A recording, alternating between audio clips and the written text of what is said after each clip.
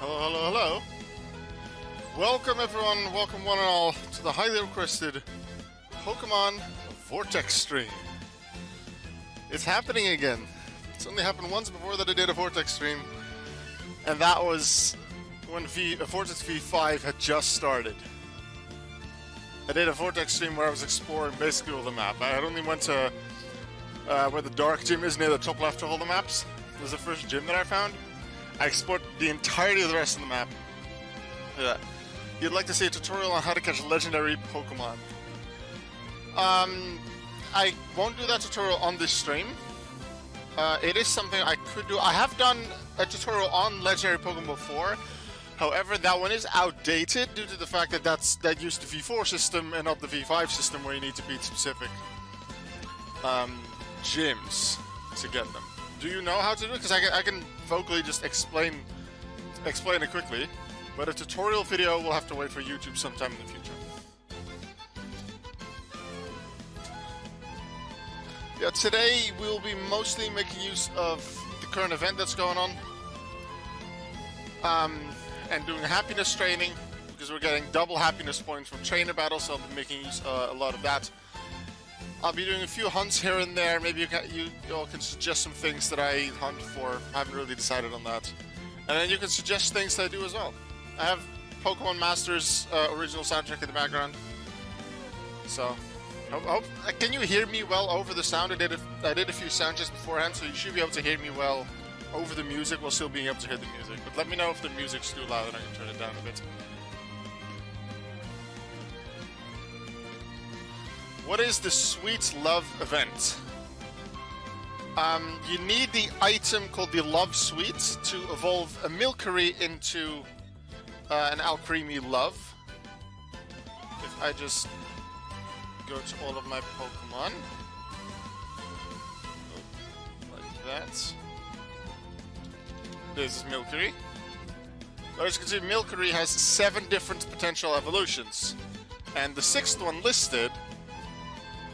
Actually, you can't see my mouse on here, I should change that. Anyway, this one is the Love Sweet, and that allows you to evolve into Alcremie Love. The Love Sweet is only obtainable during this event, and you can only get them via exclusive Pokébay auctions. So I'll just go to Pokébay and show that. If you go to Browse Auctions, there's a bunch of Furfrou Hearts now, because it's currently Valentine's Day, so the Furfrou Hearts are currently available, so you'll see a lot of that. But if you just go Love Sweet, not Love Sweet, Love Sweet, you'll see that there's a lot of auctions for Love Sweets. Most of them coming from Pokébay. Bid on them, try to get them, because these are the items you need to get yourself an Alcremie Love. And they'll be available today. Are they available tomorrow? Yes, they are available until the end of the event, which is the end of tomorrow.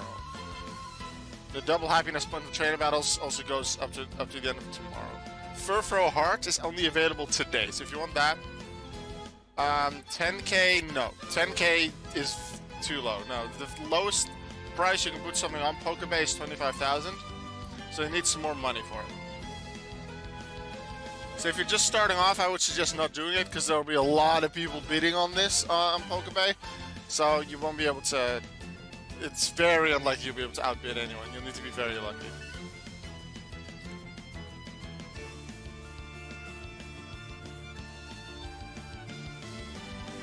Let's see, what's my stats like at the start here? 119. Actually, am I in the top of something? Like the top trainers? Let's see, global top. I won't be in terms of points. Richest? I think I'm near richest users, but I'm not in the top 100. Oops.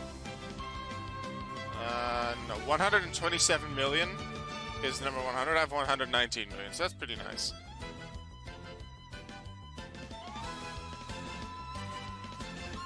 Okay, why does this keep moving just slightly every time? It's throwing me off. Anyway. This is my team that I have right now. That I have on me of things that I want to train. This is Dark Soul Valley. If you watched my, not the happiness tutorial video, I think it was yesterday, I uploaded a Vortex video where I was doing some happiness training and I trained a dark type null. That's this one. I finished the training outside of that recording and evolved it to a dark Sylph ally. And then I started on this metallic type null. And I'll be continuing with that in this stream. I like them. Pokemon Masters soundtrack is really good. I like it a lot.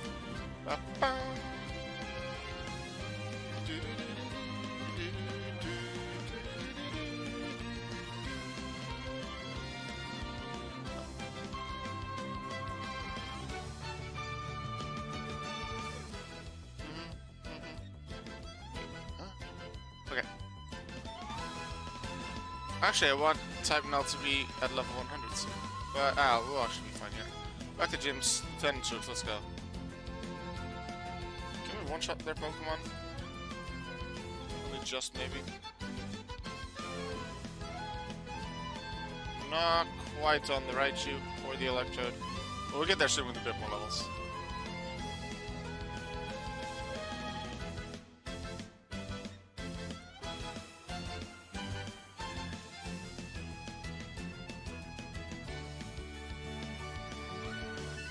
One person on Discord gave me a set of Pokemons. I don't know if they're useful. Every Pokemon is useful. Every Pokemon is useful. Some are more useful in battling than others, but every Pokemon is useful. If you're just here for battling, then some Pokemon will have more use than others. But if you're also a collector, and I'm absolutely both, and I'm definitely a collector because I want to complete the entire Pokédex. That's my end goal for Vortex. Then getting everything is just very useful.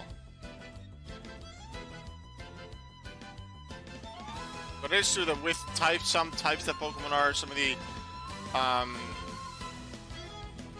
different varieties of Pokemon you have, their moves that they can learn. Some Pokemon are more useful than others. That's just the case. That's not possible to change. There's almost every video game, if you can get multiple characters or creatures, some will be stronger and more useful than others in certain situations.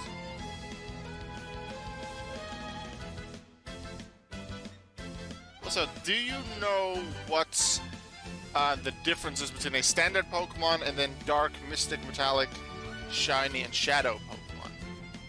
Do you know what the difference between those is in Vortex, besides the fact that the others might be rarer?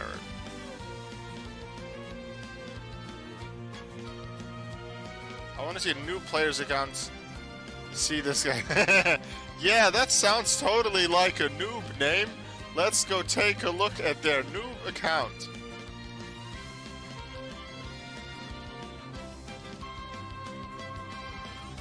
Oh my god, what a noob. They have no good Pokemon whatsoever. Look at me being very real about how I say this.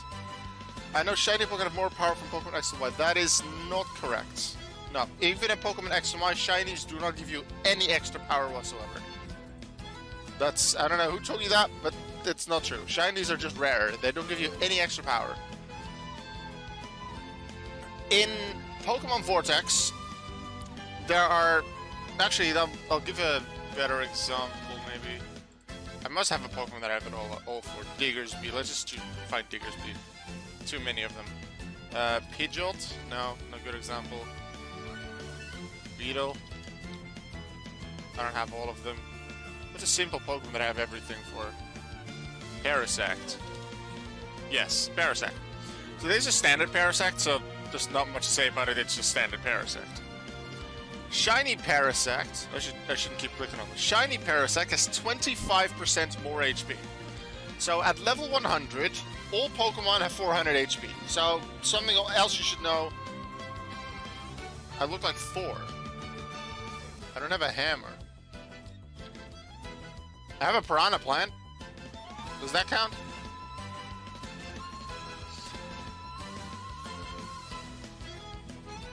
Whilst we in the call, muted whilst we're in what call? I don't know what call you're referring to.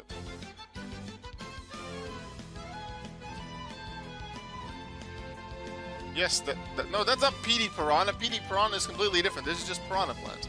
You know, the one that's in Smash. PD Piranha is the one from Sunshine.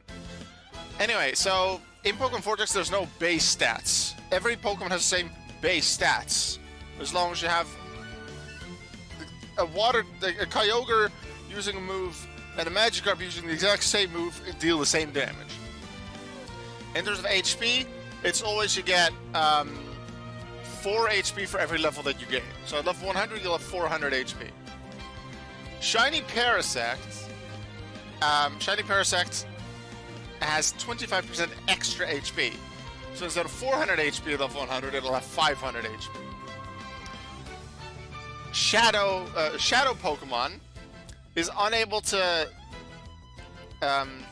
is not affected by status effects. So some moves may put you to sleep, or paralyze you, or burn you. A Shadow Pokemon cannot be affected by any of that.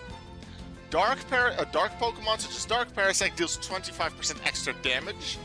So for battles like side quest battles or clan battles, Dark Pokemon are generally the one that are most preferred, specific ones with specific moves, because they can just deal over 400 damage in one attack.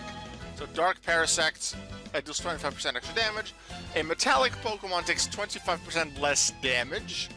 So effectively, it's quite similar to Shiny Parasect. I feel like Metallics are a bit more useful, generally, if you do some calculations with it.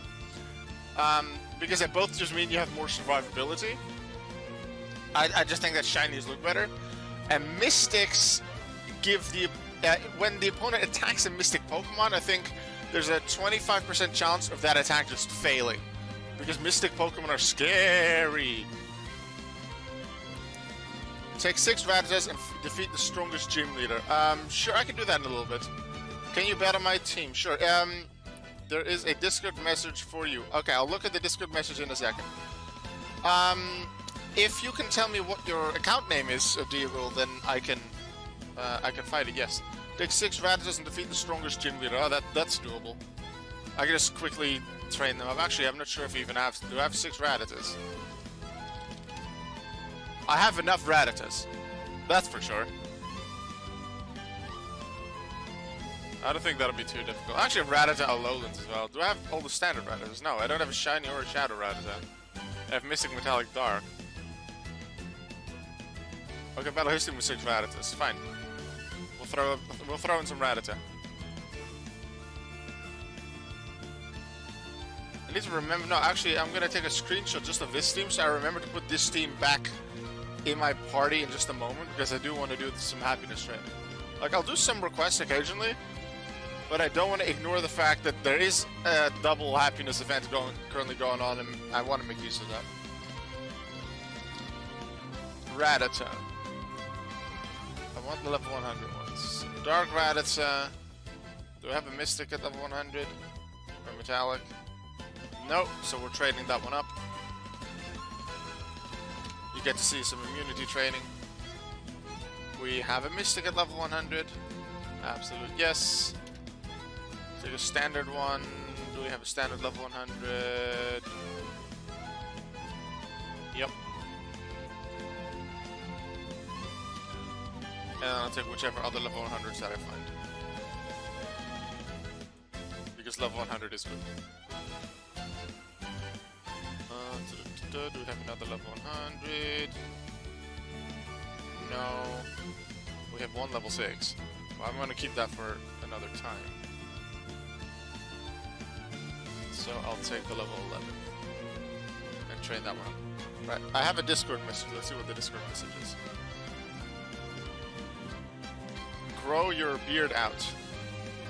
Oh, in that sense it looked like Thor. Okay, I get it.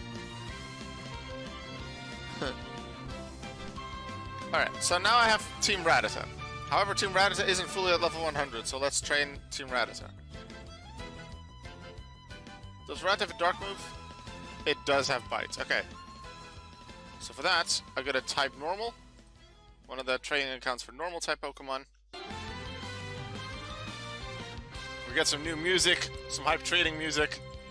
Rattata, go! Bite! Bite all the legendaries!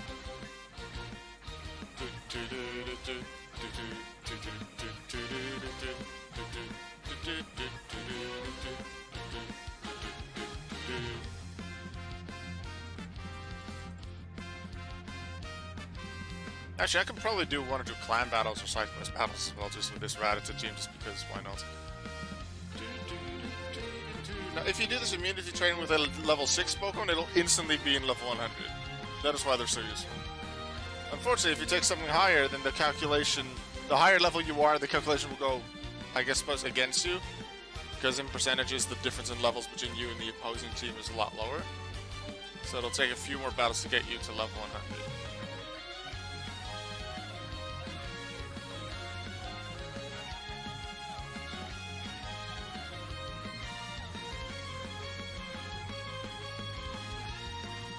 Luckily, after some level ups, you don't need to do, let's say, 20 or 30 or however many bites or whatever move you're using. You can just use 1 or 2. And pretty soon, because this Lana is 4 times weak to dark, it'll be fun. Why is Alka trading Rattata? Because I was requested to do some fights with the team of Rattatas. And I already have 4 level 100 Rattatas, but I don't have 6 level 100 Rattatas. So, the 2 that aren't level 100 yet are currently being trained to level 100. Hi, Sneezeball. Welcome to the Rattata stream. Yeah, Kakuna Rattata, except for using Kakuna. Happiness trading type null resumes shortly, but first we have to take care of a Rattata.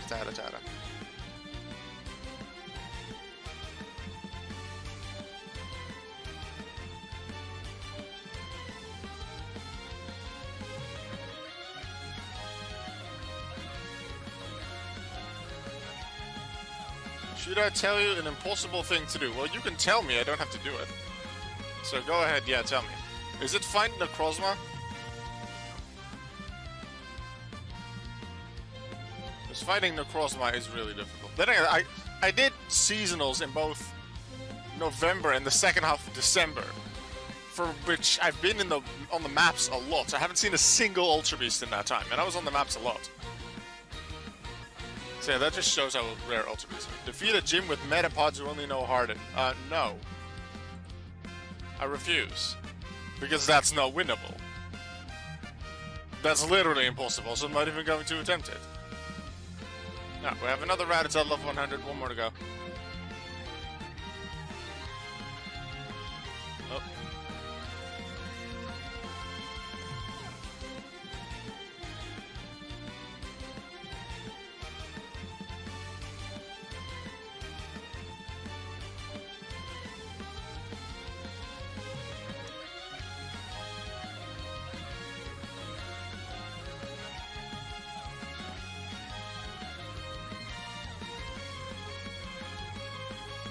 What to use to train Pichu? I want to make Pichu. I'll get there momentarily. What I will do, because Pichu evolves via happiness, and I will be doing a lot of happiness training, so throughout this stream you'll probably learn more about how happiness training works effectively, but I'll get you the link to my happiness training tutorial video. Which is... Where is it? Oh. This one. I just put a link in the stream chat. That is a link to the video that I made, a tutorial video on how happiness training works. So you can probably learn some things from that. You don't have to immediately watch it right now. Just watch it whenever you have time for it. But that's basically how I do it. Something else I can say about Pokemon, training up to level 100, but also after that, Pokemon with immunities, so ground doesn't get hit by electric, flying doesn't get hit by ground, normal doesn't get hit by fighting in normal, things like that, those are immunities. Pokemon like that are just easier to train for EXP. So Pichu not having an immunity is a bit harder to level up. However, if you just fight the first few gym leaders, it can build up its EXP pretty quickly, and then those battles become easier, and then pretty quickly you can just fight them without issues, without any risk of fainting. But if you have a Pokemon that has an immunity, for example, a Meowth is normal type, then a Meowth you could use it against this account until it's level 100. and then you would just battle it against some gym leaders which are quicker to win. Because happiness is based on happiness points, and you gain 1 or 2 happiness points every time you win a battle, but only the Pokemon that participated in the battle get those happiness points. Currently in the Valentine's events, that gain is doubled, but only from trainer battles, not on wild battles. This is considered a trainer battle, what I'm doing, so I would gain, instead of 1 or 2, I'll gain 2 or 4 happiness points for these Rattatas. But for the Rattatas, it doesn't actually matter. I'm just training them to get some EXP, to do the challenge that one of you suggested. And in the meantime, I get a little bit of money each time, and I can use that later on to buy things. I don't really do much with my money. Right now, it's just, I guess I'm just trying to get myself an ego boost and try to get to the top 100 richest users. Eventually, probably in a few months' time, I'll try and buy a bunch of Pokemon. But before that, I wanna catch a bunch of things, because I think there'll be a lot of catching that I can still do, a lot of trading and evolving that I can still do. For example, I might have a bunch of Mind Fu, but I don't have the Mind Chao, so I can just train them up and evolve them, and that just saves me a lot of money over having to buy all of them. Do you have an Alchemy Love? No, I don't have any of the Alchemy Loves. On like the second day of the auctions, I think, I did try to bid on a lot of them, but I didn't win any of them. You really have to snipe it at the end to stand a good chance, and I wasn't around for most of them. So I don't actually have any Love Suits, and therefore I don't have any Alchemy Loves. So maybe I'll try, like tonight or tomorrow, I'll try a few more auctions. But I feel like right now there's a good chance that I'll end up without any Alchemy Loves by the end of this, so I'll just have to trade for it at some point.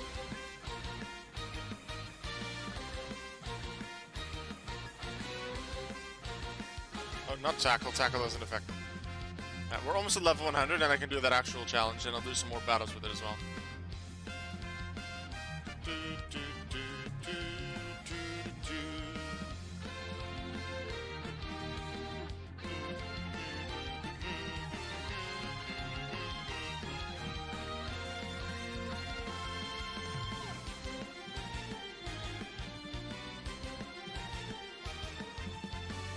Ask Patrick for one. I could ask Patrick for one, but I want to earn as much as possible for, like, myself. I don't think I've ever asked Patrick for anything. Patrick has once given me a Pokemon. Technically twice with the circuitry, but I actually caught the circuitry during the V4 beta test. No, I also don't have a Furfrou heart, no. Well, I'll check which Furfrou I actually have.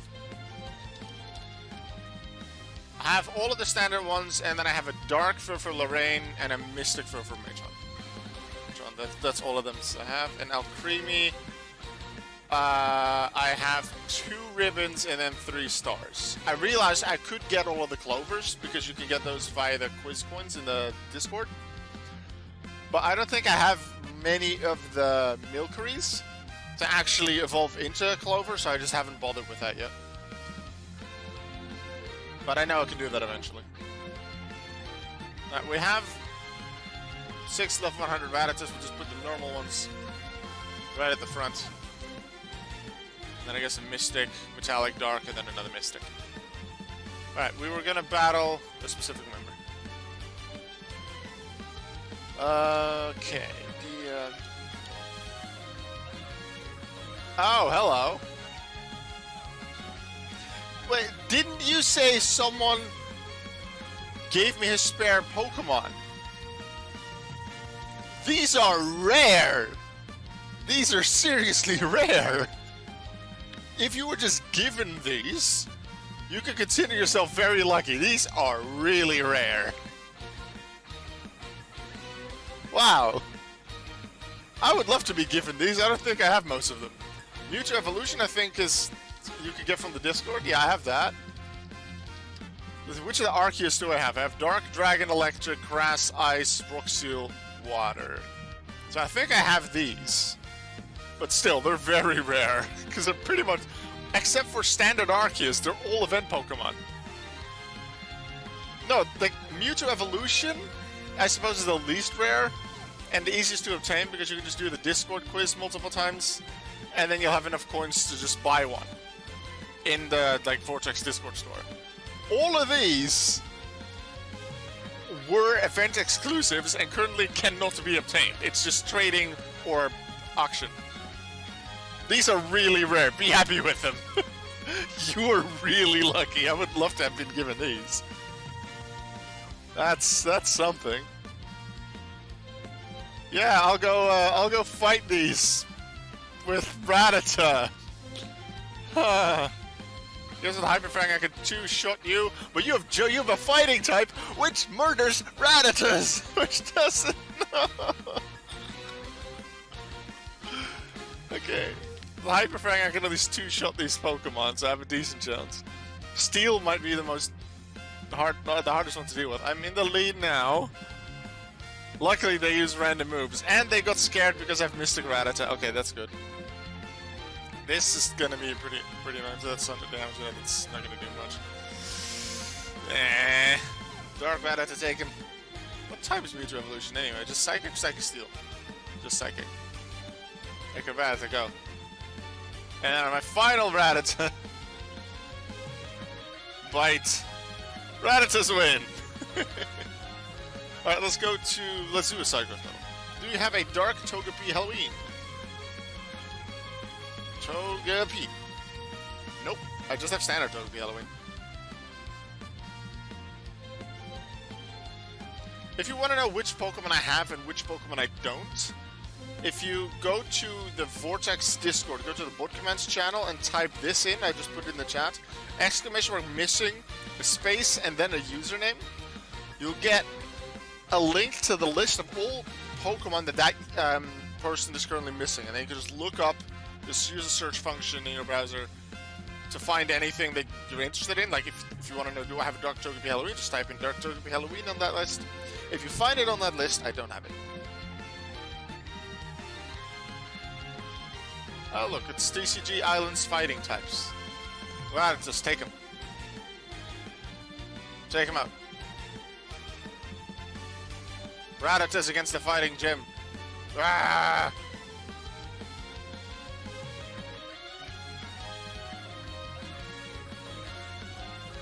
Yeah, we win. Alright, clan battle time. Because I also want to do a clan battle. I don't think I've done any clan battles this month at all. Has anyone done it? Okay, Alex has done 11 clan battles. My clan has been a bit less active this month. Alright, clan battle. Let's do this. Let's see if you can win this fight. Oh, another Arceus. Great. Darknot's Ghost as well, isn't he? Yeah. So we need to use Bite on it. Luckily, they're trying to use Ghost moves on me, so we're fine. I'm immune to Ghost. Haxers, get out.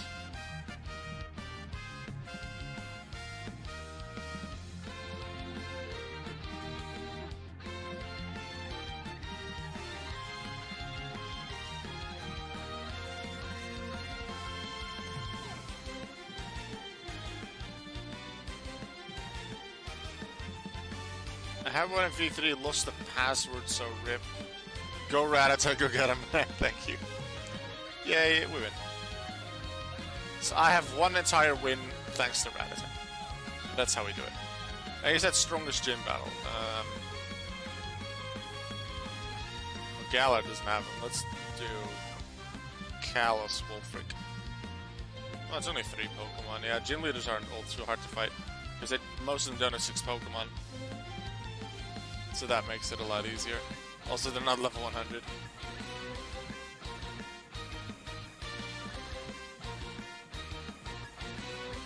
Alright, let's get the previous team back in.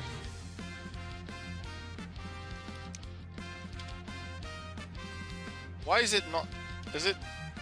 Oh, type knowledge is written differently in this game than it is in Standard. I wonder why. One of the names that isn't technically correct. Or maybe the... colon just doesn't work because in the coding or something. That's also a possibility. Do some metallic. Shadow. And a normal. Because the dark became a Silph ally. Let's see, Alola. Right at the end of the Pokedex. So here. Yeah, the dark one already evolved, so it's normal, metallic, and shadow that I want to have. Normal Metallic Shadow, yes. And then Meowth Alolan.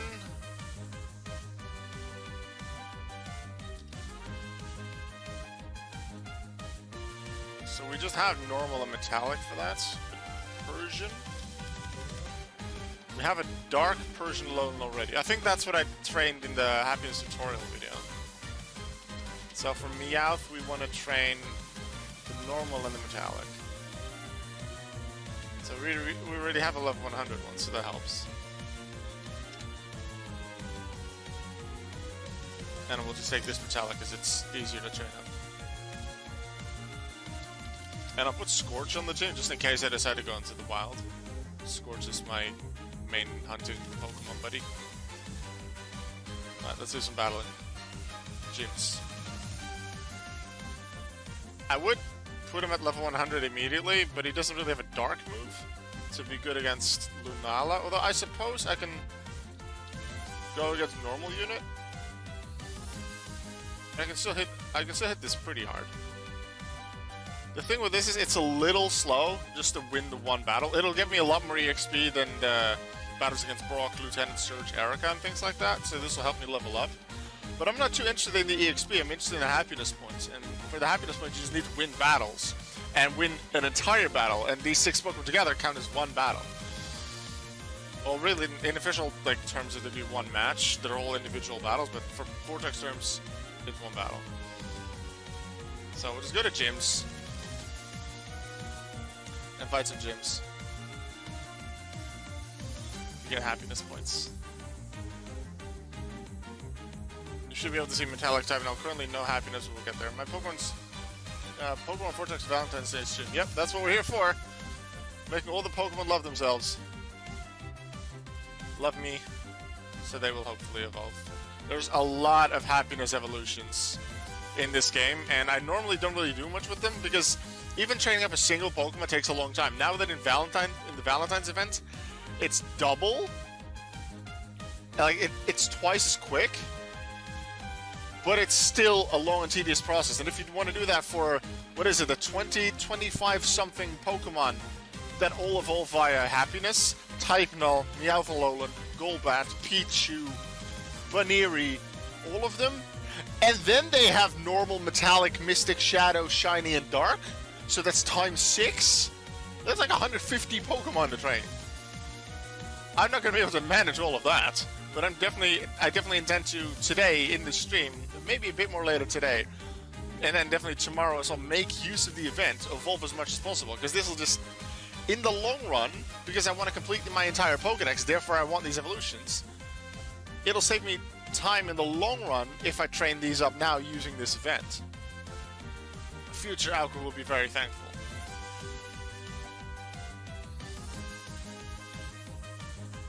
Now, sure, I could get something like a Silvally or a Persian Alolan or a Crobat, but because Happiness Staying takes so long, and a lot of people just decide not to do it, or those that do it, it just takes a long time, there'll be a lot less Crobat than Golbat. There'll be a lot less Pikachu than Pichu, things like that. Which also makes them a lot rarer, which makes them more valuable in trades, which makes them more valuable in Pokebay, which makes... You probably can't buy something like that for very cheap. However, I suppose things like Pikachu, maybe people don't buy for that much more than 25,000, so that may be a bit doable. But if I can do it myself, I prefer to be able to do it myself. Did you know Luis Angel crossed 1 million? I did see one of their streams recently. I'm not sure if I was in the stream exactly when they hit 1 million. But I can imagine they do so many battles. That's how they get high up in seasonals, because they just do so much EXP training. It's ridiculous how much they do that. And to be able to do that, and to be able to do that consistently a long time, it can get really tedious and boring. So maybe they're watching something on the side. In general, it's pretty easy clicking on various buttons, and it'll be muscle memory for the most part. And then occasionally you just look to switch some Pokemon if you decide to train some other Pokemon. But otherwise, it's just muscle memory, really. And maybe you can watch anime on the side while you do it. Maybe that's what they do. Occasionally they'll stream on YouTube and I'll see them training. I'm not sure what they do alongside besides stream. Whenever I go online, I can hope that Luis Angel will be online. Do you mean that they're online streaming? Like on YouTube? Or do you mean something else?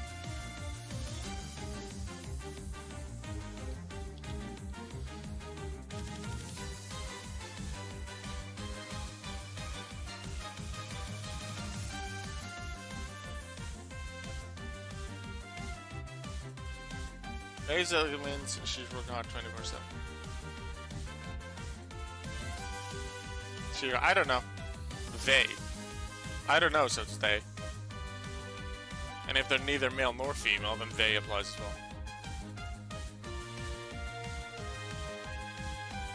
Because at least it's not incorrect.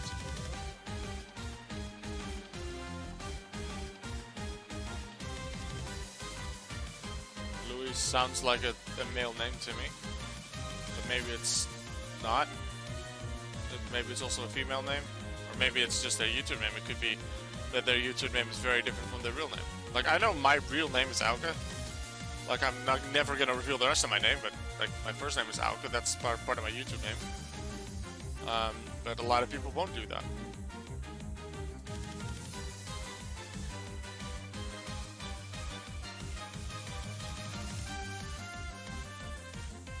There's now Patrick, the owner of Vortex. I don't know if the real name is Patrick. I'm gonna assume it is, because it is a very normal male first name. But it could very well be that Patrick, that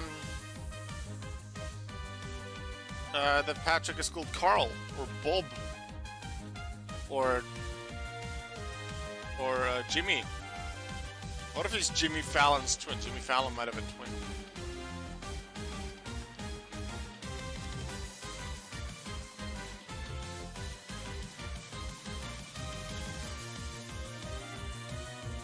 Confirmed here on the Auke1993 Twitch stream. Patrick is actually called Jimmy Bob and is Jimmy Fallon's twin.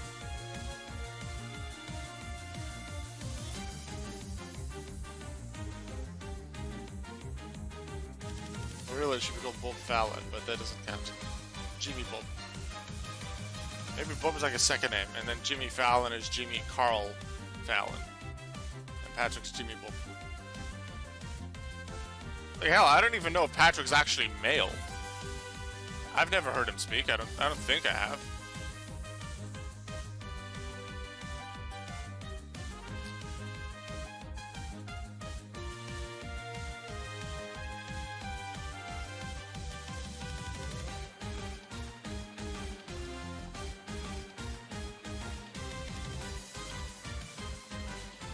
This fight will be at level 100. Doesn't really matter much to me, because I don't really mind about the levels. I knew that I'd eventually just get to the higher levels. Just, it gives me a higher chance of surviving these attacks, but it's pretty easy anyway after a little while. Currently at 1 Heart of Happiness, so we're getting there.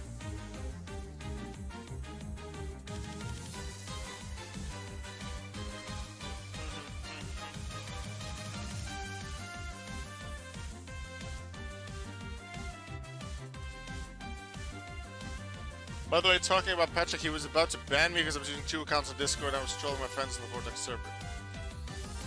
Yeah, I don't think that's okay. He really likes to have people just to have 1 account and then not use nicknames either, because I don't think you can make nicknames in the Vortex server.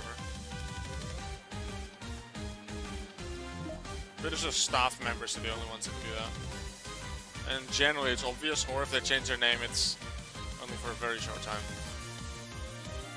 But I'm pretty sure that no nickname changes are allowed, just so people can be sure that who you actually are. Whether that's preventive for something that hasn't happened yet, or something annoying has happened like that, and then the measure was put in. I don't know, because I don't run the Discord, I'm not a staff member. Some people assume that I am a staff member because I know a lot about Vortex, I make a lot of things about it, I have good contacts with Patrick. Like, I can ask Patrick questions and he'll answer my questions. And he may ignore my messages less than other people. Like, that's probably true. But I am not a staff member, I'm just a big fan of the game.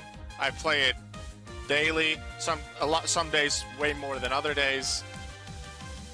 I just enjoy playing, and I make a lot of videos about it, generally informative videos. Even when I'm just doing some random gameplay thing and I make a video out of it, there's probably always something that I teach during it. Whether I've said it during a previous video and I'm repeating it, or I teach something new. Teaching is, I wouldn't say in my blood, but it is something I love to do. I love helping people learn new things, whether that's here in Pokémon Vortex, or something about Digimon, about Yu-Gi-Oh, or actual teaching kids in school. Because if you didn't know, teacher, me, I teach. I love to do that. I love teaching the kids new things. I love being there for them when they're happy. I love being there for them when they're sad. I love having jokes with them. If they smile, if they're happy, I'm happy.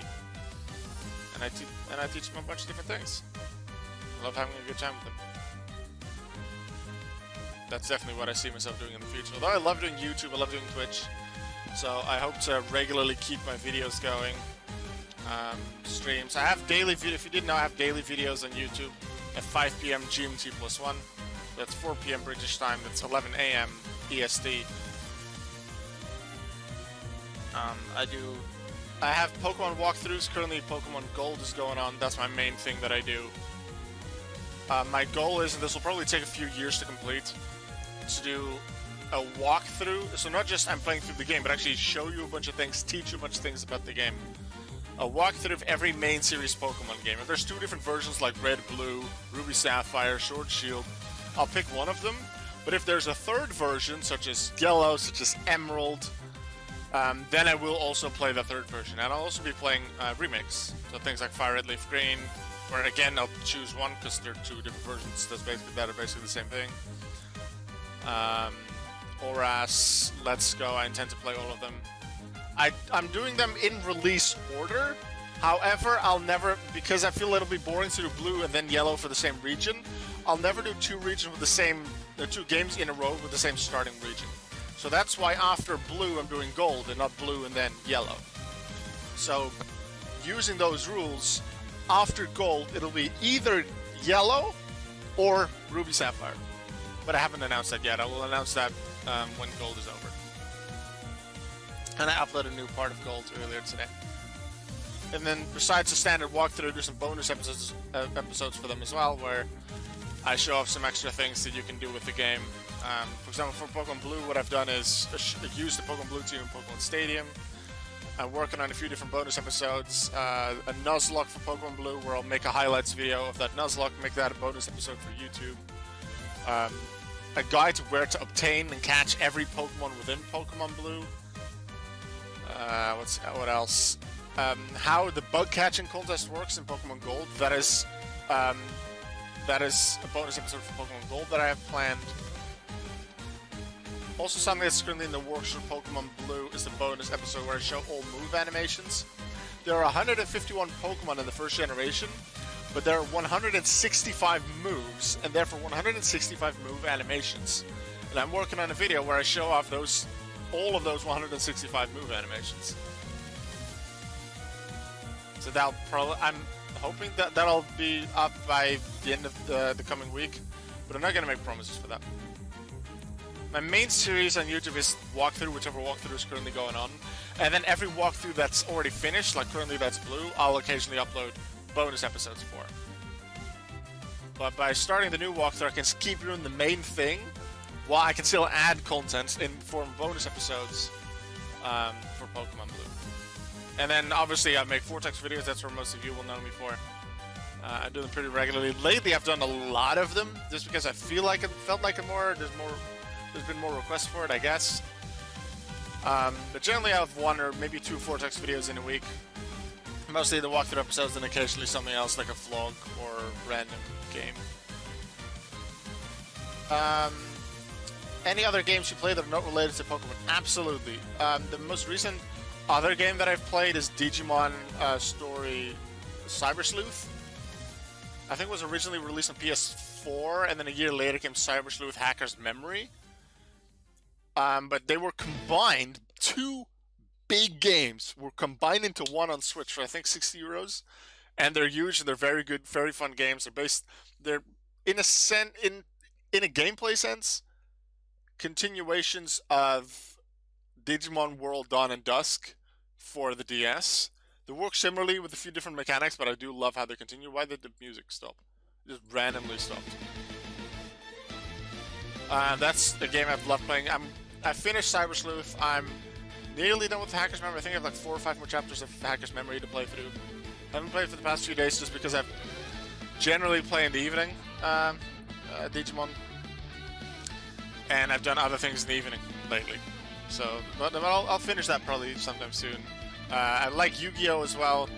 I haven't played Yu-Gi-Oh! Competitively. I've played it online. I don't spend time or money in real life because I believe that's worth it for me. But I have played Yu-Gi-Oh! And competitively as well online many years as a simulator that I've used for years. It was an admin on a Yu-Gi-Oh! Website for almost 4 years until it was unfortunately shut down. But there's a new simulator that's very similar and actually better in terms of functionality. Still use that, but only for some very just casual fun, I suppose. I'm working on my own Yu-Gi-Oh! Series where I'll create a few cards of my own, but use a lot of the existing cards, make my own decks, and then write anime-style duels. And one of those duels for that series is completely finished and has been double, triple, whatever checked to make it work. And my idea is to voice act with me, with my best friend, and with some other people to bring that series to life. But if to truly bring it to life, I'm actually making the characters in RPG Maker MV, which is like a program that you can help to use to make RPGs. And I'm creating the characters in there. I'm not going to make a full video game for that Yu-Gi-Oh! Series, but I am using the functions within RPG Maker MV to give them towns, give them cities, give them a graveyard to use, or a marketplace, or a flower field, or anything that might be related to the characters, and just give them a bit of a story to make it more enjoyable. And then the characters meet, and they either are friendly with each other. Hey, you want to play a Yu-Gi-Oh! Game? Or, I hate you, we're going to settle this with a children's card game, ha, duel! And something like that, bring it, really bring it to life. It's a lot, I mean a lot of work. But once that's done, I think it'll be really awesome. So that's the main Yu-Gi-Oh! Thing I suppose I'm doing. I like Cardfight Vanguard as well. I've been doing some Cardfight Vanguard stuff in the past week and a bit. That's enjoyable. I enjoy a lot of other games like Mario Kart. Yeah, I play quite a few different games. It's Nintendo or PC for me though. I'm a Nintendo boy, you could say. And lately I've added a few PC games. Why not make your own Pokemon series like Pokemon Rusty? Because that takes a load of work and I need animations and I don't want to pay anyone for animations because I can't do animations like that. I'd love to just write my own series and just do something with it. And I have written out ideas for a Pokemon fanfic, so maybe eventually that'll be released and I'll post them like the Vortex forums or something, but there's a lot more stuff to work out, so maybe if I ever really feel like working a lot more on it, putting a lot more time in it, then maybe. But I don't expect to do anything with animations. Make light platinum gameplay, by the way. I love the way you talk, it's like you're talking to me directly. That is my idea, yeah. I try to... You ask questions, I try to talk to you directly, in a sense. I have done gameplays of some ROM hacks. I don't usually put them on YouTube, but in my streams, like, I'll do my walkthrough streams, because the YouTube videos for the walkthroughs happen on stream first. And then I have this Vortex stream now, and I have a few games that I would do on stream, but there's also Pokemon fan games, Pokemon ROM hacks that I play. I enjoy those as well. But I'll almost always exclusively play them on stream. Sometimes I just won't even stream them. I can do that too. But occasionally I'll stream a Pokemon fan game too, and the Pokemon Reborn, for example, Pokemon Light Platinum, I might do that as well, in sometime in the future. But if you're interested in sometimes seeing Pokemon ROM hacks like that, then just follow me on Twitch, and you might see that sometime in the future. I think, was it yesterday? Yeah, yesterday I streamed a Pokemon Mystery Dungeon Explorers the Sky, but randomized, because there's a randomizer program for that now, and that's really cool. So I'm playing that like once a week. I think that's really fun. It's really difficult, at least the randomization that I got, but that's very fun though.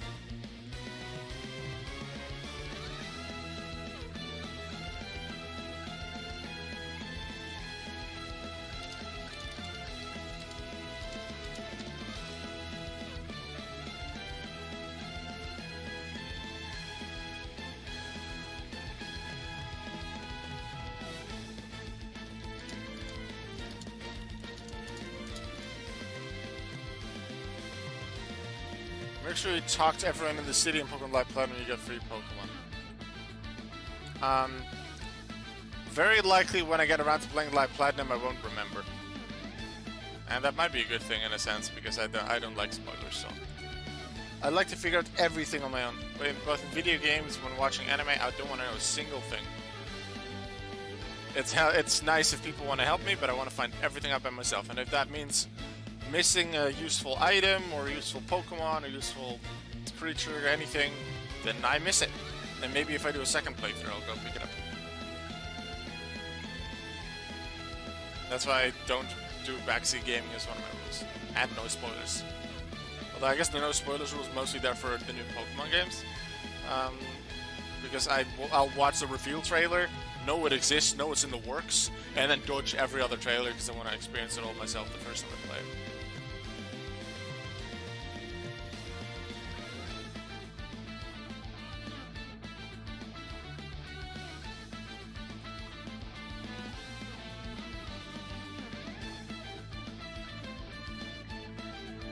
See, we should be almost done with Metallic type now. Getting to the second heart took longer than I expected. So maybe I was just unlucky because it's either 2 or 4 hearts during the current event. And maybe I just got a bunch of 2s instead of 4s. I think I was pretty lucky with the Meowth back when I was training that Meowth, Dark Meowth Alolan in the Happiness tutorial video. That was pretty fast.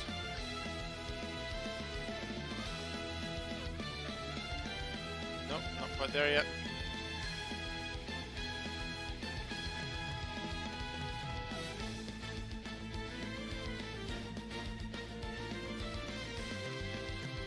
Nope. I feel like we're almost there, so I'm gonna just check every fight. And because I'm checking, that costs a second or 2, so then fighting Misty won't make us hit the 10-second timer. I see I have a message on Vortex. In a way I'd like to answer it, in a way I also don't, because if I don't want to answer it, or I want to write a long message, I don't want to do that on stream. Maybe it's something personal that shouldn't be on stream. But if I would want to reply with a long message, I don't want to do that during the stream because it costs stream time. I don't feel that's necessarily something I want to show on stream. But then because I've already read the message, I may not remember after the stream that I've yet to check it.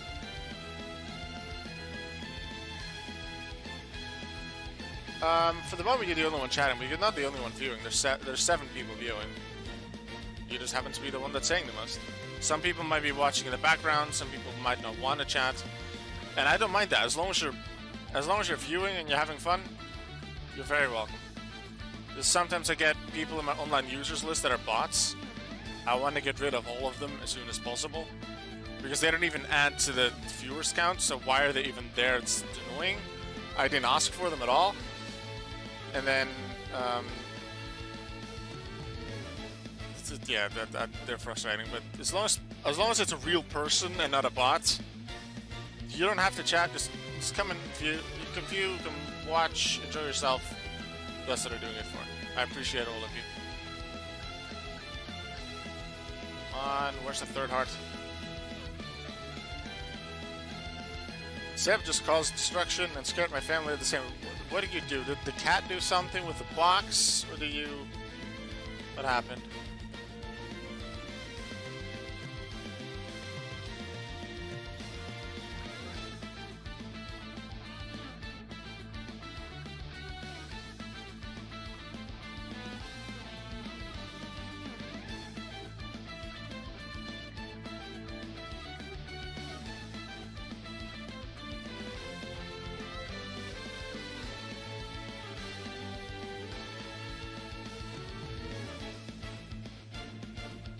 Just be a good handheld. Should I go for 3DS XL or Switch? 3DS has more Pokemon games you can play on it, because not only does it play Sun and Moon, also on Ultra Moon, you can also put the DS games on it, which is Gen 4 and 5. Also, you can play on Mega Ruby, Alpha Sapphire, X and Y, and on the Virtual Console, you can get the first 2 generations. So you can, on the 3DS XL, you can play Gen 1, 2, 4, 5, 6, and 7, just not 3 and 8. No, he uses GG button next to the mic, and the cat ran away, flinging the books behind him. Ah, the GG button. Good times, good times. Ah, the GG button, yep. Good times, good times. Still 2 happiness. Come on, Type Null. I want you to evolve already. Just doing other battles just because I want to remember what the other gym leaders do, but they might actually take me out. And that's not good. That's another reason why you'd want to face the weaker gym leaders.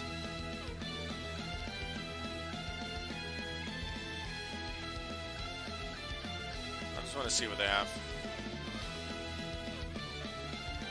Yeah, this is gonna make me use multiple Type Nulls, which isn't too bad. Because that just means there's happiness points for all of the Type Nulls. They don't get shit. It's not like I get 4 of them and then I have to give 1 to you, 1 to you, 2 to the other. They all get the points. To my knowledge, anyway.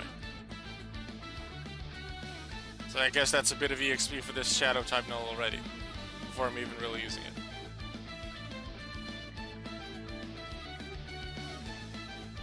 And then Meowth Alolan gets to do something.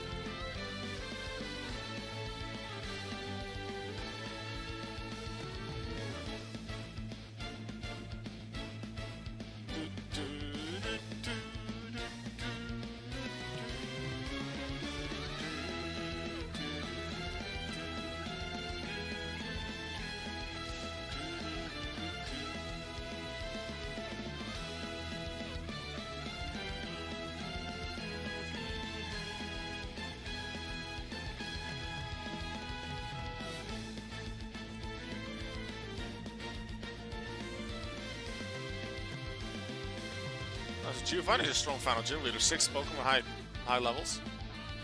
Metallic type Null, can you evolve yet? Yay! Metallic type Null, did you evolve to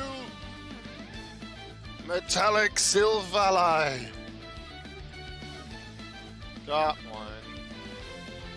Alright, next one. Shadow type Null.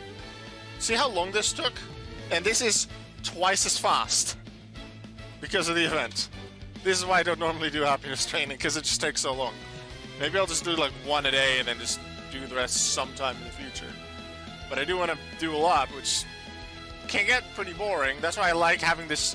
In a way, I like doing this during this live stream, because then I have people to chat to, assuming people actually say things and ask things. Because then that's a distraction a bit for me from the training, which makes it less boring. It'll make it a lot more interesting for me if I have people to chat to. So I appreciate that.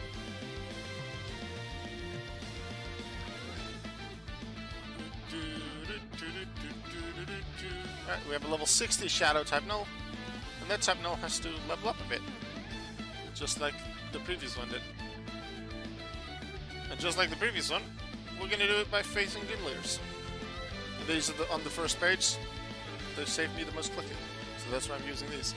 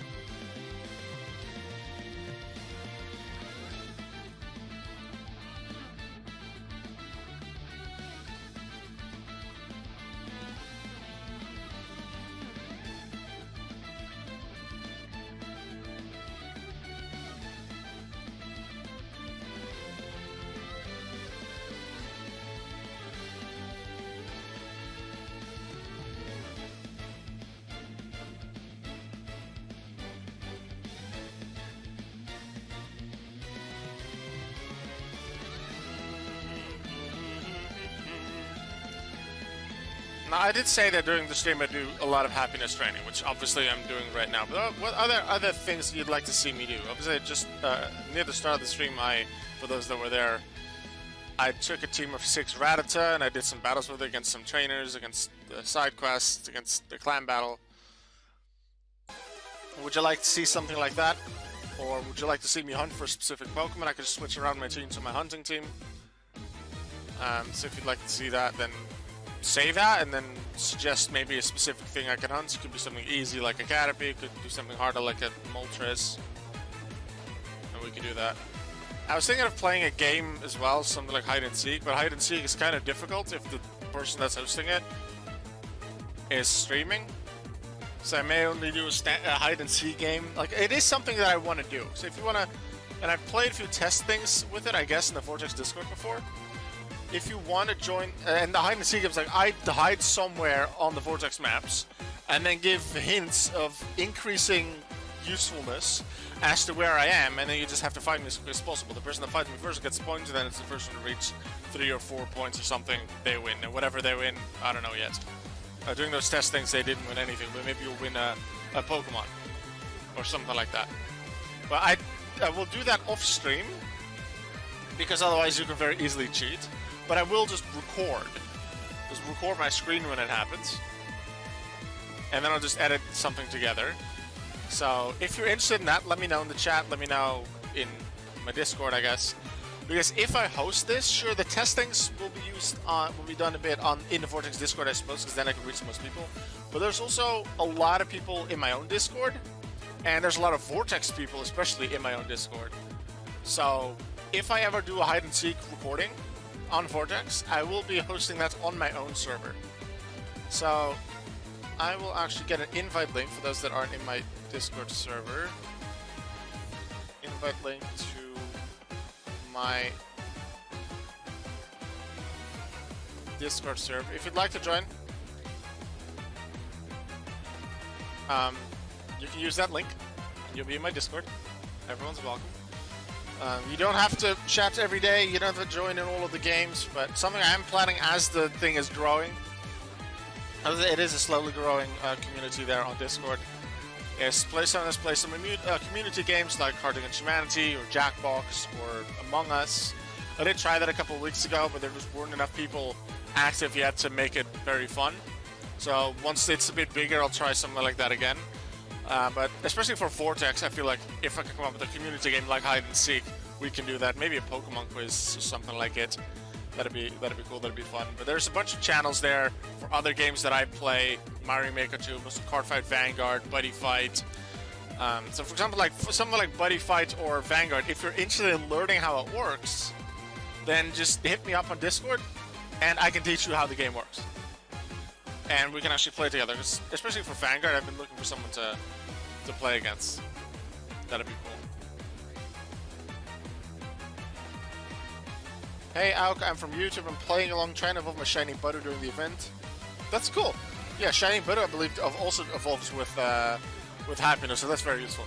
Just wanted to ask, if the Pokemon faint, but you still win the battle and then participate, do you still get happiness? To my knowledge, yes. To my knowledge, as long as the battle is considered won, and that can even be if your 6th Pokemon faints the moment you KO the opponent, I believe that still counts as a win. And then every participating Pokemon still gets their happiness points. Yep.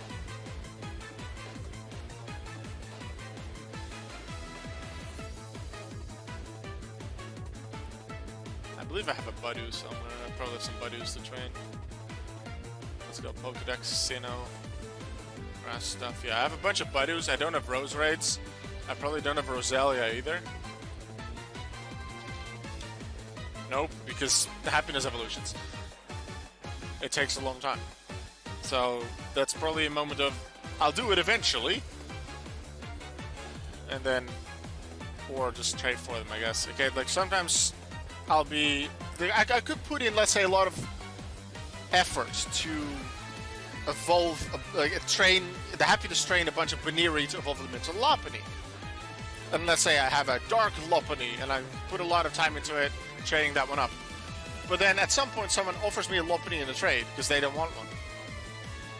That's appreciated, but at that time I already have it. And in terms of trading, I don't care too much about Pokemon I already have. I'm only looking for Pokemon that I don't have yet. But considering they offered the Lopunny, and it takes a long time to obtain it due to just happiness trading being very slow. Having them gifted to me or traded to me would have saved me a lot of time if I knew it ahead of time. So that's another reason why I don't do too much happiness trading. Because if someone else just trains one of those evolutions to me, that just saves me a bunch of time training. But I think what I'm thinking right now, that I'm very likely won't be able to get through all of the happiness evolutions that I have available, because I have a lot to do. Probably like around 100 of them that I could, and I'm just not going to be able to manage. Like, in terms of time I could, but it just gets too boring. And also a bunch of stress on my eyes for just looking at the computer screen for so long. So I won't get to do that. And then maybe every day or something I might do one Pokemon in terms of happiness training, and then do something completely different.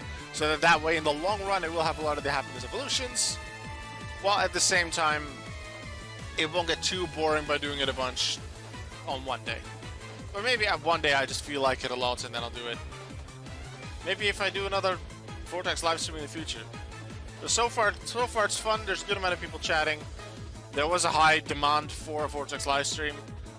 I remember the first time I did it, it was pretty interesting because I was exploring the entire V5 map for the first time. But outside of that, I wasn't having too much fun with it, so I didn't want to stream Vortex too much. But with the higher amount of requests, the high demand, I decided, hey, we'll do another one. And so far, there's a good amount of people chatting, saying something, either regularly or just occasionally. I don't mind that. A good amount of people watching, and I enjoy that. That makes it more fun for me. I'm considering also just to put this entire stream, once it's over, put that up on YouTube as one of the videos in the next few days. I might even just make it tomorrow's video, because then I don't have to record anything. Actually, for Pokemon Gold, I also don't have to record anything either, because I already have done the stream 4, and I'm just taking stuff from that stream and just editing it into parts for YouTube, but then I don't have to do editing for tomorrow. And I know I'll probably stay up late watching wrestling tonight, and I already feel pretty tired, so I might want to sleep in more than normal. And then not having to do editing is probably a good thing, so that I'll probably put up this live stream just in its entirety as tomorrow's video, because that has been requested as well, that I just put up the entire thing, because some people are unable to watch it live, or just don't have Twitch, or their Twitch lags too much to watch live streams, which is unfortunate. And that way they are able to watch it on YouTube. And the thing with these live streams, well, how I do YouTube is most of my videos go live as a YouTube premiere, which means the first time that it goes live, it's sort of like a live stream. Everyone watches it at the same time, and we can all chat together, both the viewers and the streamer / YouTuber, which is me. Which is sort of like a live stream. And then obviously can't, in that premiere, like, video Auka can't answer your questions, but chat Auka still can, while I'm playing things and doing things. If you're watching this as a premiere, hello premiere people. Hello chat.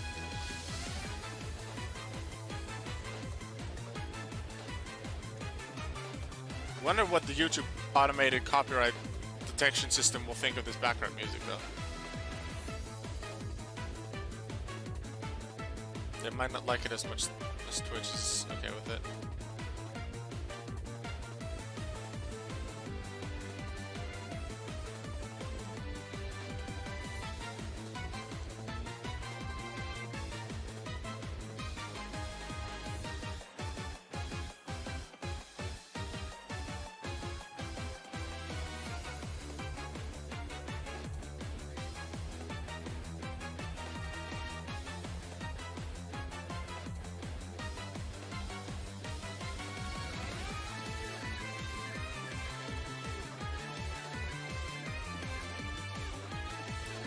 Also, at some point, I don't know when, it might be in 15 minutes, it might be in an hour, I will have a break from the stream for my dinner. I'm not preparing the dinner tonight, so, we're ordering, and then someone will go pick it up.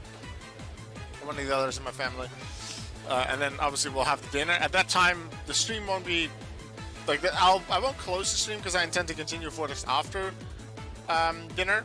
But I'll put it on a Be Right Back screen, and when I put it up on YouTube, I'll cut that part out. But at that point, it'll be like 20-30 minutes, something like that. Of just nothing, where you can just have your own dinner, have a snack, do something else, watch a YouTube video, whatever really you want. Do some more happiness training. And then when I'm back, I'll just continue doing happiness training, doing Pokemon hunts, things like that. Yes, George! George is over there. When I do live streams, I normally always put George over there, because I don't really have a place for George, like that he properly fits, because of his size. But during recordings and especially during live stream, I always put George over there. That reminds me, I haven't put Becky Lynch back in her spot. I'll go grab George in a second.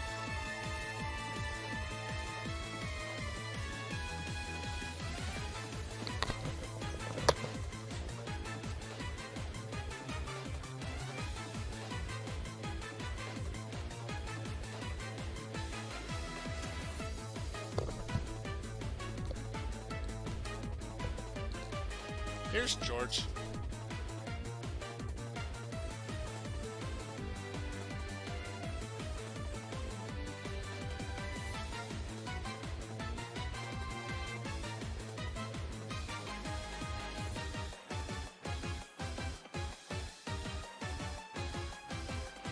Remember how I said that dinner could be anywhere between 15 minutes and an hour or more? It's gonna be in about 15 minutes. Yeah, this is George. This was a birthday gift.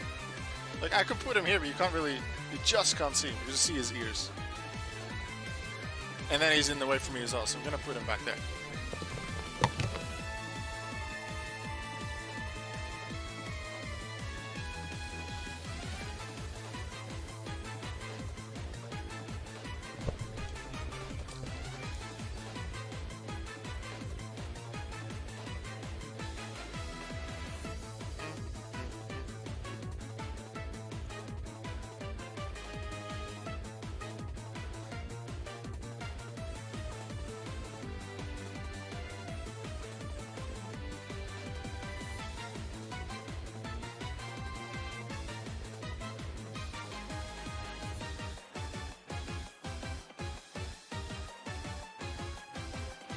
I'm trading type null as the first one because that's only legendary, therefore it's more rare. Therefore, Sylvali is very likely to be the most valuable happiness evolution outside of the event exclusive ones like Pikachu Christmas and Crobat Halloween potentially. But outside of that, I expect Sylvali to be the most valuable. That's why I'm doing it first. Also, I'm doing the unique variations like Shadow and Dark and Shiny first, as far as I have them anyway. Because those are, again, harder to get, therefore more valuable. They take the exact same time to train up as the standard type null in this case. But because, let's say, a Shadow Sylvali will be more valuable, therefore I need to offer more things on trade to get it, or pay more money on Pokébay to get it, compared to a standard Sylvali. If I ever decide to trade for the final one, or buy the final one, the standard one, it saves me money. I assume it's Sylvali. I said Sylvali at first, but it's, to my knowledge, it's Silver and Ally, so that's why I say Sylvali. I'll check what it's based on. But to my knowledge, it's Silver and Ally, making it Sylvali. Yeah, Silver and Ally. In Japanese, it's Sirbuddy, the Silver and Buddy. Here, it's Silver and Ally, so that makes it Sylvali. I thought it was Sylvali at first as well, but that's like, there's for a lot of new Pokemon names, you just assume how it's pronounced. But then later on I start thinking about what the name is actually based on, and from there you can get you can know what the pronunciation is.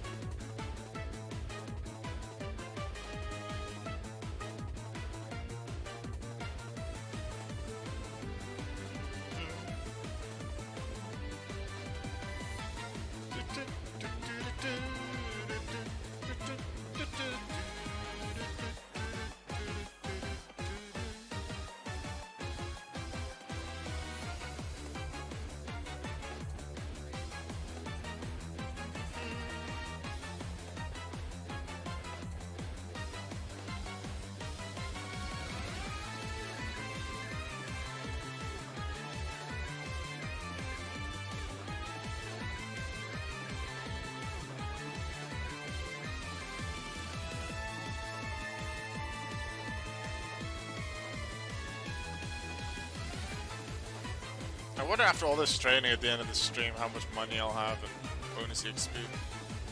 I'm not going for seasonals right now. I'll probably be higher up in the seasonal ranking because of the amount of battles that I've done. But I don't really care too much about that this season. Because To get into the top 100 is pretty easy, but to consistently do it for a month long, I found that very hard. Like, after the first one I did, seasonals for the entire month of November, I actually found it pretty easy to do, and it wasn't very boring for the first half of the month. But the second half, it got very boring for me. I really wanted to do other things, but I knew I had to keep up a certain pace to be able to get my rewards in the end that I put a lot of time towards in the first half. So I had to keep it up, and that got pretty annoying. If it was half-month seasons, I expect to be doing a lot better because it's a lot less boring. But then that would apply to other people as well. It would be less boring for them. They might have more time, because maybe someone has a 2-week break from school, and then they can put in a lot of time, and then they can't do anything for the rest of the month. And therefore they drop out of seasonals. Like, that could be a thing that happens.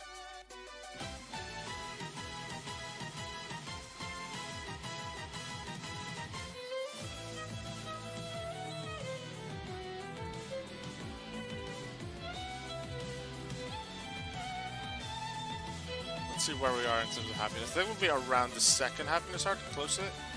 We're not quite there yet. Let's do some other gyms. Takes a few more clicks. I think these are higher levels. Yeah. Let's actually not fight them too much, the Orange Islands. Weird, I can't find a single YouTube video with the English dub of Sylvala. Are they that far? They must be that far in the anime. Yeah, because they're well into Pokemon Journeys at this point. So, I don't know. Might be able to look it up on an anime website? Then again, the anime isn't even always correct. Or the games.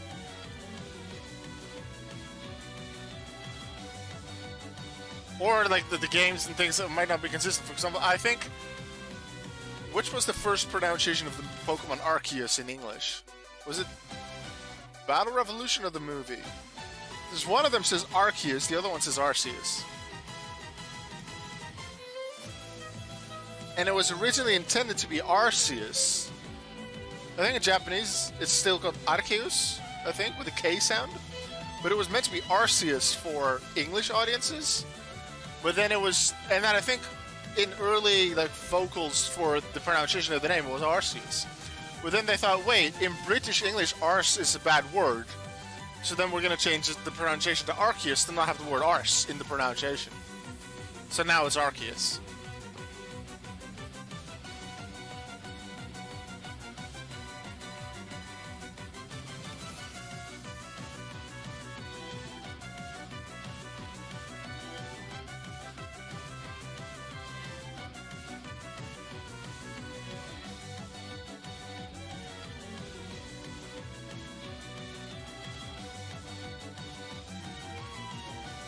There's some Pokemon that I still don't know how to properly pronounce. A lot I'm not sure about, but then I look at what the name is based on, and I know.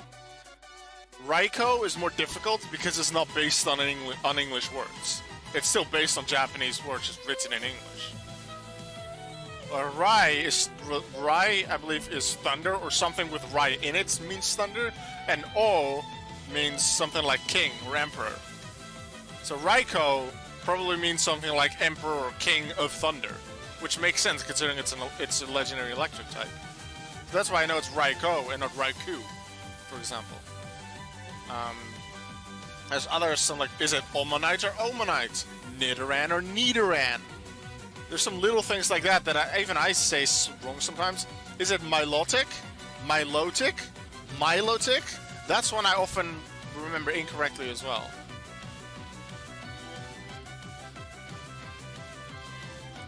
But I try to always, if it's consistently pronounced the same throughout the anime, throughout the games with vocals, such as Pokemon Battle Revolution, then I assume that's the official pronunciation.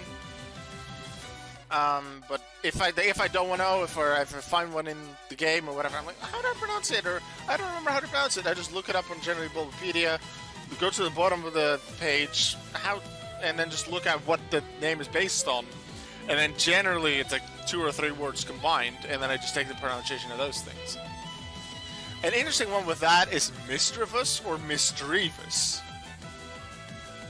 because it's either like it's either the Dree part, D-R-E-A part, It's either Dread or Dream, which can both work for the Pokemon, which makes it Misdreavus or Misdreavus. It's certainly not Misdreavious, which I hear a lot, because there's no I after the V, so it's definitely not Misdreavious. So that's just wrong. But whether it's Misdreavus or Misdreavus, purely based on the origins of the name, it's not a surefire way of knowing how to pronounce Pokemon's name. But it is a method that I often use to figure something like that out.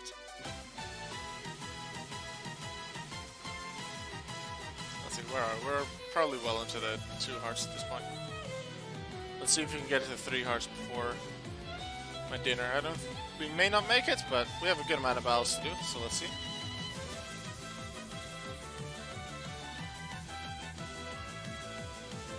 Just beating all the other gyms just to remember what these gyms even have. Bit of variety makes it fun for me. A bit more bearable, I guess, because as I said, this does get tedious and boring in the end. And this is slightly slower than how I would have otherwise done it, but it gives my interest in it, so it makes me be okay with playing it for a longer period of time, which in the long run is a good thing. Also, I just enjoy it more, and having a good positive mindset is good for your mental health. And I know a thing about too, we're having shitty mental health, because things have been shit in the past few years at times, especially 2 years ago. I was in a shit place. That was really bad. Even a couple months ago, it was getting kind of bad. But I have good people around me that take care of me, and we're working together to make it all right. And I'm enjoying these videos a lot. My daily video upload schedule now on YouTube, my live streams. I'm enjoying this a lot. That all of you are streaming as well. That's just amazing. I'm having a lot of fun with it. Which map can I find Ditto? I will give you a link that I have saved here. I think it was given to you in the Discord earlier as well. But,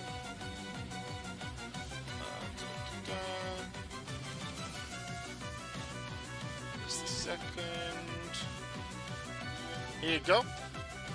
That's a spreadsheet with 3 different pages. The first one is a map of the region, so that can help you find where all the gyms are, or just how to go from one area to another. The other 2 are a list of all locations within the game, routes and any other locations, and all Pokemon that appear in them. One of the pages is daytime appearances, one of them is nighttime.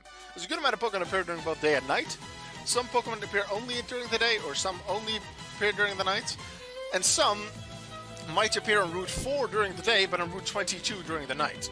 So you can use Control F on your keyboard to search for whatever Pokemon you want, and that's how you can find where Ditto is or any other Pokemon that you might want to find in the future.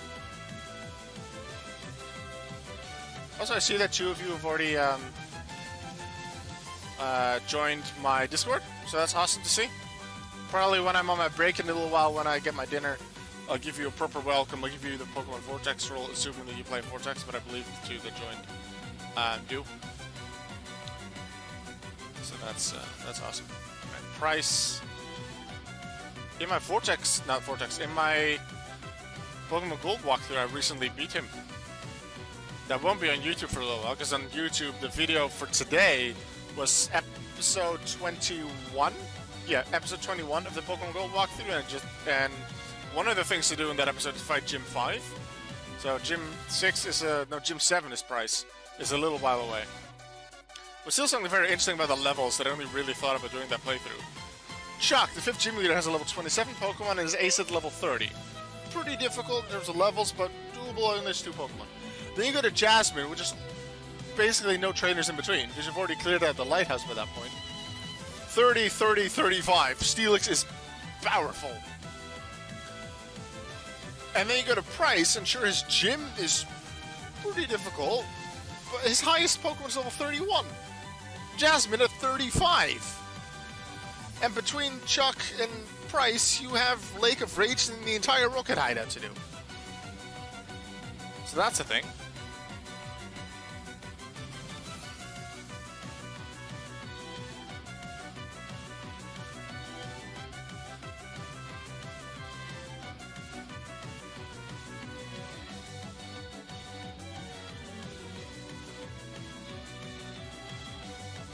I guess Meowth and some of the others are getting some workouts. And the other Meowth, even though it'll be taken out instantly. Ulti attack!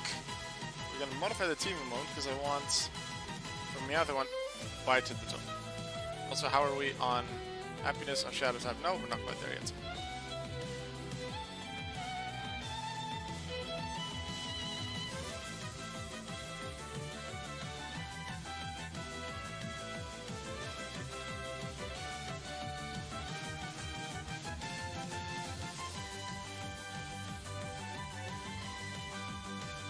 You have the corgi butt emotes. Yay, all of the corgi butts! You have more butts? I don't have that.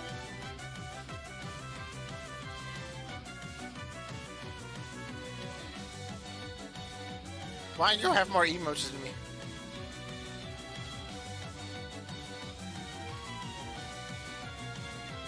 I heard Alka likes more butts and he cannot lie. No. I like corgi butts, I guess.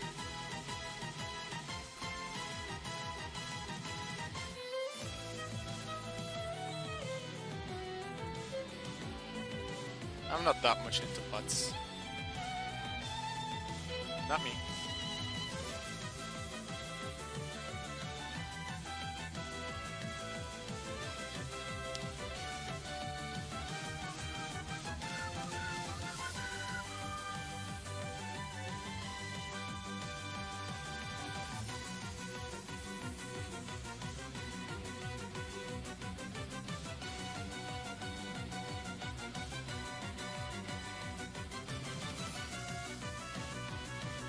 I'll probably do these, finish off these gym leaders, and once I've completed these, I'm going for my dinner.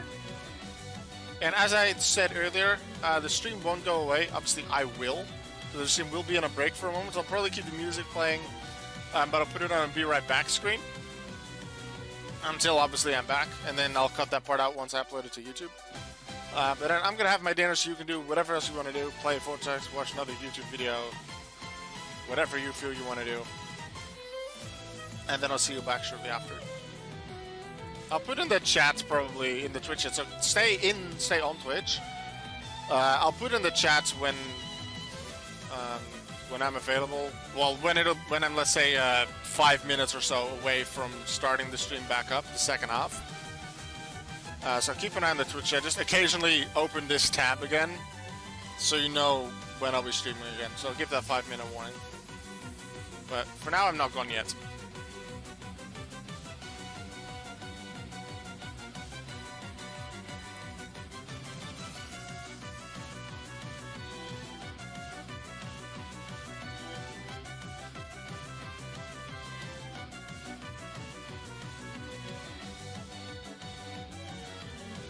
You can hop in a call and I can share my screen of Vortex and play until you're back. So, nah, I prefer not to.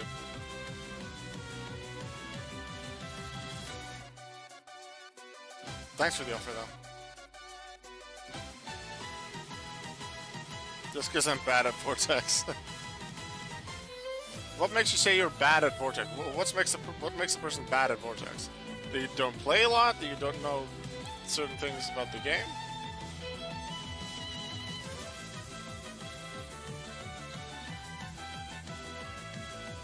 I might not win this battle. Doesn't look like I will. Not having a massive collection, needing money for rare mons. Well, if you play more, then you'll just get more money, and you have higher chance of getting rare mons. Also, it's changed now how to get legendaries. It's not having to beat all the gyms. You just need to beat the gyms of a specific region to unlock the legendaries and Ultra Beasts for Gen 7. Of that region. So everything was introduced in Gen 1, you need to be the Kanto gyms for. Everything that was introduced in Gen 4, you need to beat all the Sinnoh gyms for.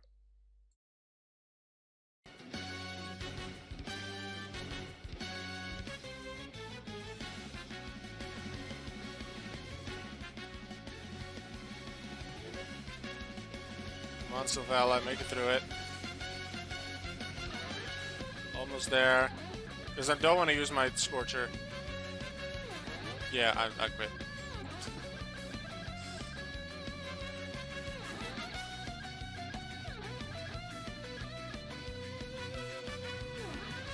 Do we have an evolution? No, not yet. Come on. I want to vault before dinner. And that can be done any moment.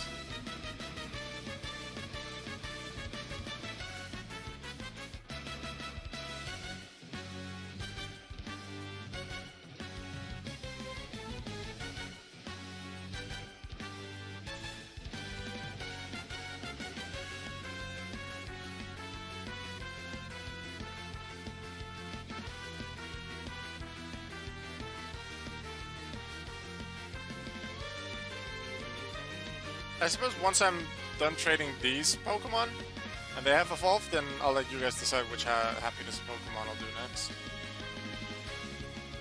These Pokemon I feel are probably the rarest, because Type Null is a legendary, and Meowth Alolan, to even catch it, you need to be in the Alola part of the side quests. You don't need to be in Alola to be able to evolve it. You just need to encounter it in the wild, you do though.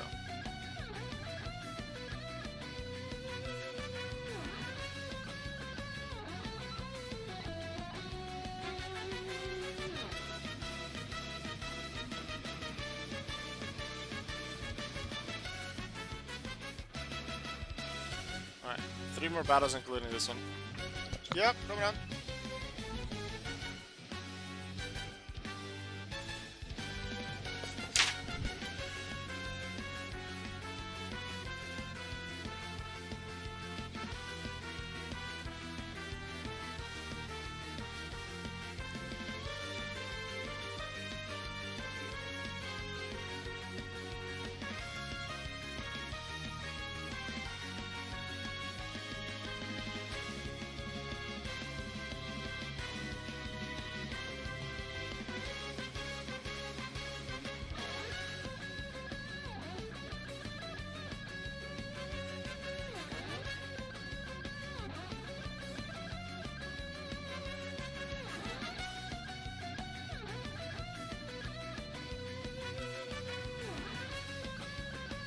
Not quite. Alright, we'll have to do the final few battles, however many we need for that Shadow type null. After the break, I'm gonna put myself on a be right back screen. Just like, where's it? Right here. I'll be back in about 20 to 30 minutes or something like that, so go do whatever else you want. In the meantime, I'll put in the chat, to go for dinner. We'll be back in 20 to 30 minutes. I'll put in the chat about a 5-minute warning before I get going again. Music will keep playing, so you can enjoy that in the background if you'd like. I'll be seeing you soon. And Pokémon Vortex will continue after my dinner.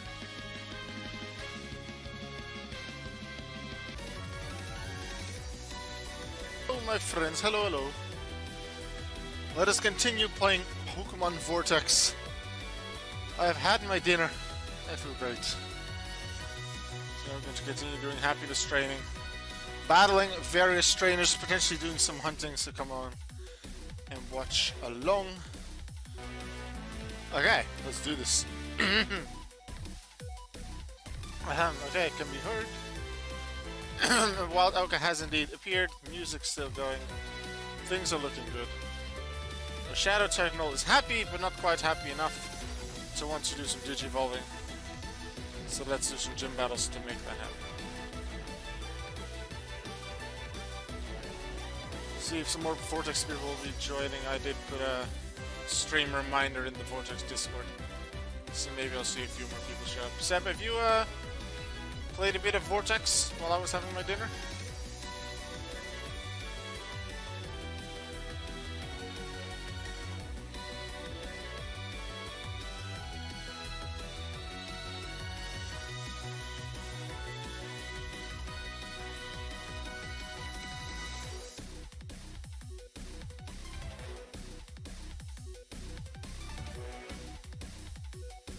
Yay, 3 happiness. See, we don't need like 1, 2, or 3 battles. Right, Shadow Sylveli. add it. Standard type null. Very normal one. That one's next. Two things. You have two things to say. One, you have a message. I know. The one message I had, I answered right after I went to the Be Right Back screen. This one I must have just answered as I came back. How do I fast travel to other maps? You don't. You just walk there. It has been suggested to find a fast travel option, just because like going from the top left to the bottom right does take a long time. There currently is no fast travel option, so you just have to walk there. If you don't have the map of the region, I can send you the file. But I did put it earlier in chat, so maybe you still have it from that. There is just one region. There's the Vortex region. There's no other region. If you want to fight other gyms, they're like, look at the stream right now. Just go to battle in a gym. Here are all the gym leaders. Only the Galar gyms are on the maps. No, it's the Vortex region. It doesn't even have an official name. I just call it the Vortex region. La la la la la la la la. Dear Link Spring, execute. Let's take out the execute because why not? Now not side quests. Gyms.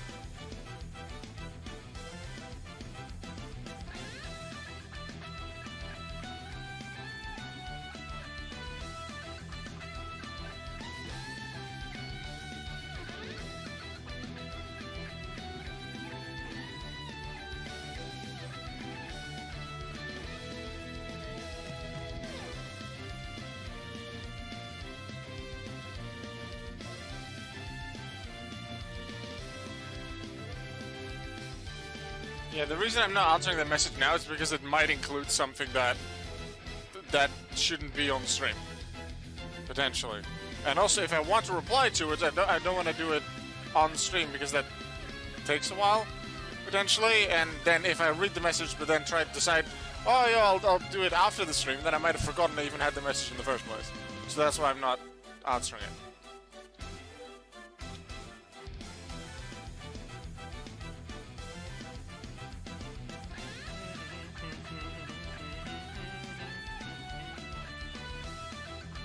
Let's see what kind of team you're working with. Let's see, do I have you added as friend? I must have you added as friend.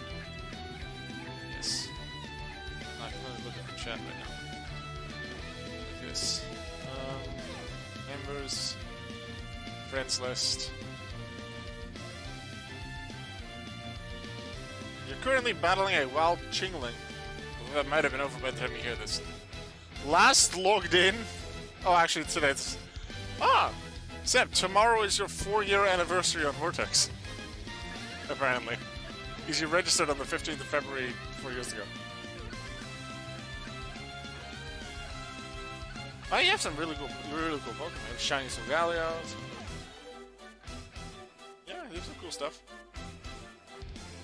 What are you trying to do right now? You're trying to catch certain Pokemon, beat certain gyms. What is your intention? Current goal?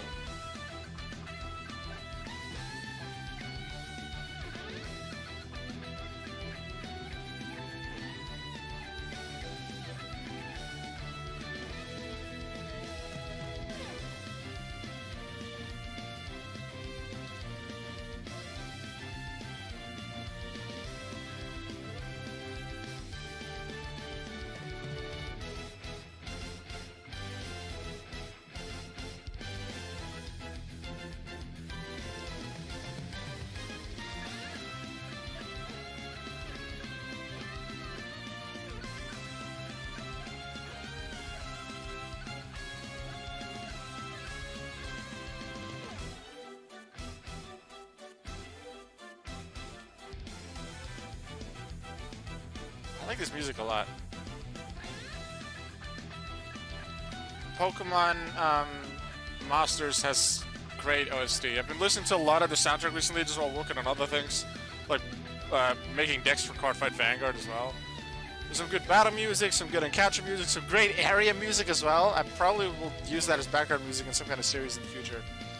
Maybe for like the Yu-Gi-Oh series that I was working on. Because I want to use a good amount of Yu-Gi-Oh background music, both in and out of duels, but also from other series. And that can be Pokemon, that can be Digimon, that can be anything really.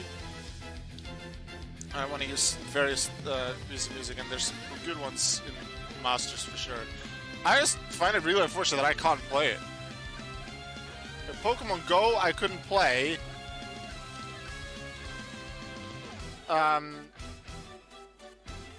I couldn't play Pokemon Go because my phone couldn't handle it. But my phone couldn't handle most games, but also not Pokemon Go. I'm not able to play Pokemon Masters because it's illegal in the Netherlands due to our, I think there's gotchas in the game or something. I don't even know exactly how that works with the gotchas. But the way the gotcha works in the game makes it illegal in the Netherlands. Like Pokemon, Yu-Gi-Oh! No, Vanguard Zero has gotchas, but that is apparently not illegal. But there's something about how the gotchas work, and potentially with microtransactions related to it, that makes the game illegal, so it's just not available.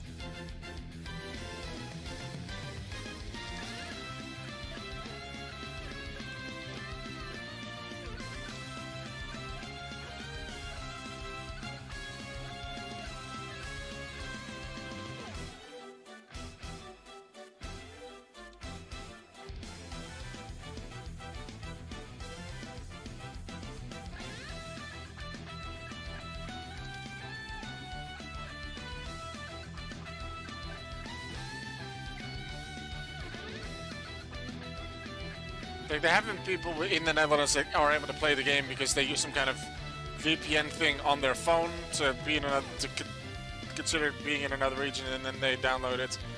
I don't really want to do that on my phone. I'd really like to play the game, but I'm not going to throw any illegal stuff on my phone to get the game. That's not my intention. So I'd have to miss out on it, unfortunately, even though it looks like a very fun game to play. I'd really like to play it, but it's illegal in the Netherlands, so I just don't have the possibility. It's unfortunate, but that's how it is.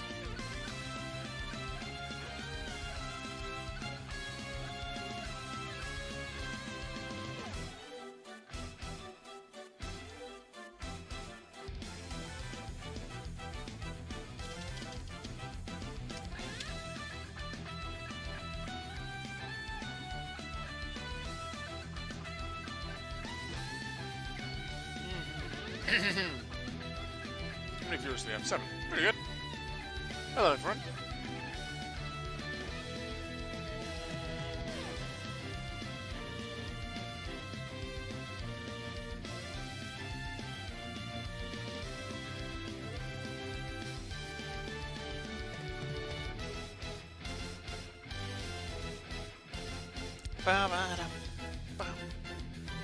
What music is this? This is for a prestige event, apparently. That's what it's called. Battle prestige event.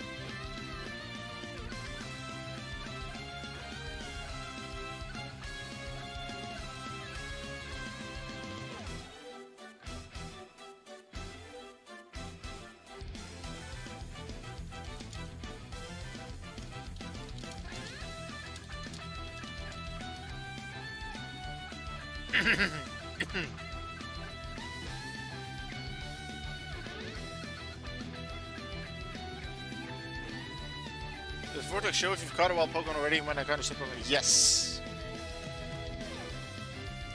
If you have a Pokemon already, it has a Pokeball symbol next to the Pokemon's name. Now, if you have an Execute, but you don't yet have an Executor, but you have an Execute, it'll show for this Execute that you already have it.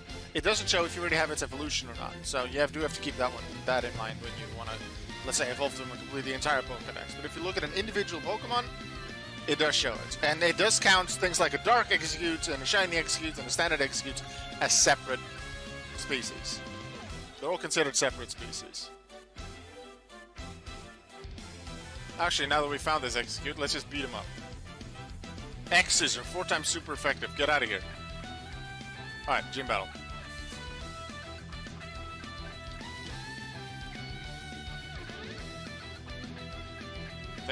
I decided I was going to do a few gym battles in...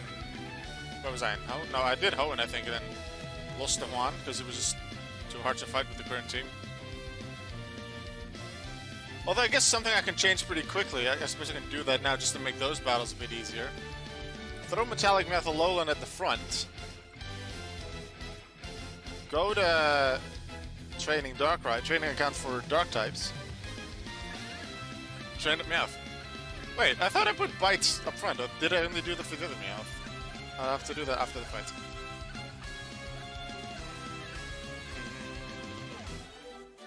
Now this is a bit of EXP training, because Metallic Meowth alone can very quickly go to level 100, with the help of its immunity and the fact that it has a dark move.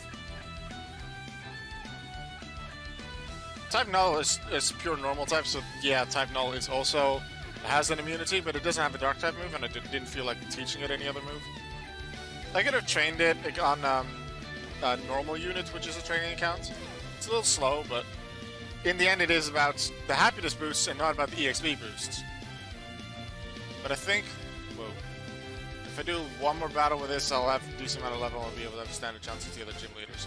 Not that I need to face all the gym leaders, but I'd like to just keep it a bit interesting for me, not continuously fight Brock, Misty, Erica, Lieutenant Surge. That'll be a bit more interesting for me if I keep it up like this. Boom. I know, I just put bite at the top. Anyway, Meowth, step back. Gym battle.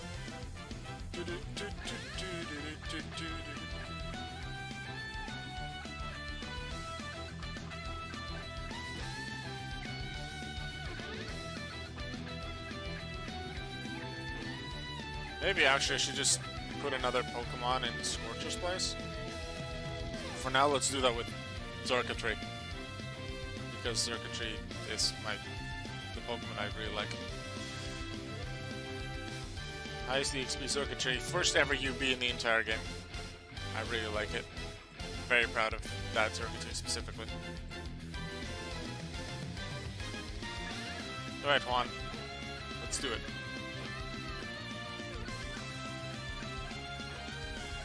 Couldn't beat him. Yeah, let's go.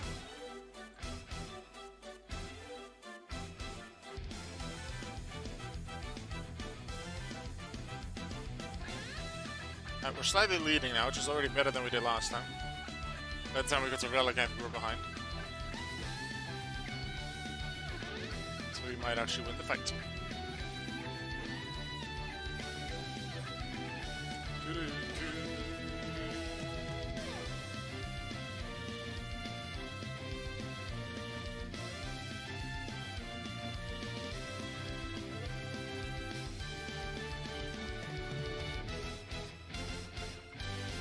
Awesome music. Alright, Sinnoh time, my favorite region. I love Sinnoh. I love the Sinnoh games. I really love that for the walkthroughs that I do, like, because I'm doing Pokemon walkthroughs with all the main series Pokemon games. I do them on stream first, and then I edit them into parts for YouTube where I upload daily. One, I'm able to teach you about a bunch of things about all the games that I do. Blue, when it was going, now Pokemon Gold. I love that, but it's also a lot of nostalgia. Being able to just play through all of the games again that I love so much is a lot of fun too. And by forcing myself to use Pokemon that I've never used before, or almost never used before, that I've not seen other people use much before, that also adds to how interesting it is for me. Potentially adds a challenge. Like I'm using a Togetic and a Jumpluff in Pokemon Gold right now, and neither is exactly offensively very useful, especially early on before Togepi evolves. Hoppip isn't great either. But it's very fun just using strategies to make them work. Poison Powder, Leech Seed with Skiploom, potentially something with Sleep Powder, making more use of that, and then Headbutt plus King's Rock flinching. There's a bunch of possibilities.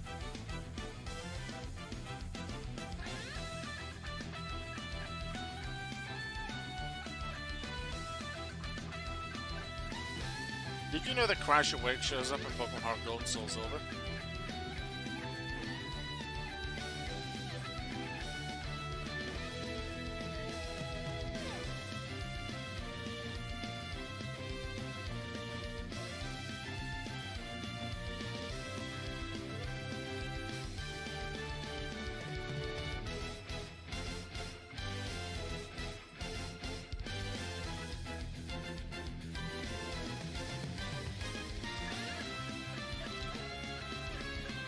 Also, while I was having my dinner earlier, we got a new follower.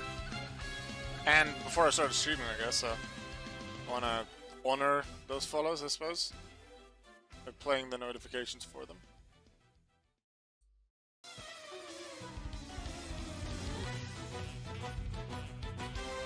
You can't really hear it too well with the background music, perhaps. Yeah, we do have 2 followers, so thank you very much. I appreciate it. World, thank you for the follows.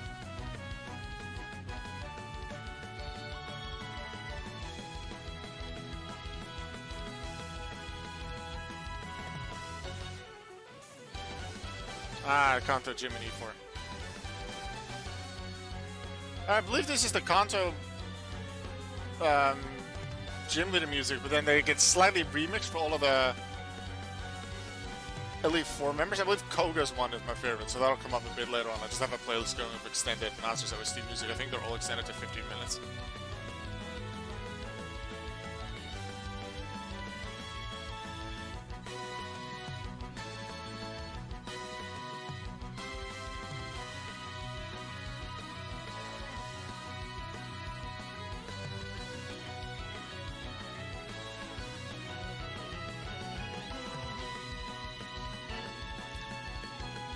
Which of you are 1, Vortex players, and 2 are also participating in this event right now? If so, how are you making use of this event? Are you mostly focusing on the auctions for the Love Suites and therefore for Alprimi Love? Or are you more focused on the Furfro, you want to try and snipe the Furfro? Or are you doing a happiness training like I'm doing? Because that's my main focus. Because I want to complete the Pokédex. That's a very long-term goal, and it's been my goal for a few years, but I've always worked towards it. I want to complete the entire Vortex Pokédex. And it'll take a long time, but a lot of Pokemon are not too hard to get, especially some of the legendaries and the promos. Those will be really hard to obtain. So I definitely have to spend a lot of time to do that, and eventually a lot of the in-game currency, that's why I'm saving it up a lot. However, something that does make me very proud if we go to global top trainers, like I'm not in the top for points because I'm at like 1.3 million something, I don't really know. But if we go to unique Pokemon, the amount of unique Pokemon that people have, I'm in that list. I'm 95th right now, 1.4 million points. With 4,576 unique Pokemon, I'm in the top 100.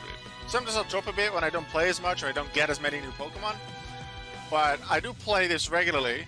And right now in this happiness training thing, I am gaining a lot of new Pokemon through the evolutions. However, like for example with Type Null, I don't have most of them duplicates. So when I evolve Type Null into Silvally, I'll have a Silvally, but I don't want to have Type Null, so I don't gain a new unique Pokemon. It's not like in the main game Pokédexes where it remembers that you've had it, so then it counts. Here you need to have one of everything.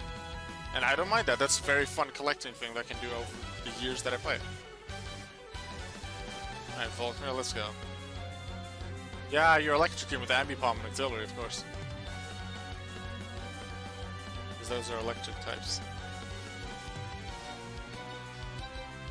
Both Flint and Volkner suffered from not having that many types available for them. I guess Volkner could have had Pachirisu.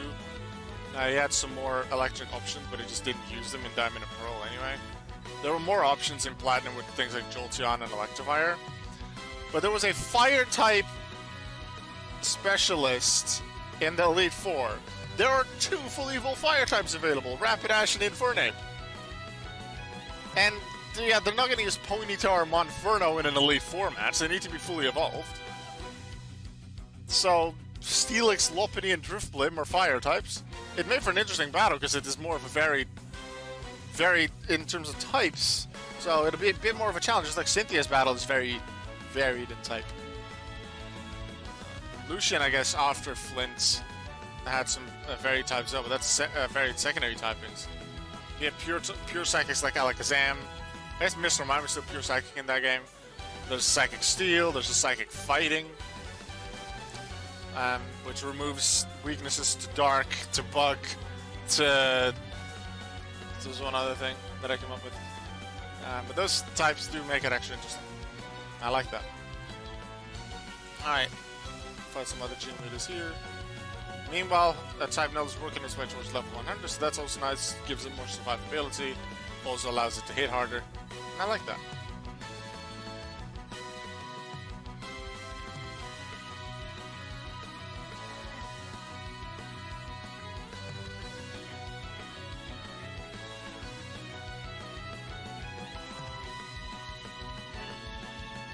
And while going through these gyms, even though it is, I guess, slightly slower than it could have been if I would just continuously fight Lieutenant Surge, because that I feel is the fastest way to do it. Or I guess Misty if you do it slightly slowly, because otherwise you hit that 10-second timer. It is interesting just to have a quick look at what Pokemon all the gym leaders have, because they'll have most of the Pokemon that they have in the main games, but quite often maybe they're higher leveled, or an extra Pokemon has been added. I know it's Emolga and Zebstrika in Black and White, and Black and White 2 they also have a Flaffy as well. I don't think Elise has ever had a Joltik, at least not in the initial gym battles, but that was added on here.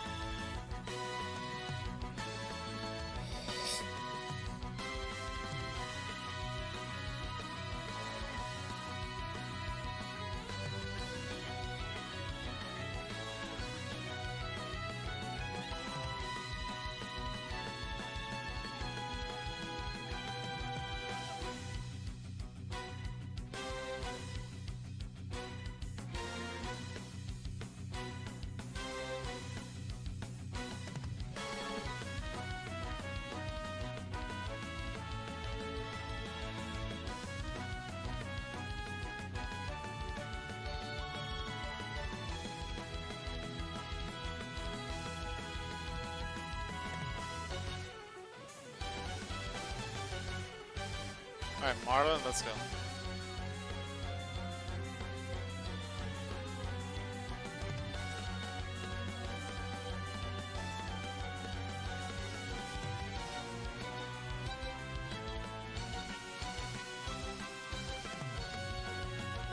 Some Kalos gym leaders. They have some awesome music, but it doesn't sound like this. I guess I suppose switch the Pokemon Masters music on for these gym leaders, but no, I'll just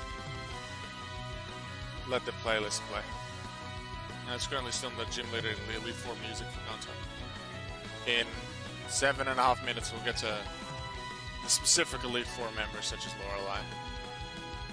I traded a Boogie for a Mosky in Shield. Is Mosky Yamask? Mosky and Yamask make sense.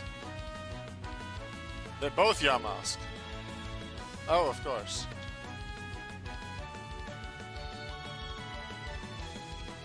Oh, were you doing, were you on the Isle of Armor and you traded a Galarian one for the Unovian one? I don't even know what that's called.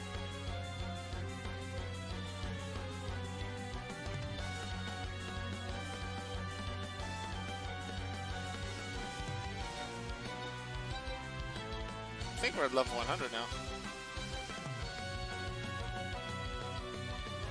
Yay.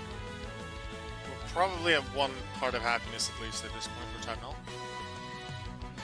Yeah, we are. Exactly where we are on the one heart, I don't know, because I'm not keeping track.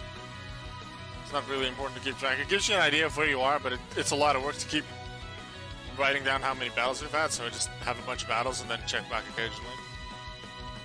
It's a lot more bearable that way.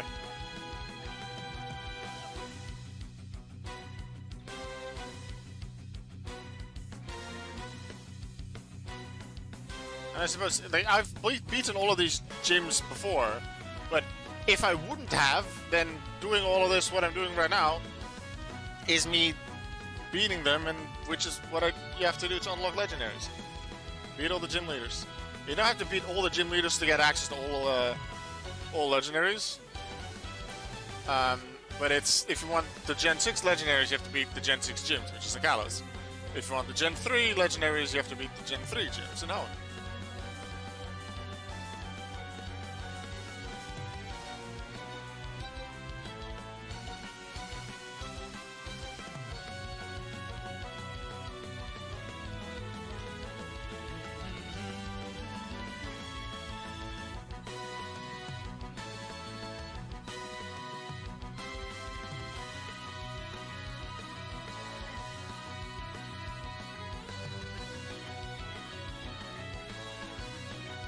But why are you battling gym leaders when you already beaten gym leaders? Because there's currently a Valentine's event going on in Pokémon Vortex, and that gives you double happiness points compared to normal when you do trainer battles. I could just do wild battles, but they don't give you that bonus. Like, they still give you happiness points, but not the double. And I've noticed that for gym leaders, they're the quickest ones to get back into. If I fight Brock multiple times in a row, then like, there's a timer. If you win twice within 10 seconds, the second battle doesn't count. Just to avoid bots that make you win very quickly. So I found that if you do Misty, but you click a little slowly, you don't hit that 10-second marker. But if you fight something with 4 Pokemon, such as Lieutenant Surge, no matter how fast I click, I've never hit the 10-second mark with Lieutenant Surge. And just to keep it interesting for me and not face Brock, Misty, Lieutenant Surge 20 million times, I just decided, I feel like fighting all the other gym leaders to keep it a bit interesting for me, because otherwise it's very tedious if I do the exact same thing every time. Just so I see a bit of different things, makes it a bit more interesting for me. Keeps me a bit more entertained. And it also reminds me of what kind of teams all these gym leaders have, because I don't remember all of them. Let's see what a Lima had. There's a Gumshoes. And the Smeargle. Lana.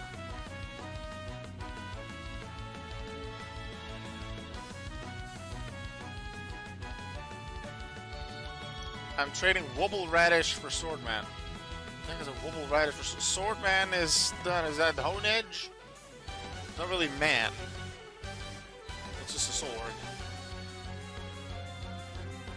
Wobble Radish. It's a Wobble Radish. Helicopter Radish was Hoppip.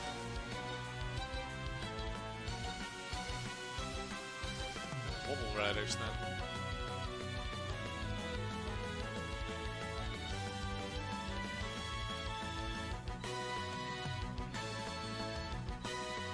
I don't know. What is it?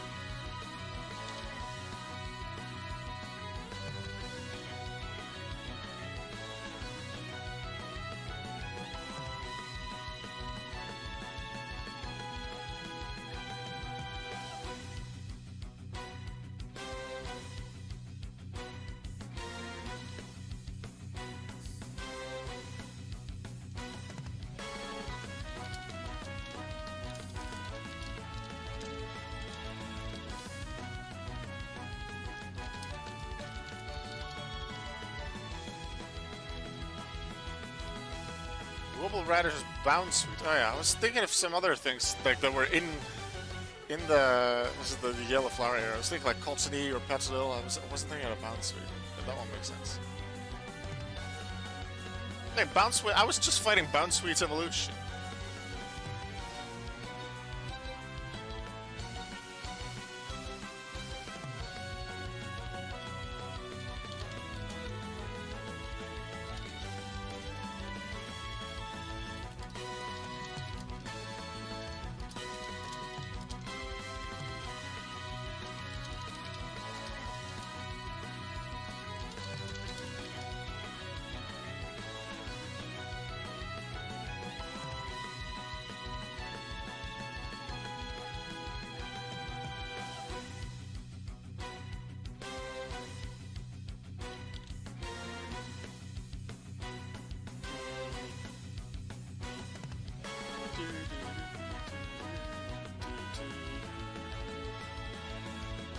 Alright, Sophocles, let's go.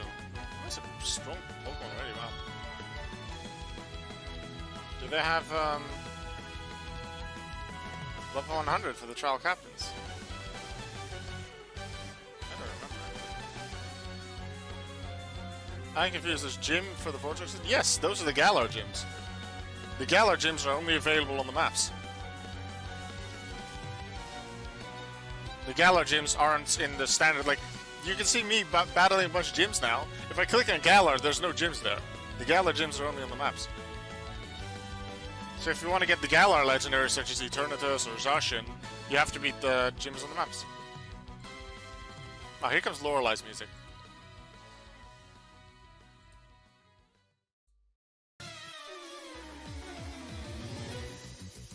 Same music as before, but all have a little extra thing. Ooh. Squirrel. Thank you, Swagmeister2, for the follow. It's appreciated. Welcome to the stream. Is there any form of story to the Vortex region? Nope. There's no story whatsoever. You can do the gyms whenever you want, but there's no story.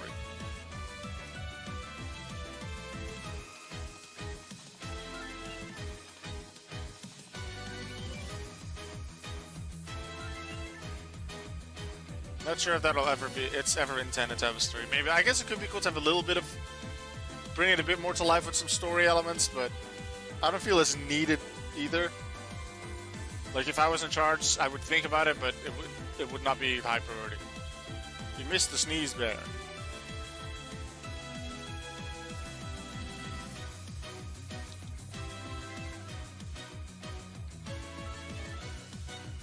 Like with George? Like, there's a sneeze bear behind George? Can you even see that? No. You can see Oshawott. How do you... That's Oshawott. Sneeze bear is literally behind George. You're unable to see that unless you've seen that it was there before. I'm looking at my own screen, at my own webcam. I cannot see sneeze bear. Oshawott is not a sneeze bear. Like, I can prove it. I can grab sneeze bear and you can see why it's called sneeze bear.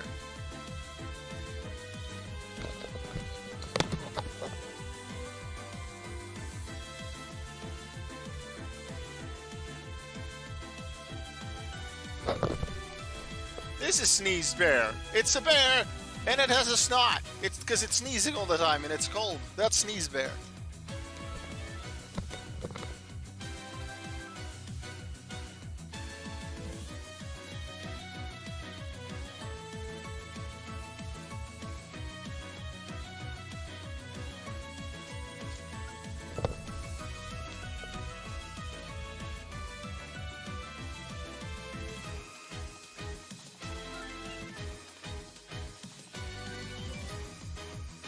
Sneeze bear sushi shift to shishas. Yeah, sure. Alright, Mina, we get to fight you as well. But we have Iron Head, so hopefully we can deal with you a bit easier than with the others. Yes.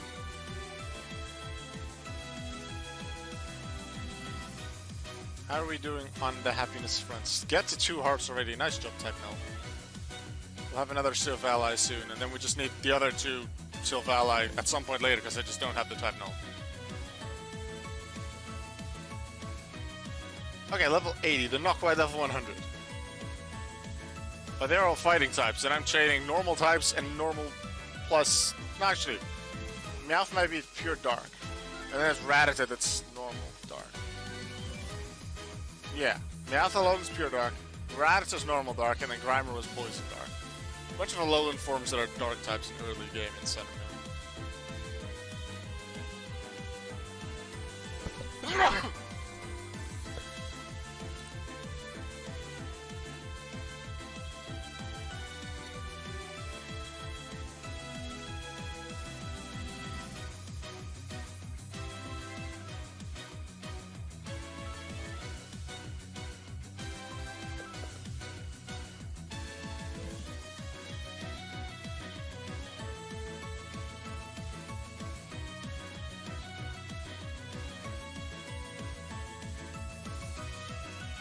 I like how it's still the same theme as before, but they all have their own little thing added. And this is a bit of a little chrysalis, ping, ping, ping, little ice sounds.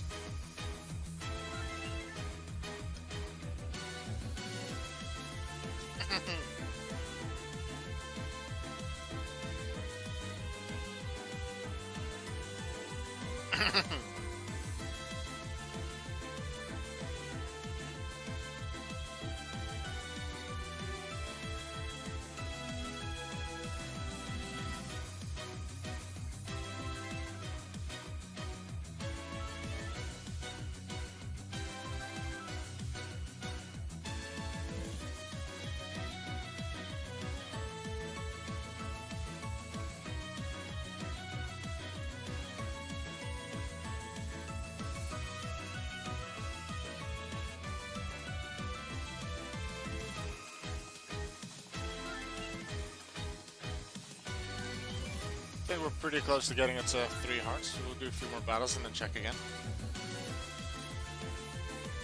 One more Kahuna. Happy with the ground type specialist. 5 Pokemon.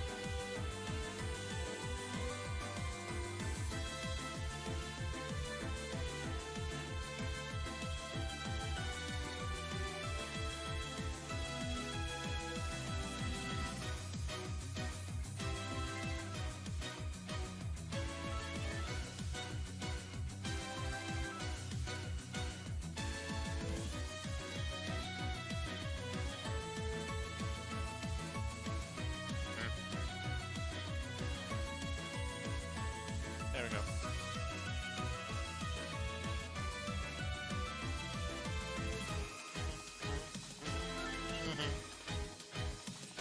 So let's take a look at how my auctions are, because I have a bunch of things up for auction. My auctions. Unknowns for my unknown video. I did an unknown catching challenge where I had to catch the letters of my name, A, U, K, and E. Those are up. They have 1 more day to go. By the time this goes up on YouTube, they'll already be out. A bunch of other Pokemon are here. Jamie got a Shield Whale. Is Jamie playing Pokemon as well? Shield Whale. What Pokemon is a Shield Whale? If anyone else has an idea what a Shield Whale is, go for it. One of the players is giving descriptions while not knowing the Pokemon. She's just describing it, so... It's a quiz for me to guess, but you guys can guess too. Shield Whale. Sharpedo's not a Shield Whale. What's a Shield Whale? Wailord, Wailmer. Wailord, no. A Sneeze Acorn. Like C-Dot is an acorn. Nuzleaf maybe? But I'm not sure if those are even a Sword and Shield. Shield Whale? What's a Shield Whale?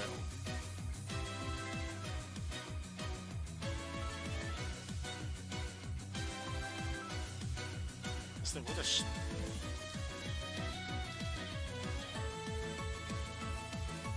Shield Whale... Is it Whiscash or Wailord? Because it's the only ones I can really think of.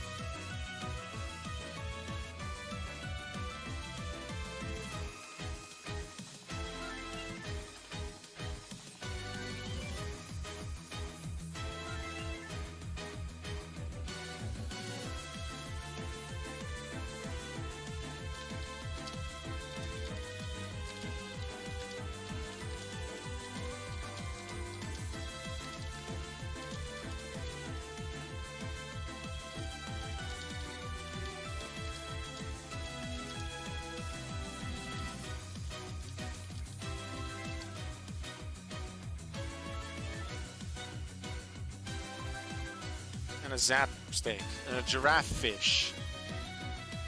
You're making a lot of sense. Obviously I know all of these things. A Giraffe Fish and a Zap Steak.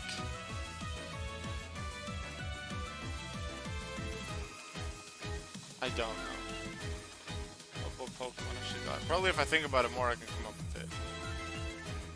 She's playing Sword, so maybe there's a Sword exclusive in there somewhere. What would be a Sneeze Acorn? The only really acorn Pokemon is C-Dot. Potentially Pineco? Well, the Pokemon are related. Maybe all in the same area or something? There's Shield Whale, Sneeze Acorn, Giraffe Fish, and Zap Steak. Giraffe Fish sounds like a water thing. Shield Whale sounds like a water thing. Sneeze Acorn.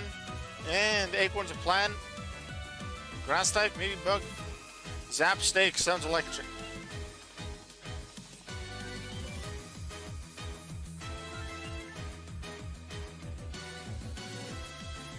Or would Sneeze Acorn just be Squavit? Or Greedent? Because they take acorns.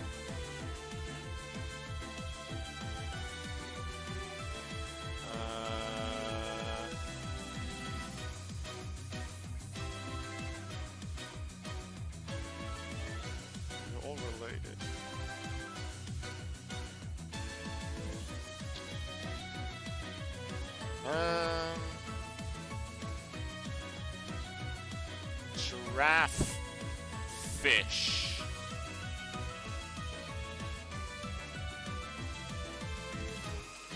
It's a giraffe fish. I know of a giraffe Pokemon and I know of a bunch of fish, but what in the world is a giraffe fish?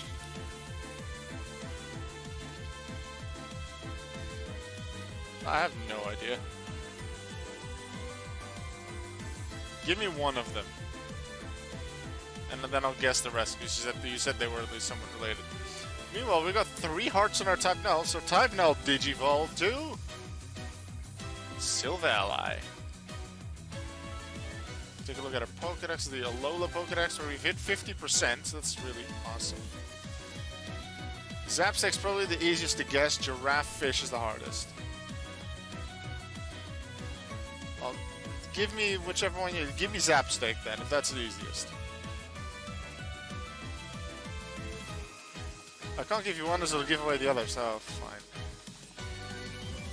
If they're that related. It can't be evolutions. That's too much.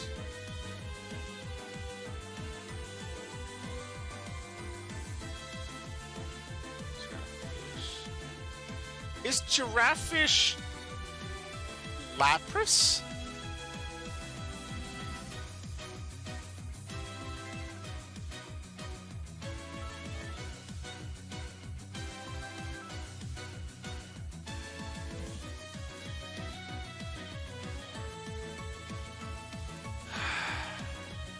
You get them all via the same method. Which could be wild area, which could be fishing, which could be a certain routes, which could be... There's still so many options. Metallic Meowth alone first. Let's go. Lapras is a floaty giraffe. Okay, that is a giraffe then at least.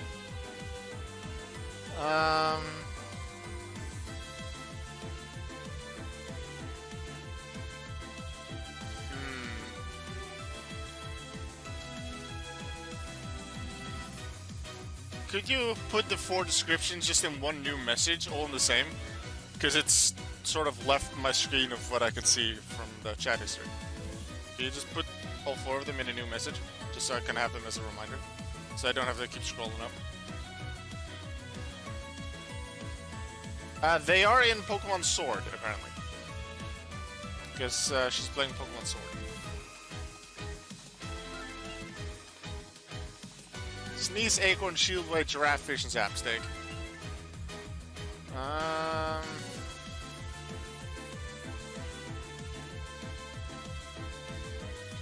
Giraffe, Fish. Goldeen. Like, it doesn't have to be a fish, it just has to look like a fish. Like, Shelgon was a tortoise, so... Yeah, if you know, whisper it to Pokegem. And... This is so that I don't get spoiled on what it is.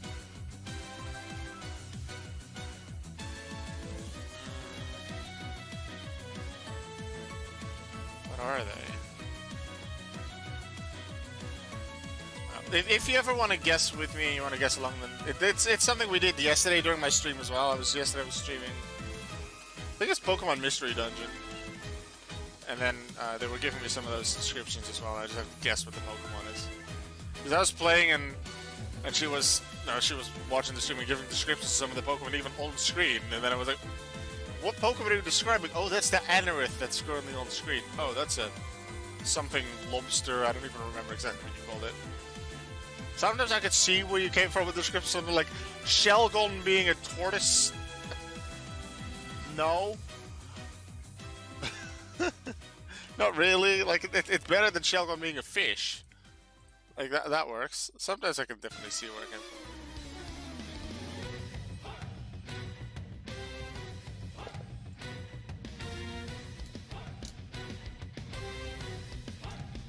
Oh, this is the Kanto Leaf Form music.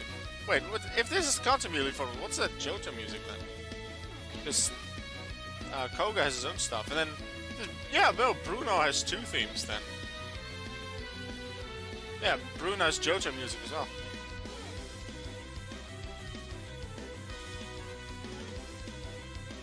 You make a lot of sense, just to you. We think differently, and that's fine.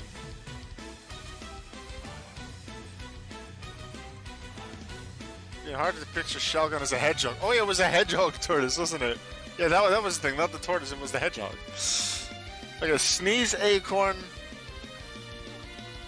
shield whale, giraffe fish, zap steak.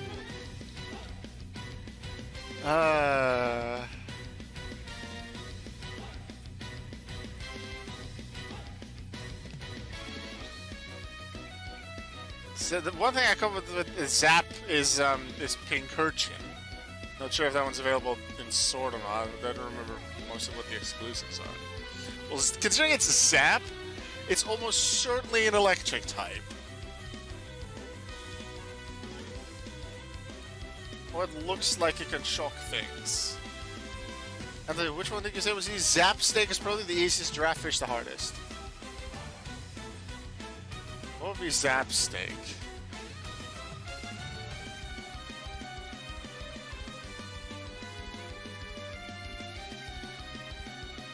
Wait, are they the fossils? I could see why it's the fossils. The 4 fossil Pokemon. I was just thinking, because that's Zap, like, there's electric part, the head can be the electric part, and then depending on how you put it, yeah, there's not Arctofish, Dracofish is like shield, like, its face can sort of be a shield, that can be Whalefish, oh yeah, Arctofish. Alright, yeah, it makes sense. If you would have definitely given away one, you would have given away the others. I can see it now.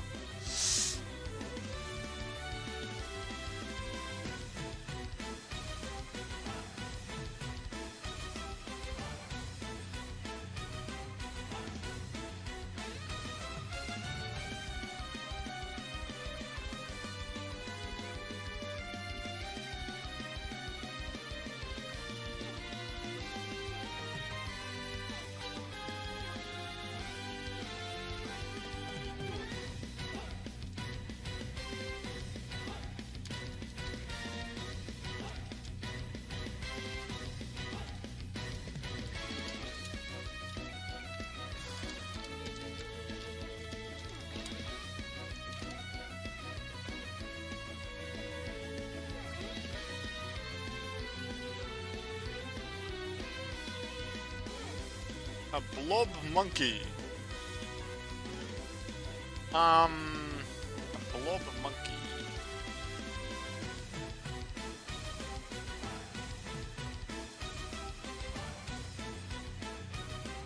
It's a good amount of monkey. What's a blob monkey? Didn't we have a blob yesterday? Some kind of blob thing? Blob monkey.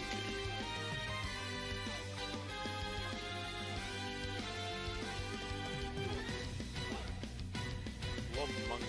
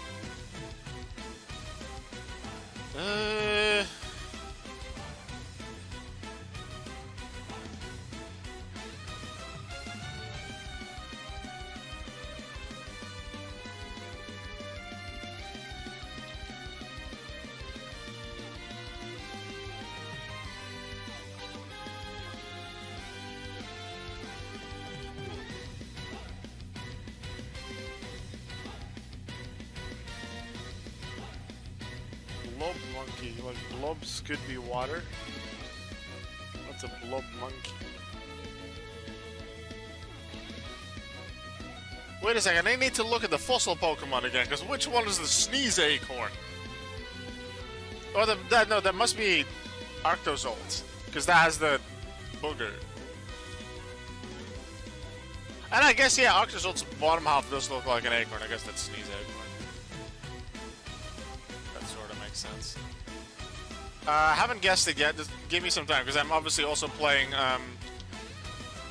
Pokémon Vortex.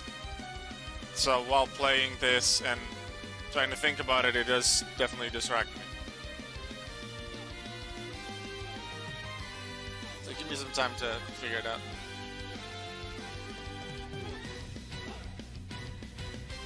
You know, Metallic Meowth almost level 100, so that's good. So you gotta guess a Blob Monkey. Oh, and a Martian army.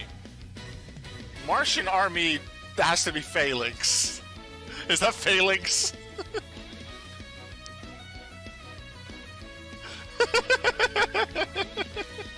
Because it's an army. That has to be Phalanx, right? Yeah. What does Jamie think of Phalanx?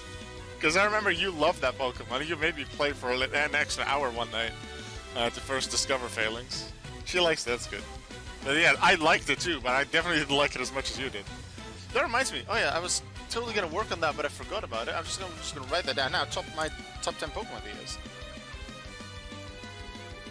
Because I did the first 2 gens quite some time ago, but that was back. I recorded. I made those on PowerPoint, and they don't look super great. I'm gonna edit them. I'm gonna not make them again. Although I guess the Gen 1 list is slightly altered now. Nidorino is not my favorite anymore, but I'm not gonna remake it. I do want to do all the other gens now, especially now that we've had Gen A for a while, and we have had 2 packs of DLC. I'll just do all the other gens. I think that'd be something fun to work on as well for some other videos. So I've written that down now. Top 10 Pokemon videos.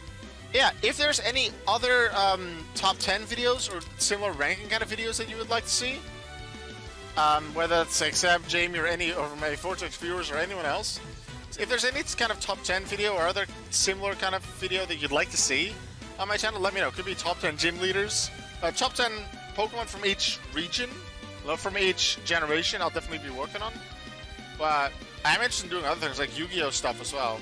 Top 10 Yu-Gi-Oh months is going to take a long time because there's new monsters so regularly. But I can think there's some Yu-Gi-Oh cards that I really like, so there's a lot of such videos that I guess want to make. Just how much can I really make? But the top 10 Pokemon per region definitely want to do. And then once those have all been completed, top 10 Pokemon in general. Because I'd like to have a list of that for myself as well, just to know, because I'm quite of a numbers person, and I know Quilava is my favorite Pokemon. I know I really like Palkia, I know I really like Zeraora, I like Infernape, but what really is my ranking in that? And to really think about it, I can, those lists help me think about it in terms of my total top Pokemon. Because I think about each individual Pokemon and the way they would place within the region, at least if they're among the top, would have been among the top 10 maybe. I'll think them within the region, but if I make my top 10 total Pokemon thing, then I'll only take a look at the top 10s from each region. And then choose from among them. Top 10 Pokemon, top 10 Jamie Pokemon names. Then Jamie would have to name a lot of Pokemon. Or, like, if Jamie would ever want to give every Pokemon names, Jamie, be warned, there's 898 Pokemon currently. But if you'd ever want to do that and you compile that entire list, I'll just read that entire list for the first time while I'm recording or something, and then look at one name, and then reveal a new Pokemon on screen every time, and then reveal the name, and then people can be like, what the heck has just happened? And we can just all have a good laugh about it. You could dedicate a stream to the guessing. Yeah, if you make a long list of them, then sure. Then maybe we can do that. Or maybe like we could do a stream like with Seb and you there, or maybe just Seb and Seb knows the answers. So that at least I know when I'm correct. I think that'd be good if Seb's I'm in a call with Seb or something like that.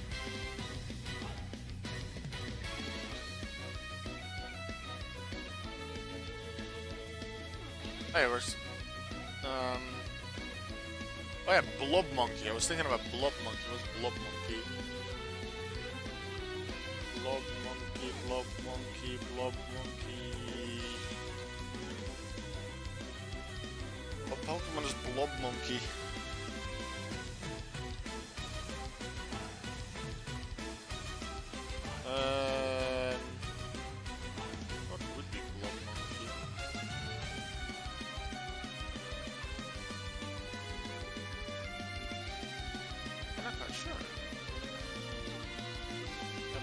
blob, but also a monkey.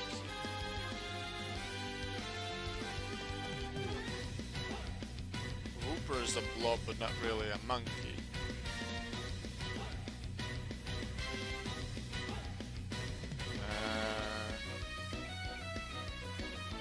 I could come up with quite a few Pokemon that could be considered blobs or something like it, but where's the blob monkey? And you can get it in Sword. It's a blob monkey.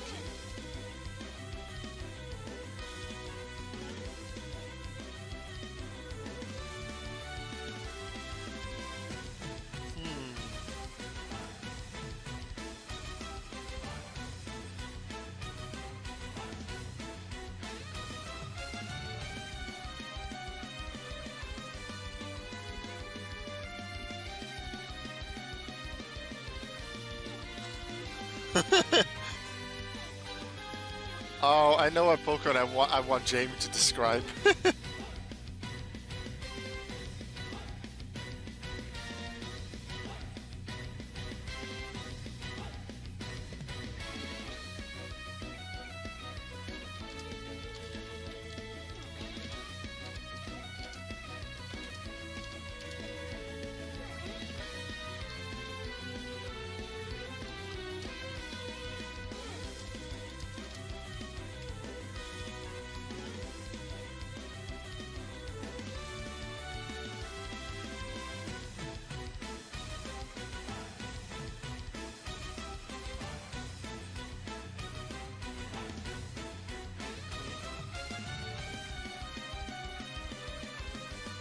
Oh no, I got poisoned.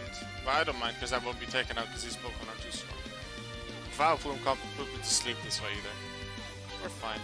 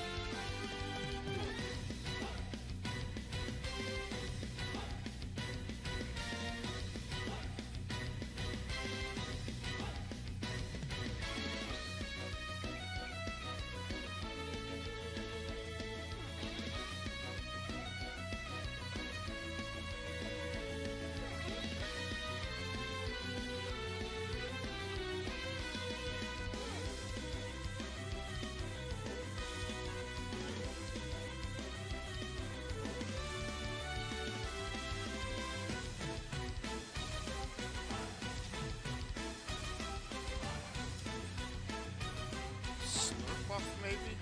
It's kind of a blob, but it's not really a monkey. Why not? Because why not could be a blob monkey? It's a blob monkey. Toxicroak? Check Discord. Why are you sending me gross pictures? No! Why you send me that? I was like, oh, you sent me a new Pokemon description that you for some reason wouldn't put. Jamie! Is this because I made fun of your descriptions? QI?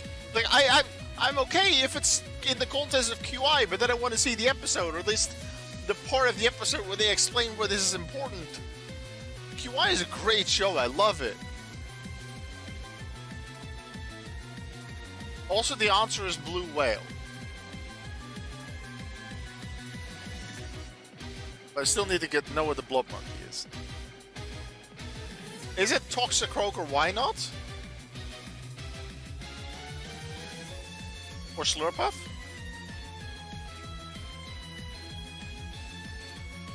I was trying to guess what even could be considered blobs or monkeys that's even in the game.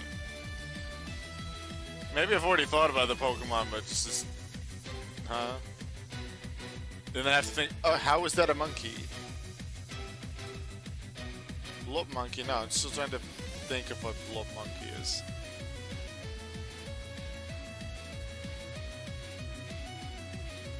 Yeah, Agatha music.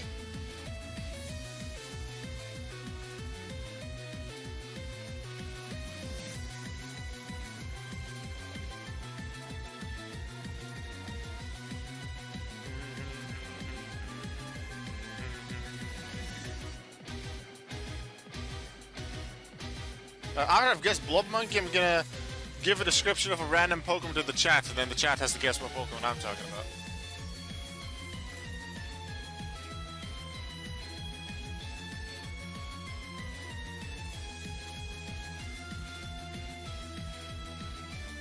But first, you need to guess what Blob Monkey is, and I still don't know what Blob Monkey is.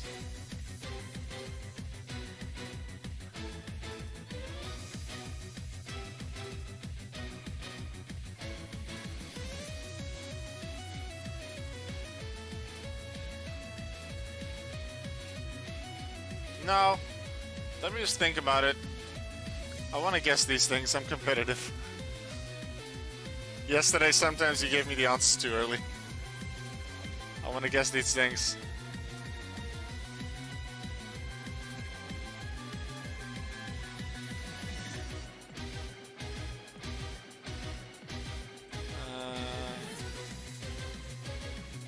What's a blob and a monkey?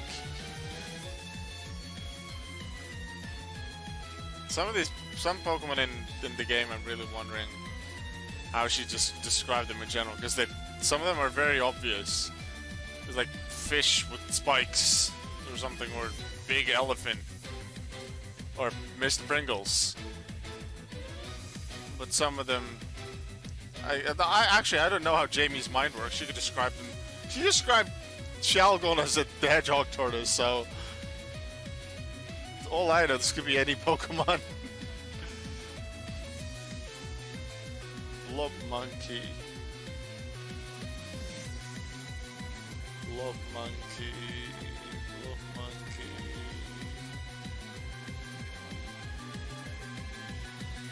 Passimian? I was just thinking, Passimian is a monkey Pokemon, and he has the ball, so the ball could be the blob. Is it Passimian?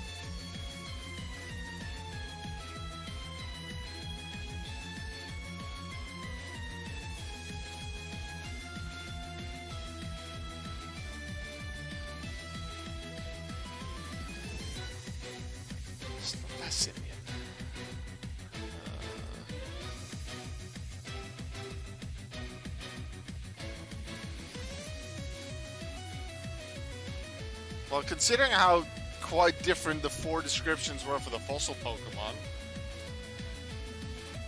there's like 20 different things in Jamie's head that she could call anything.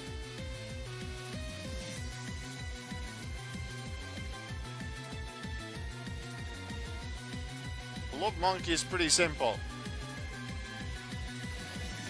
Well, I don't know what blob monkey is. Is it Germanitan? That's like sort of a gorilla thing? Or Darumaka? It's a monkey with a blob. I'm trying to think of a bunch of monkey Pokemon. Even without the blob, its body... Yeah, like like Galarian Tyranitan. It's like a gorilla with a giant ball in its head. That could be the blob.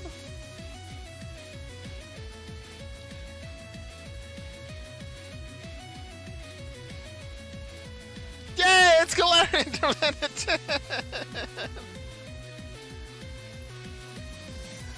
Yay! Took me long enough.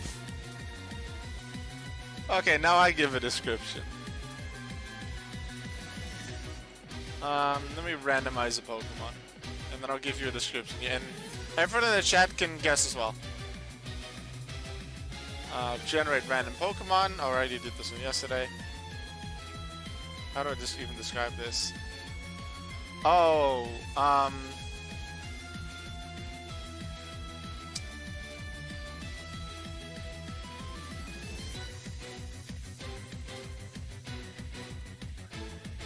okay. Yep. Mr. Pringles is male Jellicent. Which is also Cloud Jellyfish and Mr. But that's male Jellicent.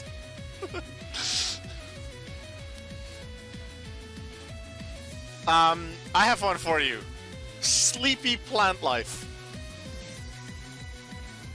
What Pokemon is that? Everyone in chat can participate. Just any guess is welcome. It's a Pokemon that exists within Pokemon Sword and Shield. What is Sleepy Plant Life?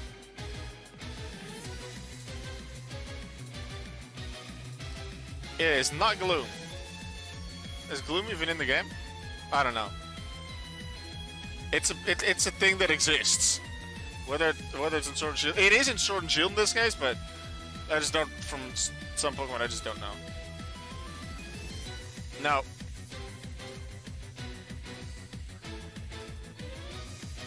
It's not Sunflora.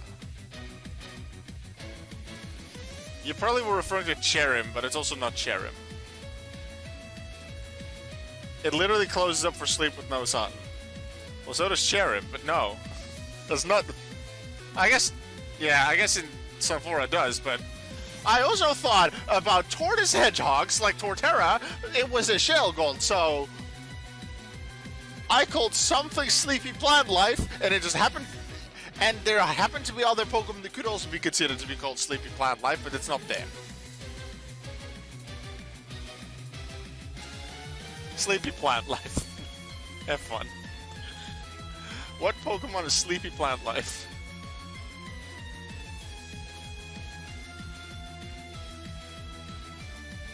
Do you want hints already? Like, I could start giving hints.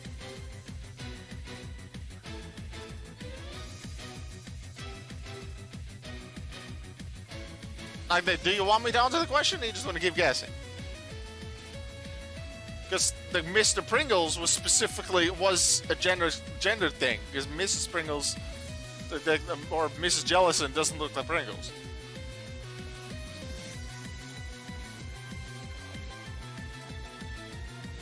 No, that's not Rowlet. That's just because of anime. But I guess that I could have still called it Sleepy because of anime, especially Rowlet. Nope, it's not Rowlet. I guess I might be talking about a Mega or a Gigantamax or anything like that. I could be. Yeah. It's not Swadloon. I don't think I made it very easy. I have one hint that I think will make it a lot easier. But it's like a hint that's not really a hint. But if you get my twist that I put into it, then it can really help out. Okay, I have a hint. So I call the Pokemon Sleepy Plant Life. That's 2 words. Sleepy Plant Life. That's your hint. Guess them separately. Just guess the first one, add the second one on. Think about Sleepy first.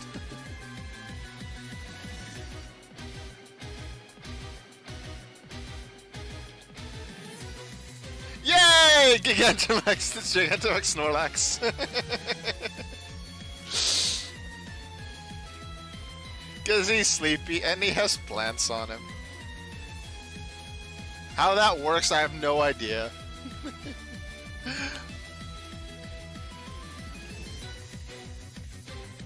Have we shown Pyukumuku to Jamie?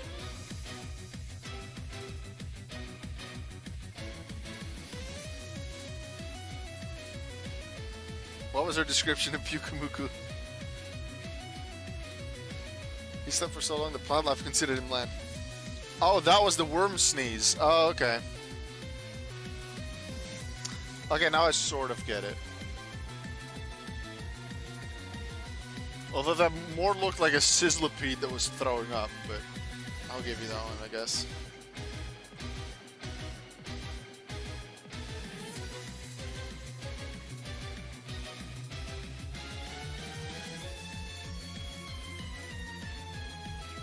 Yay! 3 hearts for metallic Meowthalolan.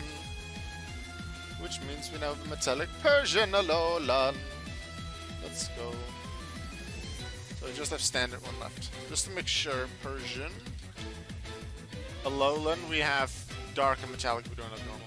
So, we'll go train this one now.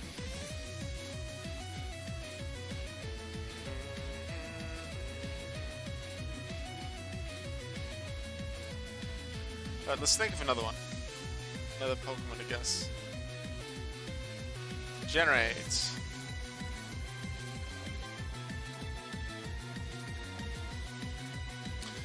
Oh, wait, that could be... I would love for... Yeah, I kind of want to describe this one, but I just want a Jamie description of it.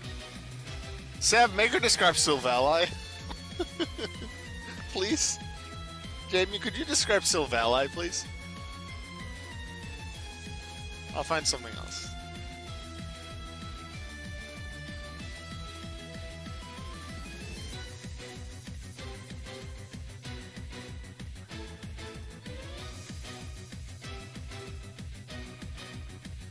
In the meantime, I'm gonna give you Thunder Plug.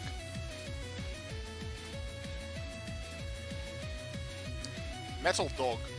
I'll give you Thunder Plug, you give me Metal Dog. What's Metal Dog? What's a dog Pokemon that's a steel type? Silvalis Attack Chimera. Alright, that works. I guess it could be Metal Dog as well. Or Type Null could be Metal Dog. What's Thunder Plug?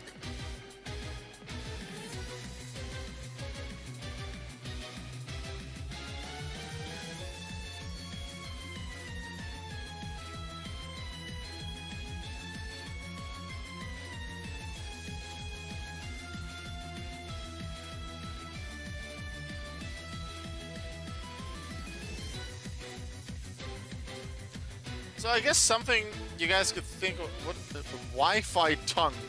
Okay, just let me think about Wi-Fi tongue in a second. What meanwhile you guys can think about besides Thunder Plug, what that might be for a Pokemon?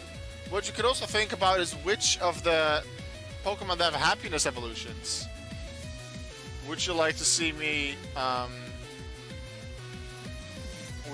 train next? After this Meowth, I'll be done with the Meowthalons and the Type Nulls that I have. So then there's Golbat, Chansey, Eevee, Pichu, Cleffa, Igglybuff, Togepi, Azurill, Budu, Baniri, Chingling, Munchlax, Riolu, Woobat, Swadloon, and Snow.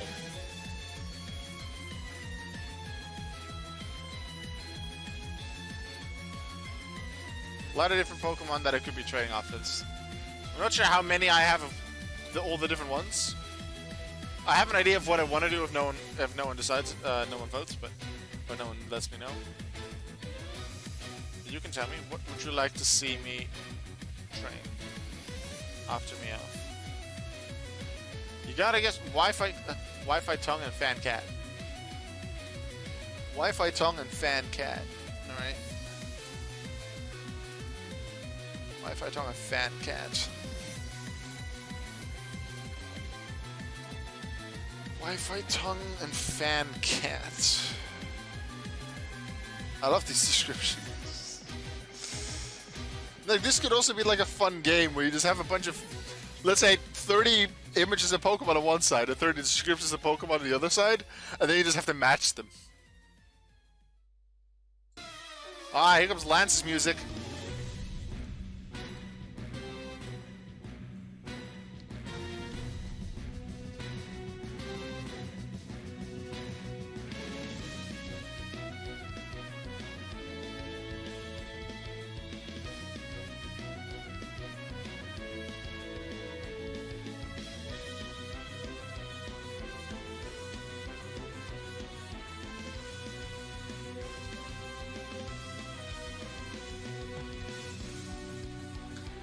Wi-Fi tongue Fan Cats.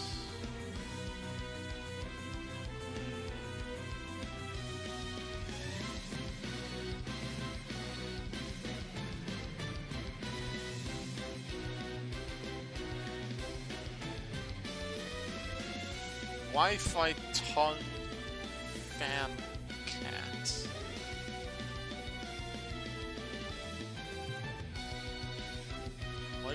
tongue. Which Pokemon even show their tongue? That was the Wi-Fi. Fan cat.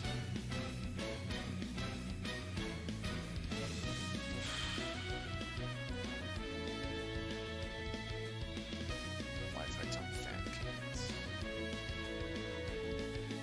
Let's think about one first.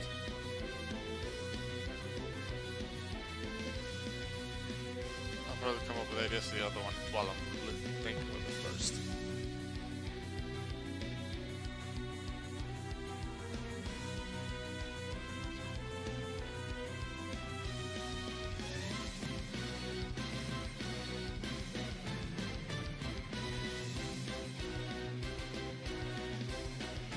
I don't see how that's Wi-Fi.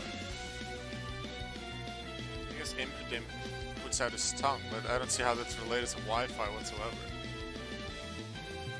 Then maybe Wi-Fi is like a Wi-Fi tower and there's a tongue somewhere in there? Like, Cursula could be like a radio tower there for sending out Wi-Fi. But I don't see how that's Wi-Fi tongue.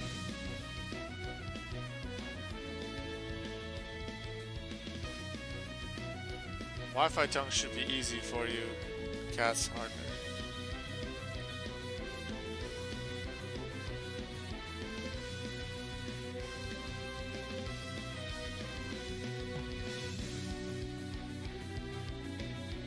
No, it's not toxicity.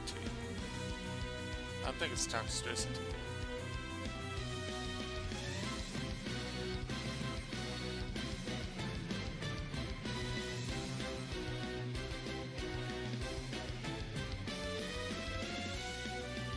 Oh, so it is Licky tongue or Licky. I was thinking about them, but I didn't think they were in Sword and Shield. That's the tongue. Licky, yeah. Lemon was... The moment you said lemon, I immediately knew. Fan cats. Meow stick?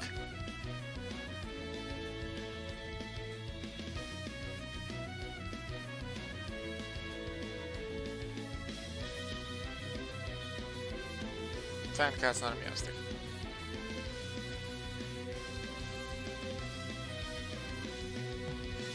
At least it's a cat.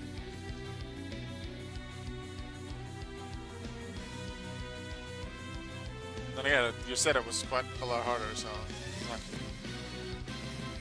A fan cat could be Sylveon, because it looks cat-ish. And it's like ribbons keep flowing as if there's a fan somewhere. Is it Sylveon? Like, I have to think out of the box here.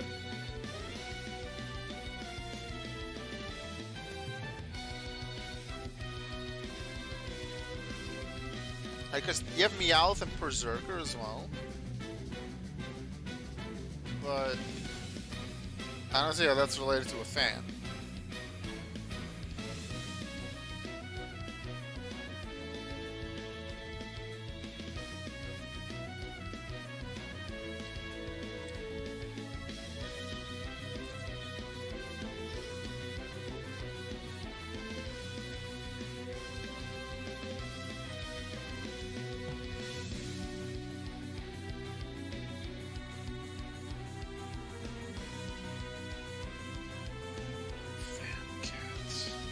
Oh, that's a fairy cat, okay. At least it's a cat, so she agrees it's a cat. Fan cats.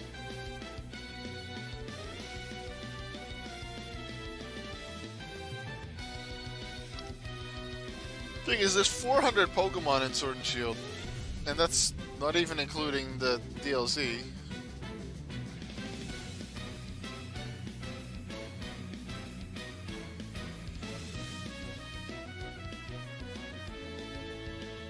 That's assuming you're still talking about Pokemon within Pokemon Sword.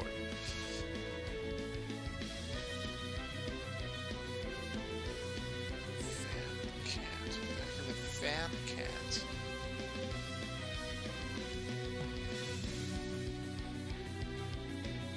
Lipart's in the game? That's definitely a cat. I don't see how that's a fan cat.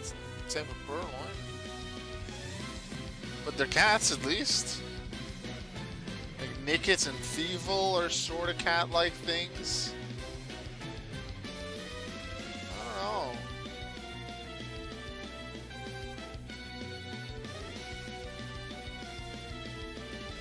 What's a fan cat? You can give me the answer. I give up. Fan cat. If I haven't already guessed it. Weavile.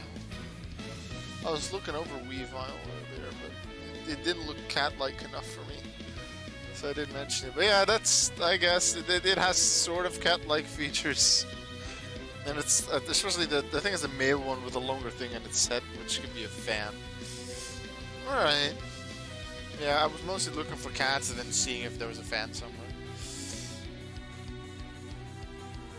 At least some of the things that I would consider maybe cats, Jamie considered cats, like Sylvia.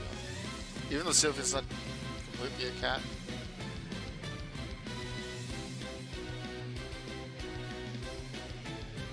Eevee's a little bit more of a fox, but its evolutions might be different.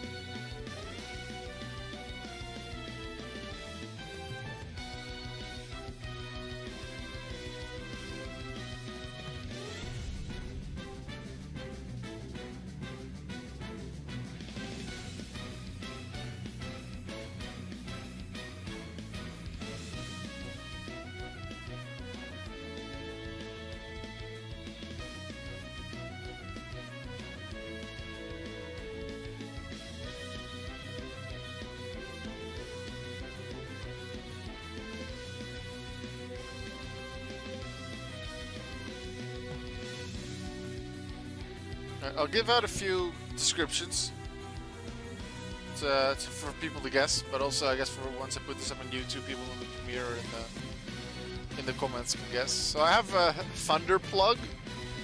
I already gave you that one, Thunder Plug. I need to think of a few more descriptions. I'll give you 3. But you can also guess it if you're in the watching this on Twitch. Thunder Plug.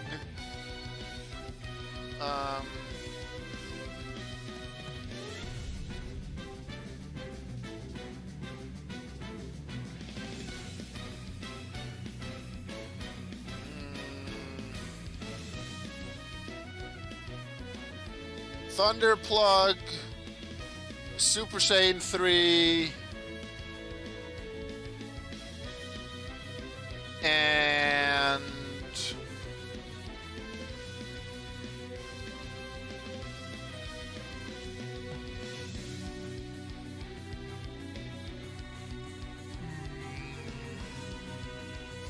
Thunder Plug, Super Saiyan 3.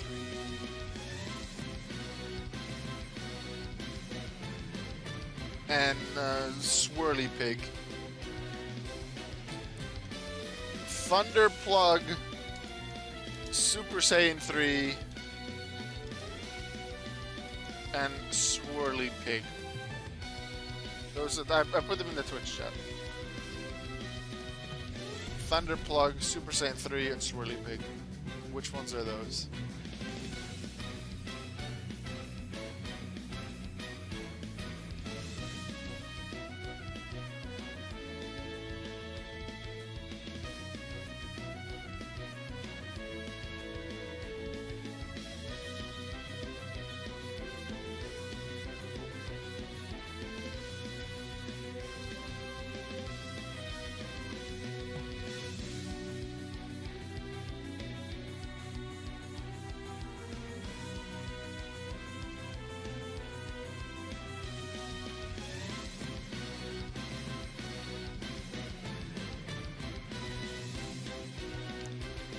What could it be? What Pokemon could be described by a non-Pokemon fan as a Thunder Plug? Which one is Super Saiyan 3? Which Pokemon is Swirly Pig?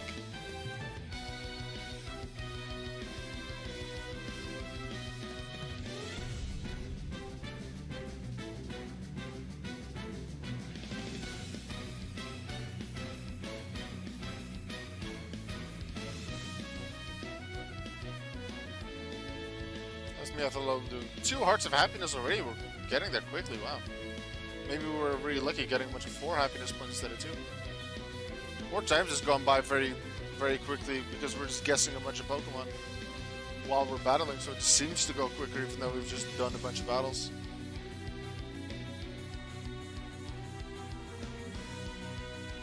Let's actually check Pokeball, see if I can put something on some auctions. 750,000, no. Let's see. Furfrou hearts, I don't think I have any of the hearts. I'd like to have a Furfrou, but these are so expensive. I don't intend to go for that. Love sweets. Anything that's decently low price? Try for some of the low price ones. Although most of them will probably be sniped.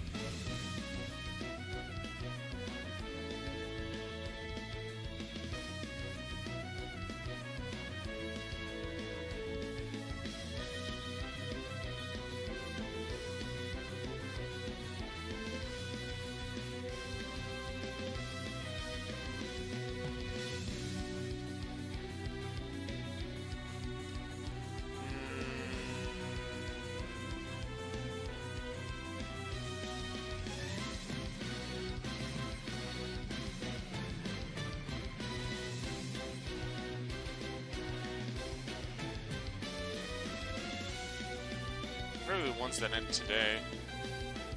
Some of these are so expensive. I want the Pokemon, but I don't know what the Pokemon will be worth, I just want the Pokemon.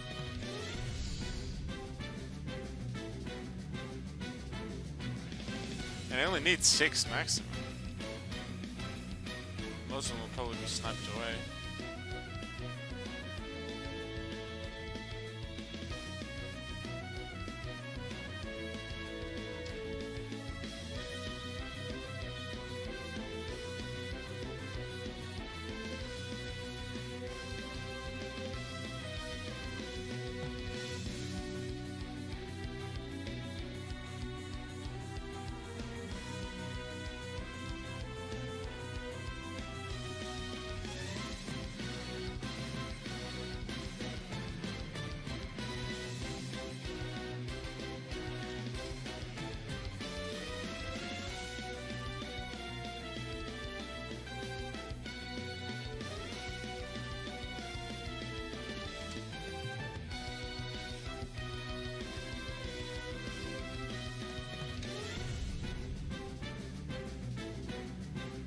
Of things on this. 500,000, you'll probably get it, but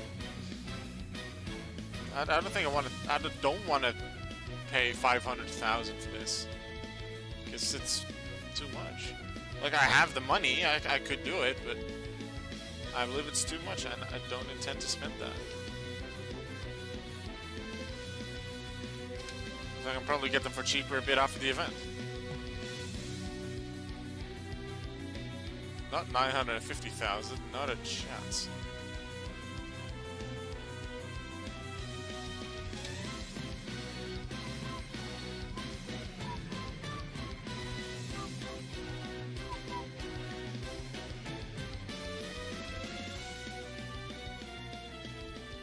Watch me not get any of these, especially because they're the cheaper ones. Seriously, 1.650.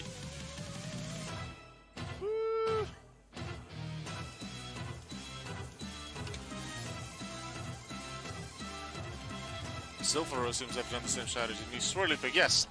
I put in 3 descriptions for a Pokemon, just like how we've done recently with.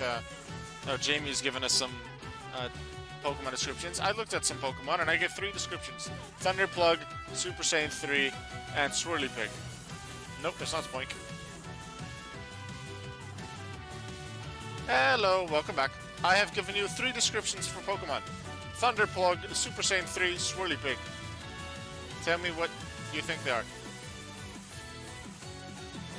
Oh, Jamie has gone now. Well, you can guess Pokemon then. These are 11th of February, so these don't matter. One tail be sniping a bunch of my stuff.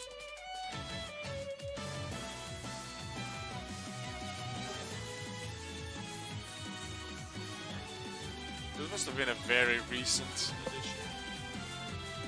I tend to unwatch this and never gonna get this one. This one's also one love suite. It's just me against Montel.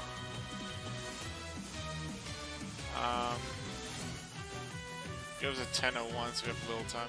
I'll just get it later. First one is correct. Yeah, Thunder Plug is Elekid, but the other two are not. It's not, Super Saiyan 3 is not Mega Electric, and Musharna is not Swirly Pig.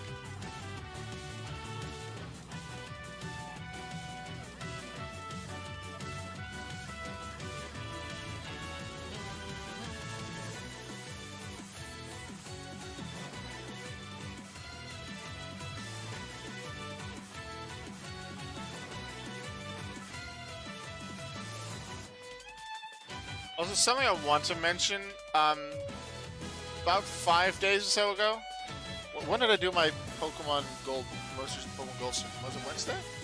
Either Tuesday or Wednesday I have my Pokemon Gold stream. I said that I do my next stream on Sunday, which is today, on Valentine's Day. But then on the Saturday, I think, or Friday or Saturday, I decided, hey, I'm going to do Pokemon Vortex stream on Valentine's Day. One, because a lot of people requested a Vortex stream, and two, it makes sense to do it during an event. And I can do a bunch of the event things, like the happiness training now. But I was originally thinking I'll do the Vortex stream first, and then immediately after, once I feel like I'm done with Vortex, I'll do Pokemon Gold. However, I've been feeling quite tired today, and not feeling as much to like playing Gold. So I don't feel like I can be as energetic and as exciting as I want to be for those walkthrough videos, so that would lower the quality if I do the stream now. I still have plenty of episodes to upload to YouTube from the most recent stream. And the only reason I wanted to stream on Sunday for Pokemon Gold is that I could get the TM for return and show that. Because I could get it off screen, I guess, while I'm not streaming. But I do want to show it off and how it works. So what I'll probably do is I'll do a stream on Sunday, maybe next Sunday. I could do it next Sunday, I guess, and then until WWE Elimination Chamber starts, because that's next week, so that could actually be a thing that I do that. But anyway, I do want to stream on a Sunday just to show that off. But maybe I'll stream like Tuesday or Thursday again for bug catching contest. No, because I'll just show off the bug catching contest in a bonus episode instead. Because I kind of failed when I tried to do it in the standard playthrough. I just wanted to show off that it existed, and then my Pokemon got KO'd, so that didn't really help. But that'll probably be a Pokemon Gold bonus episode. So I don't know exactly when my next Pokemon Gold stream will be. But it won't be tonight on Valentine's Day. So if you're looking forward to the Pokemon Gold stream, it won't be happening today, probably somewhere in the coming week. Exactly when I'll announce in my Discord and on Twitter and on my Facebook page. Links to all of those things are always in my video descriptions. I think there's always 4 links there. There's my Discord, my 3 different Discord servers? No.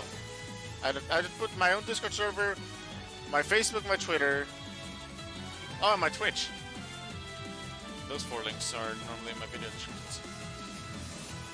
Super Saiyan 3 is not Mega Pidgeot. I was considering putting some... I was actually looking at Mega Pidgeot when I thought about Super Saiyan 3, because I was thinking about its flowing hair and how it was a bit longer. But Super Saiyan 3 is actually a description of something else. Because Pidgeot's hair made me think of something else. Swirly Pig is not Munna, Grumpix, Spoink, or Slowbro. Nope. The Super Saiyan 3 and Swirly Pig are still to come.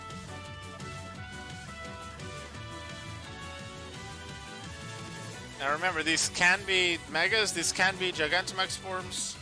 I'm also not limiting to myself to a Sword and Shield, so they might not even be in the game.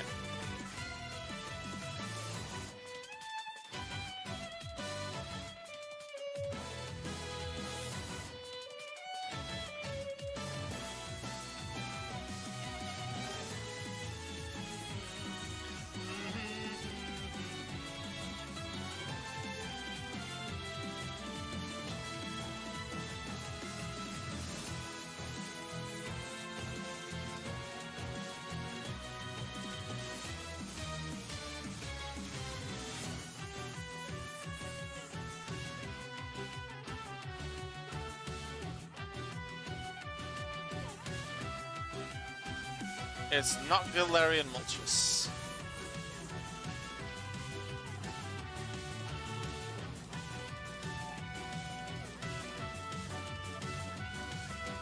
I'm gonna grab myself a drink, which only will take a few seconds, so I'll be back in just a second. I won't even put it on the be right back screen. I'll walk out of the room, I'll come back within 15 seconds.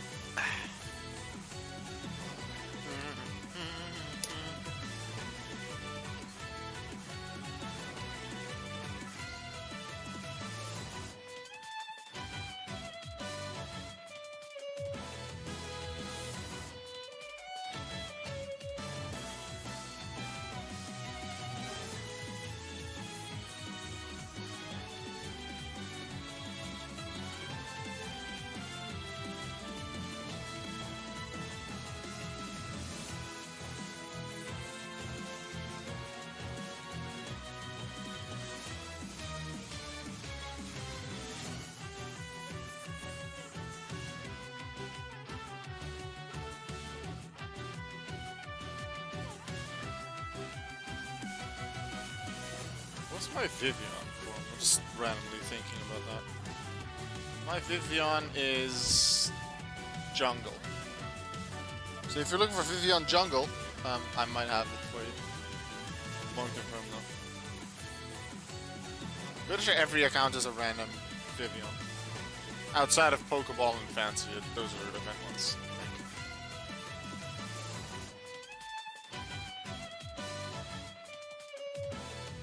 Out the Wolf? Not quite. We are almost there.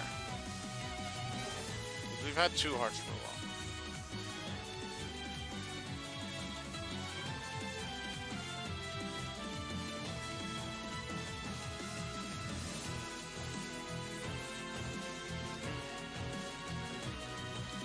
Bam, bam, bam, bam. Actually, I might be able to fight Sabrina quite easily. Although I guess she has a Venomoth. I can still hit her Haunter. Let's try Sabrina. Why is Sabrina listed 5th anyway? You seem to all follow the game order, but Sabrina's normally listed 6th.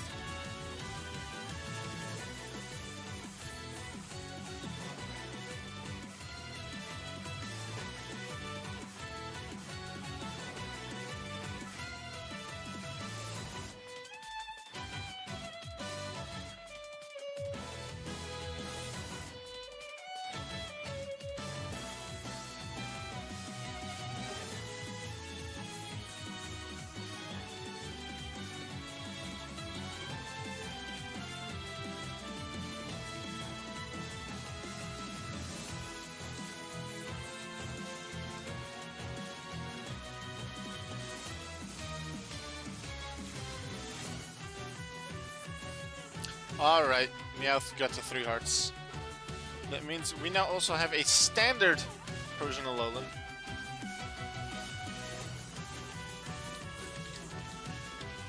Unfortunately, we have another metallic?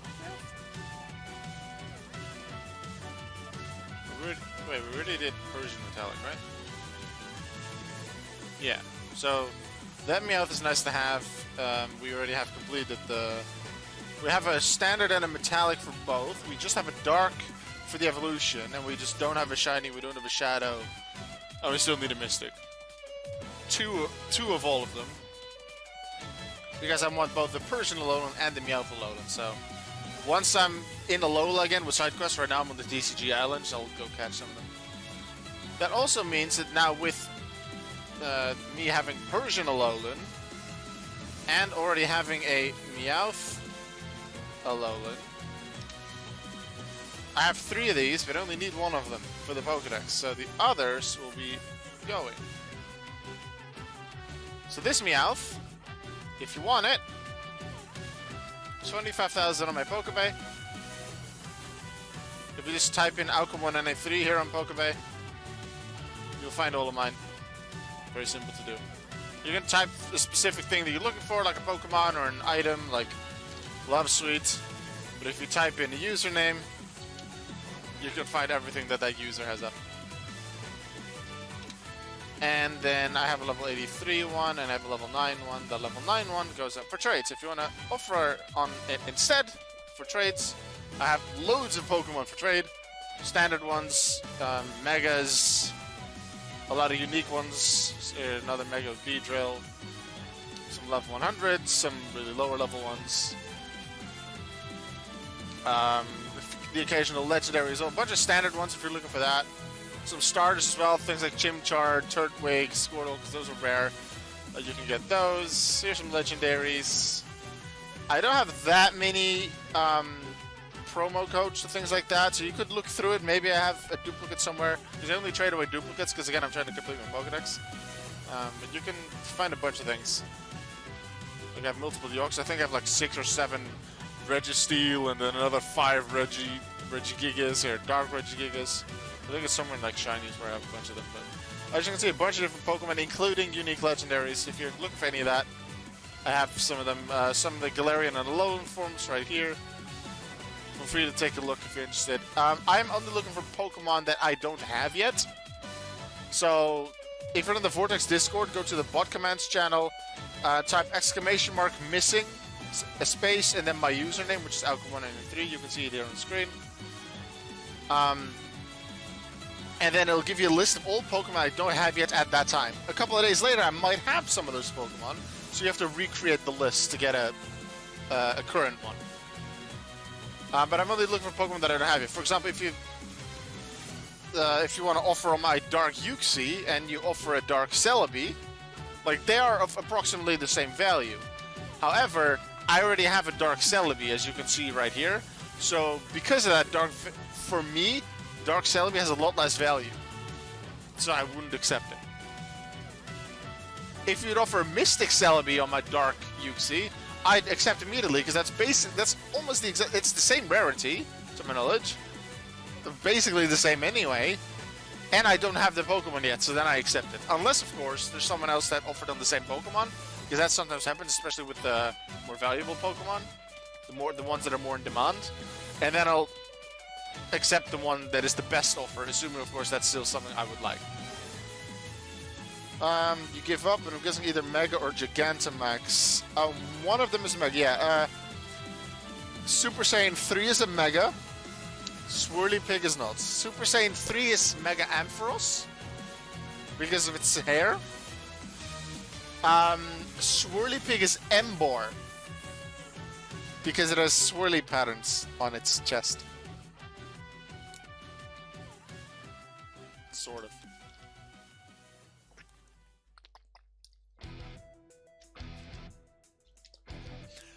The first time Red has his own theme that he doesn't share with Lance. Because Lance got his own theme, so Red gets his remix.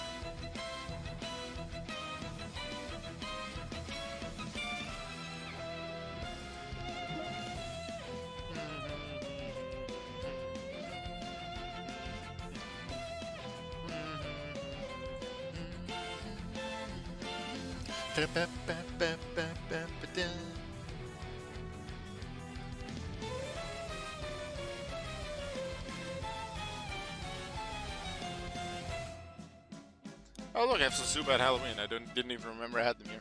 There's some Zygarde Cell if you want some Zygarde Cell. Alright, now we get to decide what Pokemon I train next. So, everyone that's currently in the Twitch chat, you get to decide. Name one of the following Pokemon. Because I'm going to train one of them for happiness stuff. Golbat, Chansey, Eevee, and if you name Eevee, name which one you'd like me to evolve it into. I guess if you name Eevee, I'm just gonna evolve it into all three. Golbat, Chansey, Eevee, Pichu, Cleffa, Igglybuff, Togepi, Azurill, Budew, Baniri, Tingling, Munchlax, Riolu, Woobat, Swadloon, or Snom. Which one would you like to see me do some happiness training for next?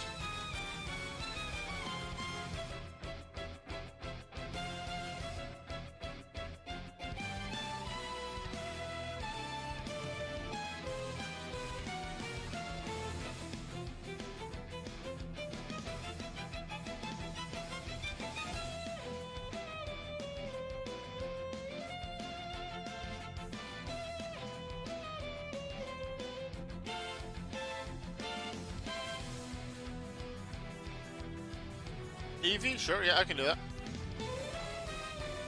See how many of those I already have, actually.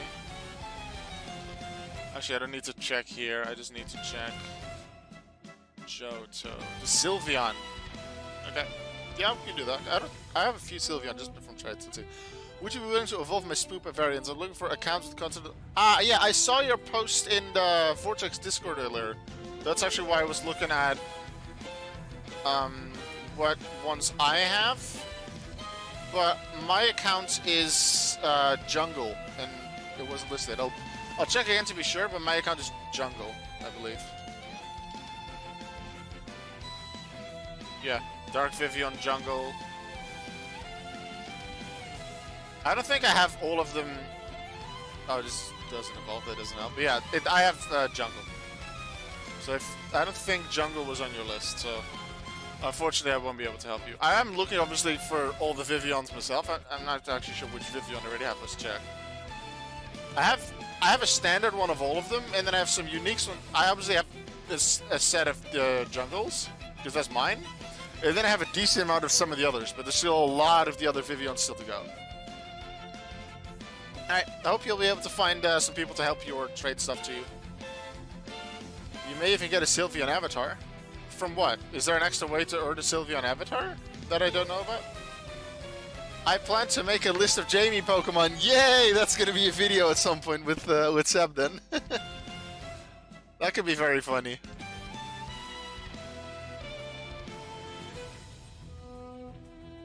That'll be fun, Jamie. Thanks you. Thank you. Alright. Eevee to Sylveon. Let's see how many Sylveons I have.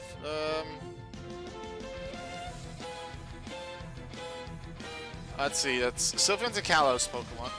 Actually, Sylveon's on its own, so I could just put Sylveon. There's Sylveon. I have... Apparently, I don't have a normal one. I have a Mystic and a Shadow Sylveon. Already. Let's check that. I can't assume... Well, I can't imagine that they're mine. Originally, no.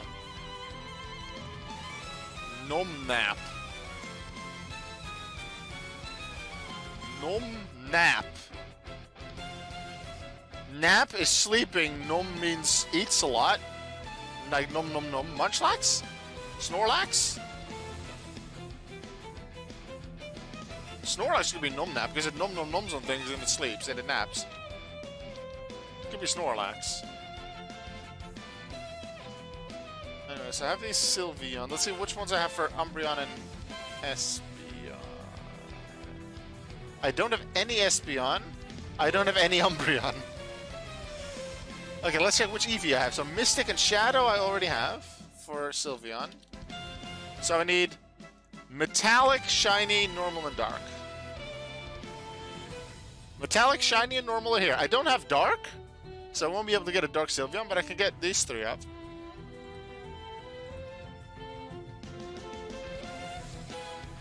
To get the Sylveon. I need the fourth heart. However, the fourth heart, to get the fourth heart is quicker because you need there's 73 points for each heart, although it might be 74 for the last one or the second one, I'm not sure. Because you end up at 220 when you hit 3, and then it's just 35, so just under half of it for the last heart. Munchlax, yeah, the baby Snorlax. Yay, I got it! The few that I got, like failings I got quickly as well. Well, let's go train up some Eevee. Just remind myself one more time which Sylveon I already have. Mystic Shadow, Mystic Shadow, Mystic Shadow, Mystic Shadow, Mystic Shadow, Mystic Shadow, Mystic Shadow, which is none of these.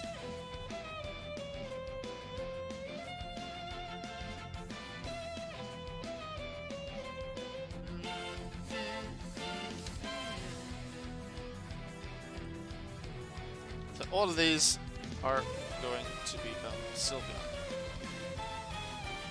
I guess I could then take the other EV2 and just evolve that to either Espeon or Umbreon, whichever one it can evolve into once I get there. In Sword, I don't have a normal Sylveon, I only have a shiny... Wait, what? You have a shiny... Yeah, shiny Sylveon looks really good. Dude, what else should we train? Some Golbats? Which Crobat do I have? I have Halloween Crobat. I think I got one of them for myself. I think that was a standard one. No, I also trained... Did I train 3 of them?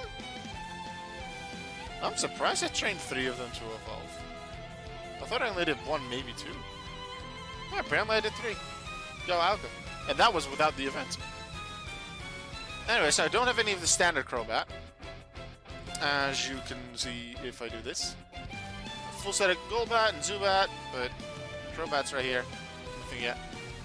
It was Woobat even on that initial list that I said? Yes. So I could get Woobat as well, but let's do this Crobat first. So I need a Golbat for everything.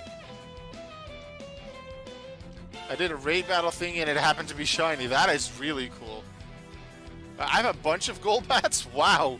Because of the... That must have been one of my... Pokemon I had a lot of immunity ones for. Like, I caught a lot of level 6 Zubat because I have immunity, so I caught a bunch of level 6 ones in the caves in preparation for whenever I wanted to train them, and then I used them all in...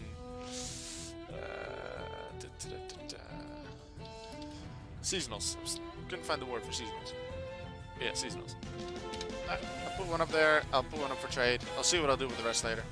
But if you want to put some offer on the auction, if I think about it, I'll put some stuff up for auction for a bit. I'll put one of the Meowth Logans up here as well. Apparently shiny Charmander and its evolution, especially shiny Charizard, I really wanted, so I had a shiny Charmander. No, that must have ended already. Yeah, it was sold. Ooh, someone... Oh, did someone give 1.5? Someone gave just over 1.5. It just shows shiny Charmander very valuable. Shiny, many people find shiny Charizard very cool. What's that last Pokemon? Oh, Jamie. One Pokemon if I'm making a full Pokedex too. I don't even have a full Pokedex of Pokemon Shield.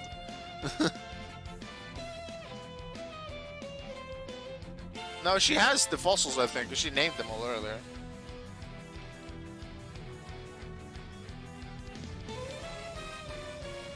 I remember it took a long time for me to find a Delmise. Oh, Drampa. He's next to Phalanx. It could be Drampa. I don't know. I definitely need a few more Pokemon for my standard Pokedex in Pokemon Shield, and then obviously some stuff from the DLC as well. Anyway, I said I was going to grab some Golbat. So I have Dark Golbat. Well, actually, I know I have all the Golbat. Look at how many Golbats I have. I go to page 6, and there's... I get to the end of the standard Golbats. It goes from this, near the start of page 1 to the start of page 6. Almost 5 full pages of Golbat. That's crazy. So yeah, and then I'll train them all... Well, train one of all of them up. And then I want to keep one of the other. So I only have one shiny Golbat. But that's going to be a shiny Crobat. So then one of the shiny Zubat, which I don't have right now. Well, actually, I might have it, because that goes before. Yeah, I have a bunch of them. They can become Golbat. It'll be fine. No. My Pokemon team. Change team. Golbat.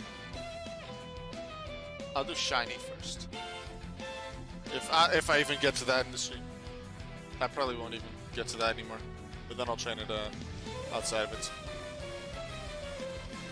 And then I'll do Dark, because I like to do... Actually, no, I'll do Shadow, because Shiny and Shadow start with the S, Mystic Metallic start with the M, and then you have Standard and Dark. That's how I always remember them. If I have one of the M's, one of the S's, things like that. So I do shiny, then I do shadow.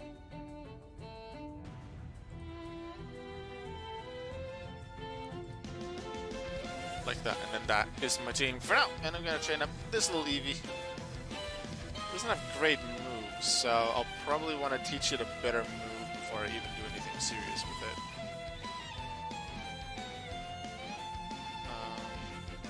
Because I'll get the money back through during the happiness training, and this will definitely help speed up the process. Flail for huge damage. I don't think I need Flail. Just need something like the 80 power that's decent enough. I'll just grab Facade. Saves me a bit of money. I'm okay with the Facade. I'll put Bites up top right now though, just to gain some levels quicker. Type normal.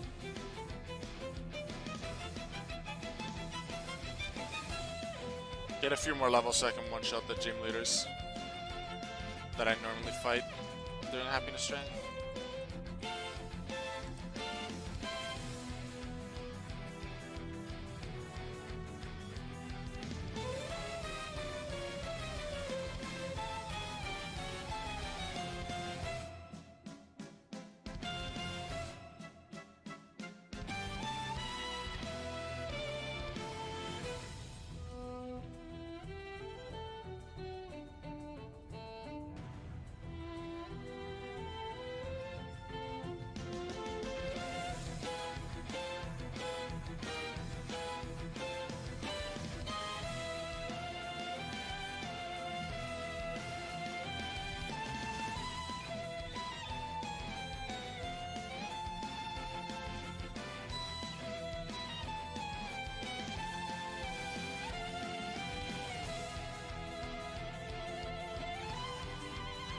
And these aren't the gym leaders, but these are trainers. These are players, but players are still considered to be trainers. So trainer, the happiness will still apply for these trainer Pokemon.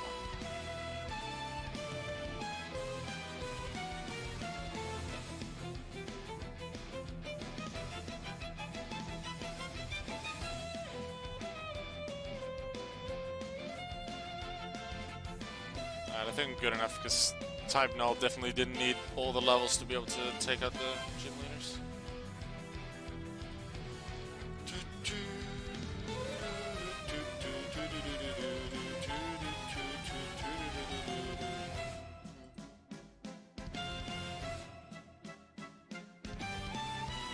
Oh yeah, I might actually want to put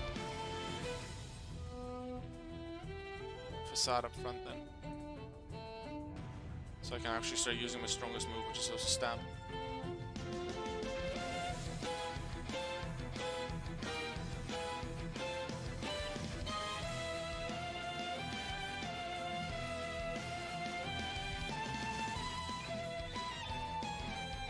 Alko, why don't you train all 6 at the same time? Actually, yeah, that's a good point. I never really thought about that because I don't normally do the free XP because then they share it, but if I fight against, if they're all the same type at least, for one evolution it'd take longer, but in total it would take less time. Yeah, so I'd fight a trainer with 6 Pokemon, and every Pokemon send out something else. And then if a Pokemon faints because it's maybe, let's say, just a level 10 Pokemon, I can just have one of the stronger ones take on. Blaine, come here. Yeah, that would actually help. Thanks for the suggestion. Oh, I love this theme. And this is the standard Johto theme for Gym Leaders and Elite Four in Pokemon Masters. But the remixes of this are really cool. I like Koga's one especially. That's 2 songs after this. Well, thanks for the suggestion. That's actually really good. It'll take longer for one, but in total it'll be better. So this Eevee is going to go down. Let's send it to Golbat. Now Shadow Golbat do something. And then they should all gain happiness points. Should.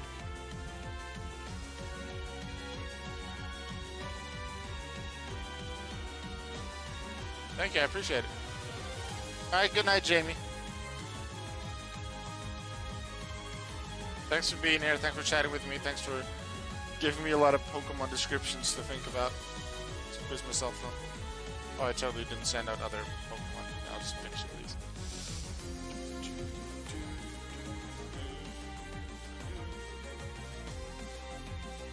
This is actually something I should have put in...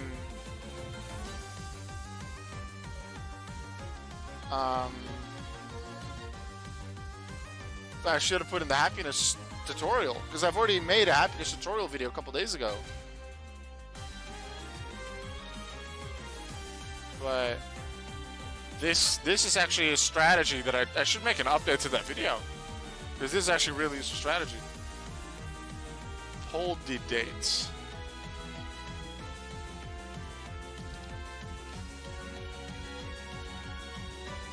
Oh, that helps. Is that a standard one? Something that's supposed to be kept, or this is one that you happen to find? Of a weaker trainer. Or a weak team for now. Because this is indeed quicker, because it's all about just winning the fight. And not about the amount of EXP you gain. As I said, what message are you... Oh, the message at the top, yeah. I've explained like twice now why I'm not reading that message. Because it might be something that shouldn't be read on stream. And if it's something I want to reply to, especially if I want to give a long explanation, I don't want to do that on stream because it takes away from the intention of the stream. And if I read it, but then I'm like, oh, I'll reply to it later, then I may forget later that I even had a message in the first place.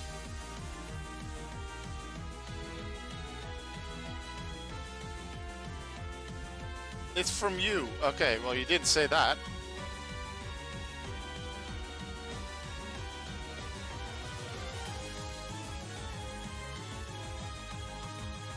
There's nothing rude or anything, just a funny little vortex thing. Alright, let's figure out what the message is then.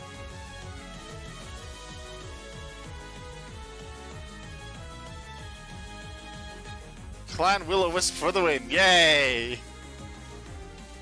That's our clan if you didn't know.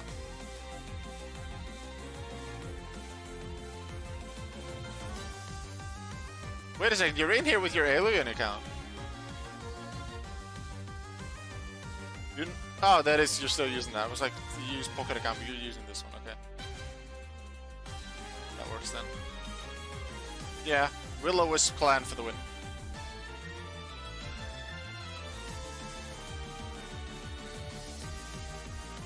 Right, using this method to train is a lot better.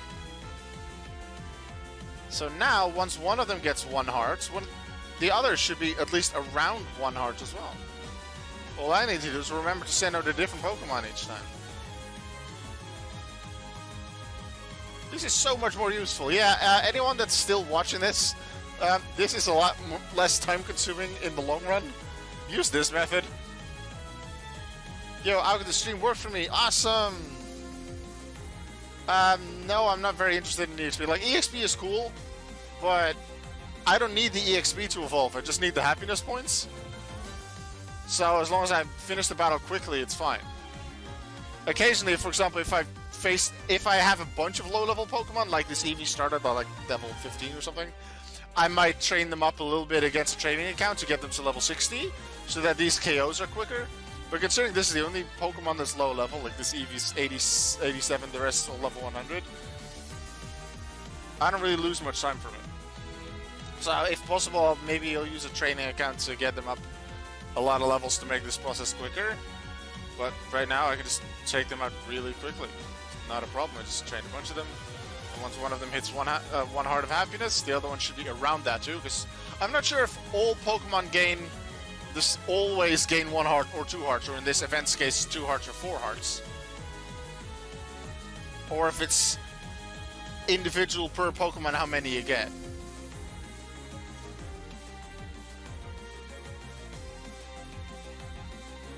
I own a few of the top Pokemon of their kind. I do as well. Xurkitree, top Xurkitree is mine. I'm very proud of that one. I think I have a few others, but I have no idea which ones. I'm not really going for it because most of them, they're way higher than I ever intend to get to. And not a lot of people train standard circuitry because, one, it's rare to get a UB, and then you generally train the shadow one, or the shiny one, or the dark one because they're more useful. Especially the ones that are really useful in like battles, things like Dark Necrozma, Dark Sableye or Sableye Mega, Dark Torterra, Dark Scrafty, Dark Ferrothorn, because they have the 140 base power move at 100 accuracy with stab, and they can use that, and then that deals over 400 damage in one hit, assuming it's normal effective. So that takes out so many Pokemon. For that top Pokemon in what way? Yeah, EXP. So if we go to members and top Pokemon, so this is the top shiny Deoxys defense. 2 billion EXP.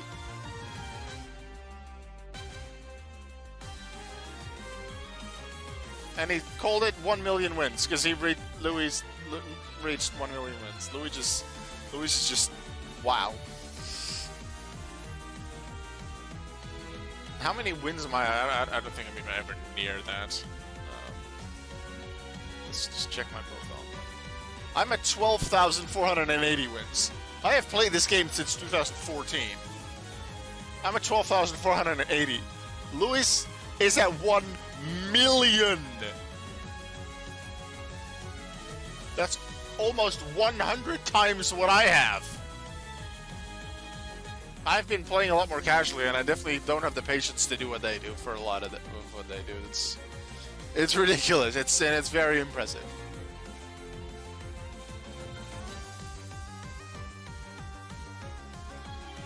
I wonder, can we check here what their highest ranking is in seasonal? So it's probably somewhere top 5, considering they're in the top 5 regularly, Louis.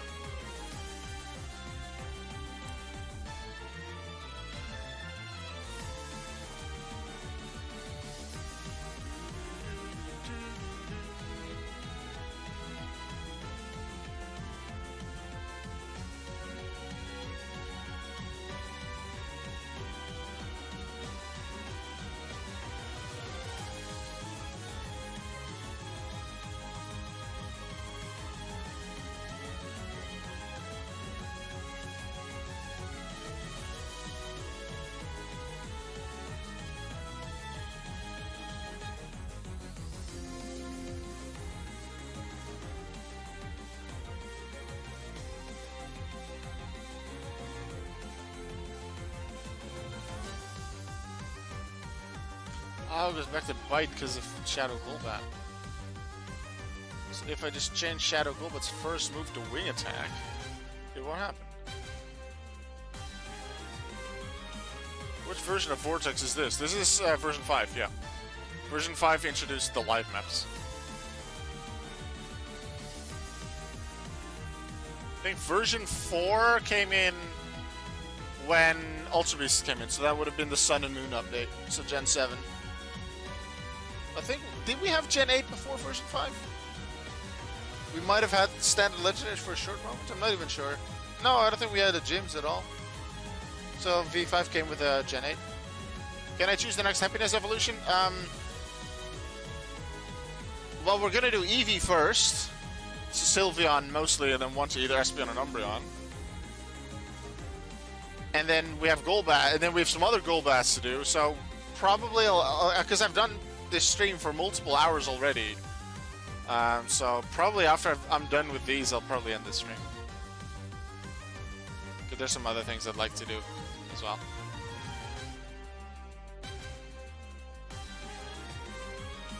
Definitely, even tonight, I'll probably do a bit more of Happiness training. Because it's just today and tomorrow left of the event, and I want to get a lot of these things involved.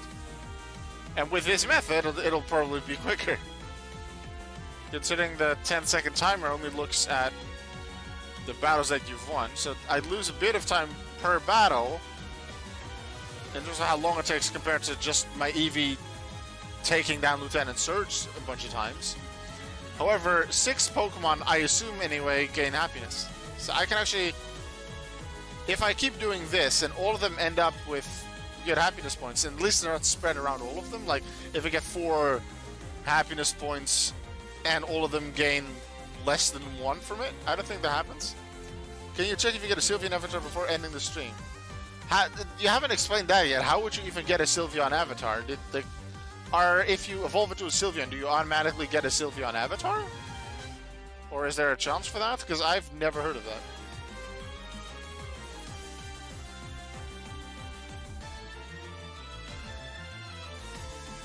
I have a bunch of different avatars. I have 2 of them up for auction, I think, just because they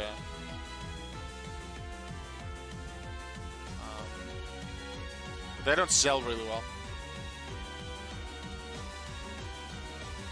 I'll show my avatars in a second. I got it today. That might be... Oh, maybe because it's the Valentine's event? And Sylveon is the... It requires the highest happiness level?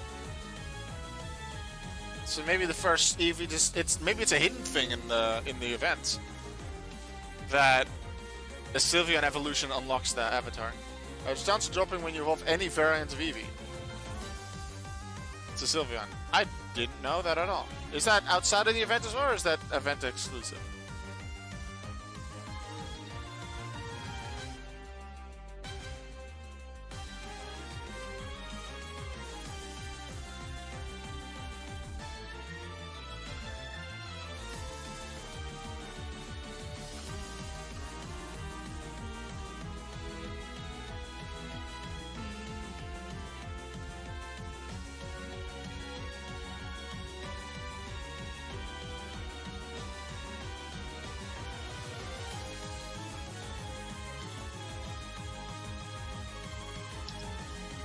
Which page of the wiki would I look at? Avatars?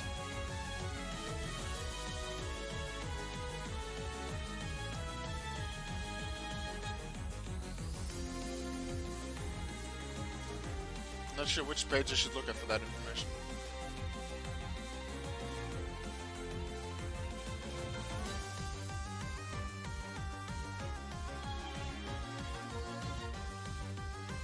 You can search something like Pokémon Vortex avatars. Alright, I'll take a look in a second.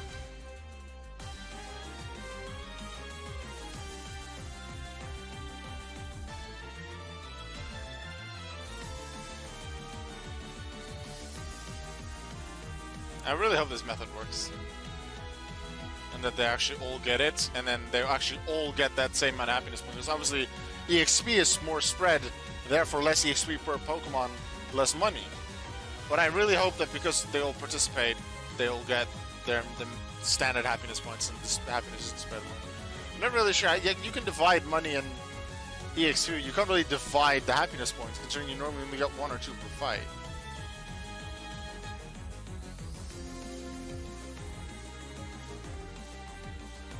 I assume they all gain it.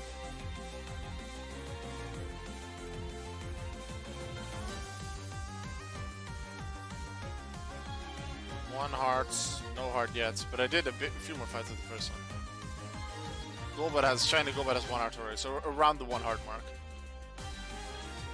Okay, so you said Vortex Wiki.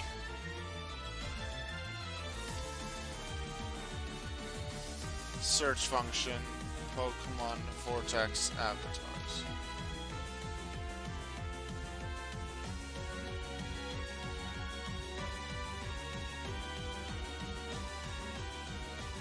Yeah, that just brings me to the guides page, so I'm not sure which first link you were referring to.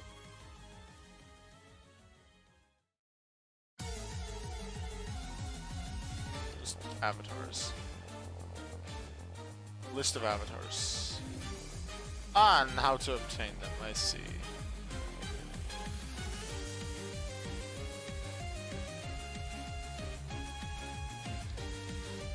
Sylveon. Chance to receive when evolving any variant of Eevee into Sylveon. Okay, I didn't know that.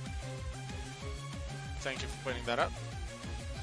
I don't think that's actually in the guides page. That is actually pretty cool. I did manage to accidentally pay 17 million Pokédollars for a shiny heart promo. Oh, did you put a 0 too many?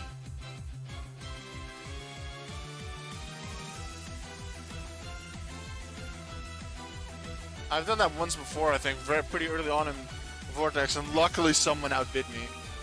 That's really annoying if that happens. That's why, especially if it's a large number, with 7 instead of 5. Well, if you're meant to put that many zeros, then I guess it's not as bad, but still annoying. Now, I'll show you all the ones I have, because I have a bunch of avatars. It'll mostly be standard avatars, and even though I'm more collecting the Pokemon and not really the avatars, it would be cool to have all of the avatars. I remember when avatars were first introduced, I said I'm going to collect them all, and I did get a lot of them, but now they sell for not so much at all, and not a lot of people put them up for auction either. But I have duplicates of quite a few standard ones, like Pancham here, or Joltik, or Miraculous. I'll slowly go through all of them. If there's any of them there that you're interested in, that you'd like to have, tell me, and I'll put them up for auction. 25% avatar completion, that's pretty cool. So if there's any of these you're interested, let me know. If you see any ones that... I only have one Zubat, and I do want to keep it. Because I want to keep one of each. At least. So unfortunately I don't have that for you. But if you see any of them that you have that you're willing to sell on Pokebay that I don't have, let me know so I can bid on yours and I can get it. My storage account has over 200 Beldums. I'm a collector. I have a bunch of Zygarde to sell, just in case sometime in the future there's going to be a Zygarde event that requires you to have a bunch of Zygarde sell. Sylveon may get a buyer if you don't need it. I know someone who needs it. Well, I need the Sylveon because I don't have them for the Pokédex. Cleffa. Okie dokie. Cleffa going on the Pokébay. I'll just put it on one day. There you go. One day, so you have less chance of being sniped.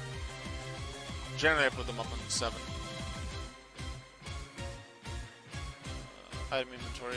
More avatars.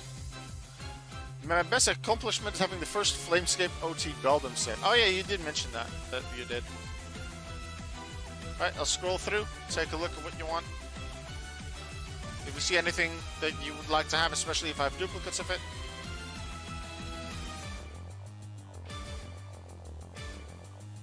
Unstoppableness, is that a YouTuber sub?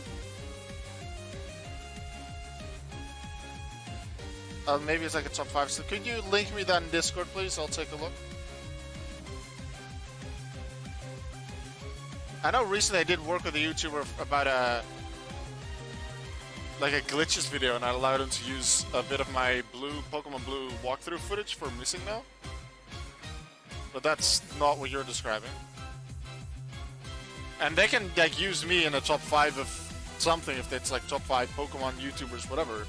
Then I guess that's fine. But if they use my footage, then that might be another thing. Depending on what footage they use and in what context, I might not be okay with it. Especially if they don't ask permission. So I'll take a... I'll go through my avatars and then I'll take a quick look. But obviously I'm not going to watch the video because I'm streaming right now. Let's see, which ones do I have duplicates? Not that many of the Johtos. Vampy I have duplicate. Poochyena, Wurmple. If anyone that's watching this on YouTube wants any of these, just let me know either in the premiere chat when this is premiering or in the comments. And then if I still have a duplicate at the time, I'll put it up in Pokebay. Seems to be footage of you playing Vortex. The video is the top 5 Pokemon mobile games. I don't even play it on mobile.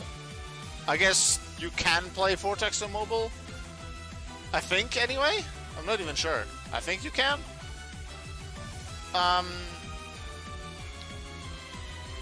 And then I happen to be the most prominent Vortex YouTuber. Let's see. Illumise, Swablu, Corfish's duplicate, Clamperl. Lord Bidoof, but that's not duplicate. Combi, Pachirisu, East Shellos. East is best C. East Shellos looks so much better in the West. Cherubi. I have a bunch of Jingling, Mime Jr., Bonsly, Gible, Spiritomb, Chatot, Snover, Finion. No, one of them is Omega.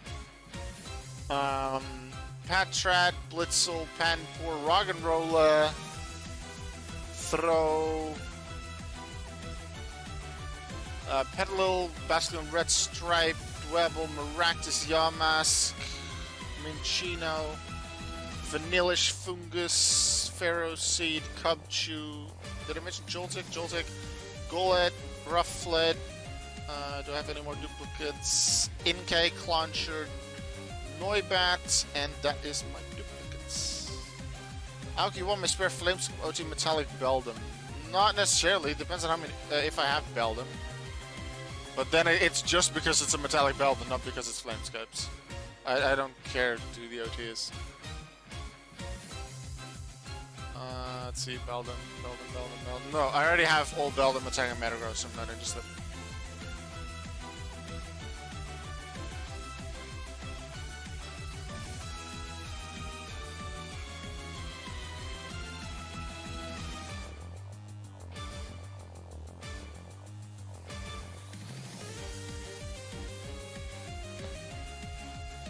19k subscribers, the person has.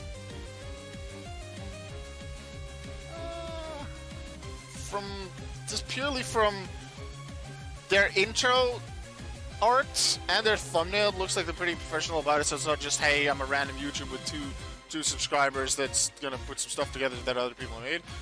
This person probably just found some footage together, so my guess right now... Oh, I actually put it on this. I didn't mean to put that on stream. But probably I'll just ask him, like, or request, hey, please next time actually ask if you can use my footage, please. But I'll watch the video after the stream. The YouTube called Unstoppable, yeah. I saw the link that you posted, so I'll take a look after the stream and see what it's about and in what way they use my footage. I'm gonna need to write down Poldy dates. Just because it's useful account to remember for now. But no confirmation that this will stay the same. So we might have to have another account. Maybe I can set up one of my alternate accounts. I guess I have 5 accounts. I could just set up one of them to use for something like this. Amusingly, you could easily issue a DMCA takedown request. That hard? Like, they're using my footage, like my YouTube footage, and they're using it without permission. Technically.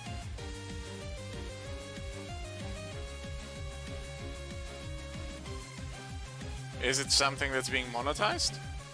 Because I don't own Pokemon, I don't own Pokemon Vortex, but I own the footage. Because I made it. If you're not given permission, then it's copyrighted. That's theft. Okay.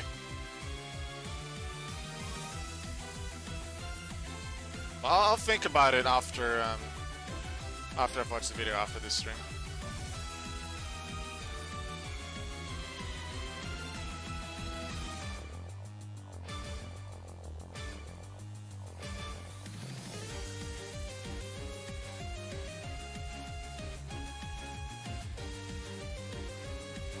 I think I'll go for like 5 to 10 more minutes.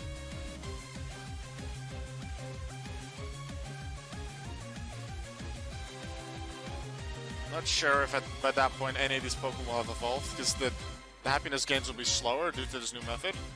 But in total, for the entire team, it will be faster to get 6 evolutions going. The Golbats and this Eevee will evolve sooner, due to the fact that they just need 3 Hearts of Happiness, and the others need 4, because Sylveon wants 4. Sylveon needs extra happiness.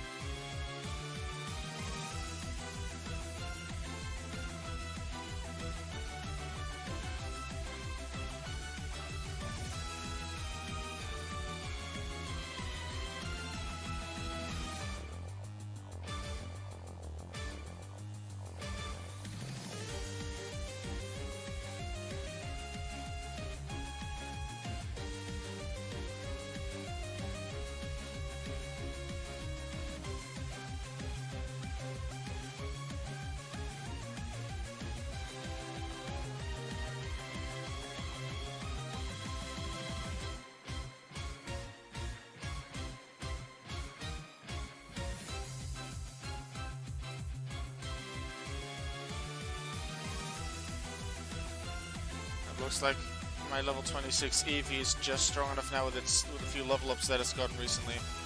Then I can one-shot the Dino with Tackle. That's nice. Or is it almost a one-shot? Let's find out. Level 26, level 16. No, it's a two-shot. Never mind. Might have been a crit then. Actually, no, crit's 1.5 times. Maybe I just hit it twice and completely wasn't paying attention. What impacts the Pokemon's catch rate in Pokémon Vortex? Very few things. Just remaining HP and the ball you use. I'm not exactly sure what the formula is for capture chances in this game, but the only thing that changes it is remaining HP and the ball you use. So whether it's a Pidgey or a Blacephalon, as long as it's at 1 HP, they both have the same capture chance if you throw a Pokeball at them.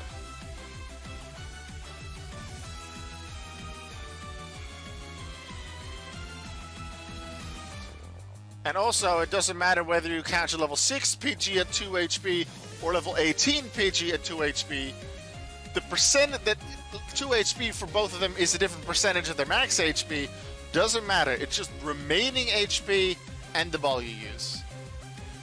No, False Swipe actually doesn't get them to 1 HP. False Swipe... There's a lot of the secondary effects of moves, like False Swipe is just damage you move at first. Secondary effect is leaves it at 1 HP. Most secondary effects of moves don't apply.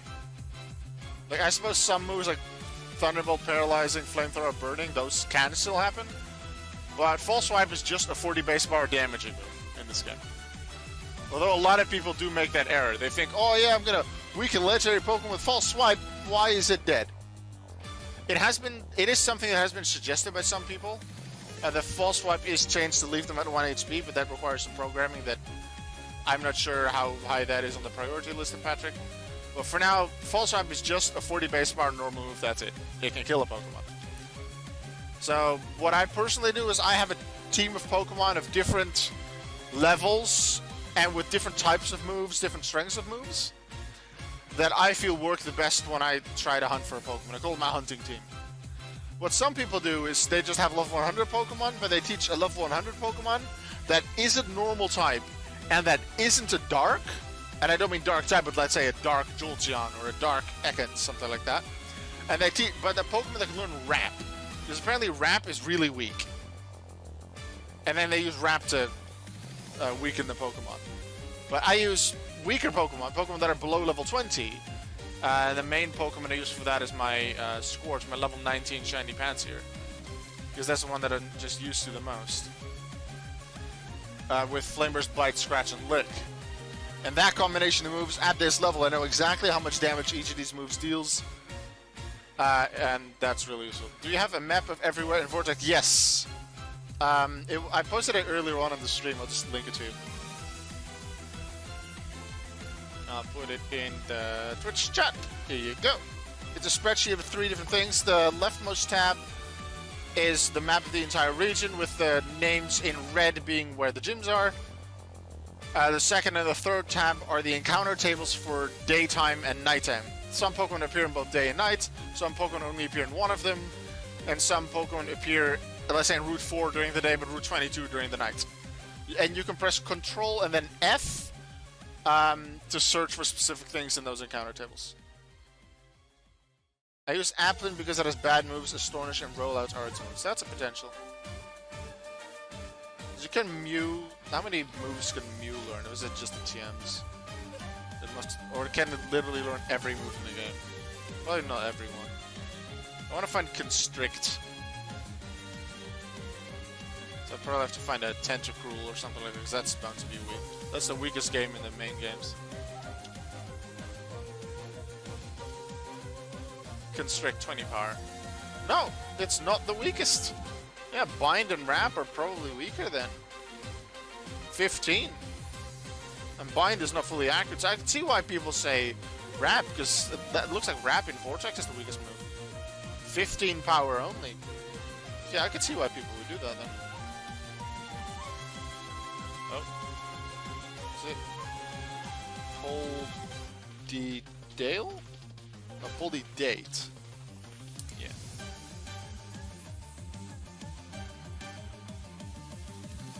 But I listen to this theme. This is Koga's theme in the Johto challenge of Pokemon Masters.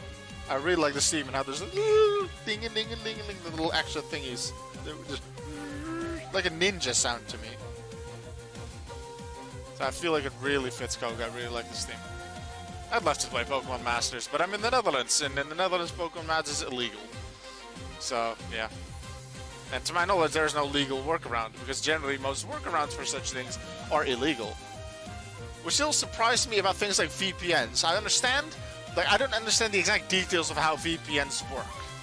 But I understand it enough in the sense that they can protect your data and make it harder for hackers to get to your files.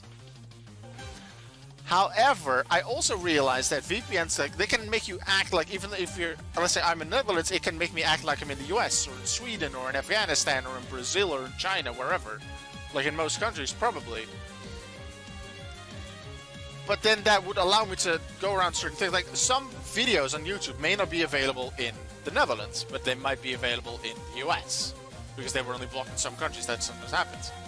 Sometimes certain live streams, like for example, Formula E, has like live streams their races and all the sessions on YouTube and things like that, and Facebook and Twitter. However, they only make that available to some countries just due to broadcasting rights.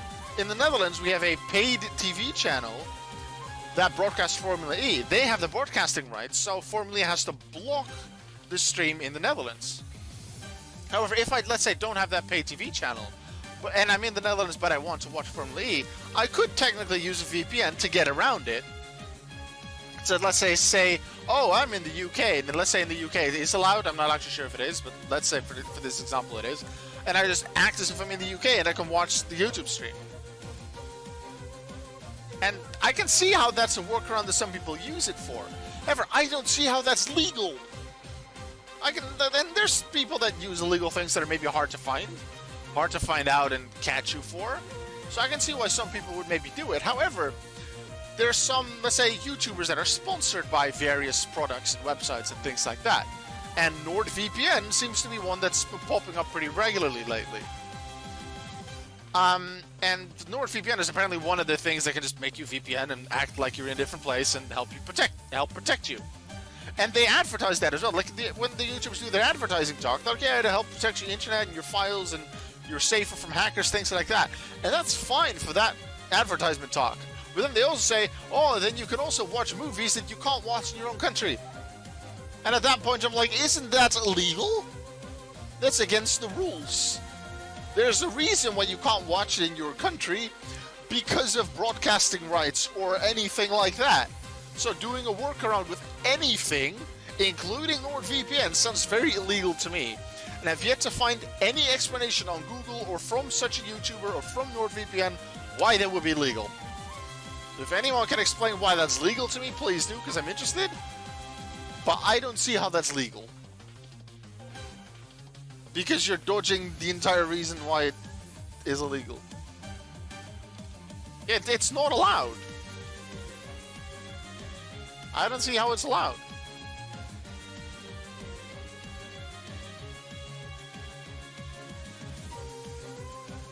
Like, I remember I used the VPN for a little bit, but for something a couple of years ago. I don't even remember for what, but the program was just being iffy and wasn't consistent, so I just got rid of it.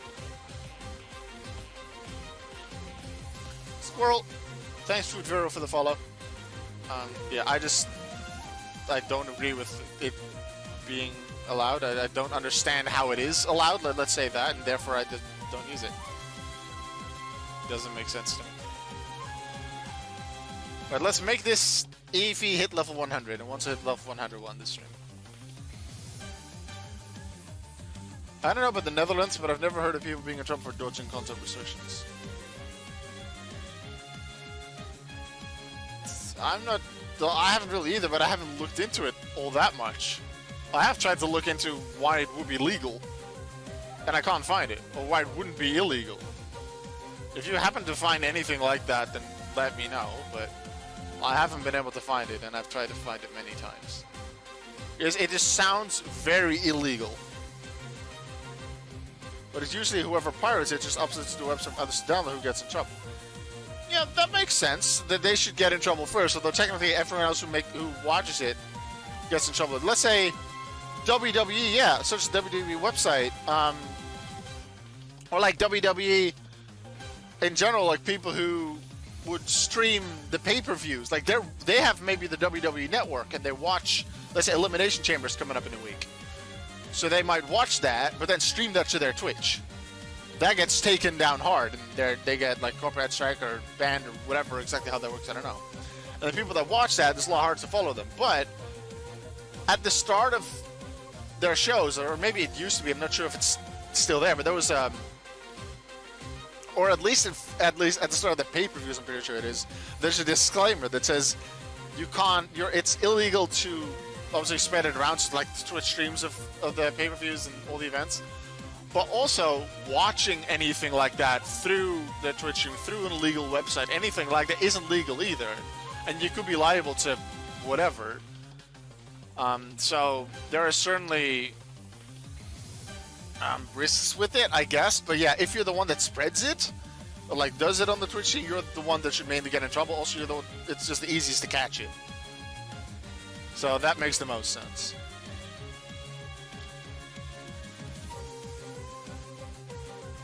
So that's why I don't understand that. Like, in a way, I understand that if there's a WWE post and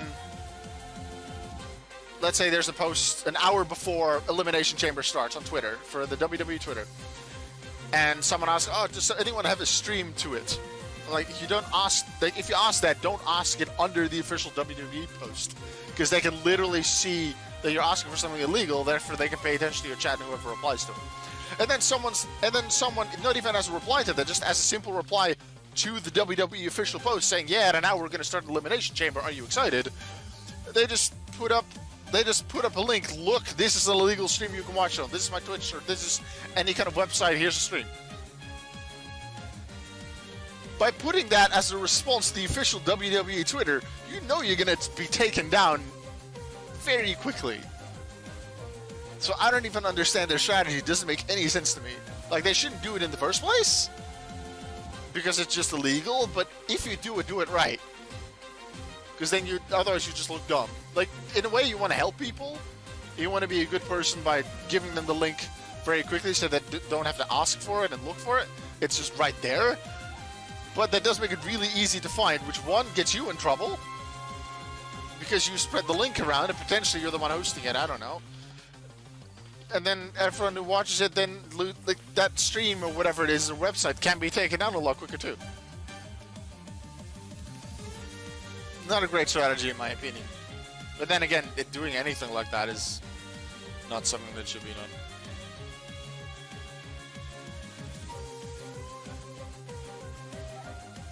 Then again, what I also don't like, it's probably not the case anymore. I just remember this from last year. I was trying to get you get a free month, free month trial for the WWE Network, which you need to watch all the pay-per-views legally. Or just in general, just, I guess, considering you shouldn't watch illegal streams, but you could sign up for a free trial membership for the WWE Network, and that was fine. I was going to do that. However, I remember reading, like, there's a bunch of things you always have to, I have read and agreed to, which is humanity's biggest lie, that I have read and agreed to. There's very few people who do that, especially if it's a really long text. But I made sure to read it, especially because it was about money, and potentially paying money. Like, it was free first, but I wanted to know what I was dealing with. And a good thing I did, because it said that, yeah, it's a free trial membership, but the point to me of a free trial membership is after that you can continue and start paying for it if you like it enough, or you can cancel it and just not use it anymore.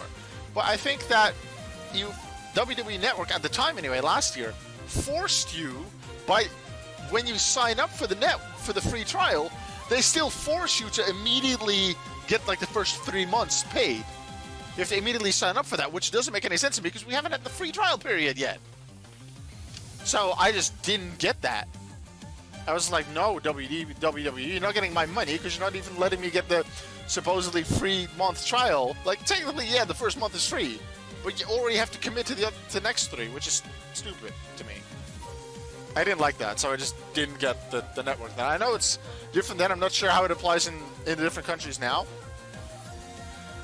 I know in the US, starting like a couple weeks ago, WWE Network, like at least the pay-per-views, are now on Peacock, which is a streaming service. I don't know much about it. I just know it's a streaming service.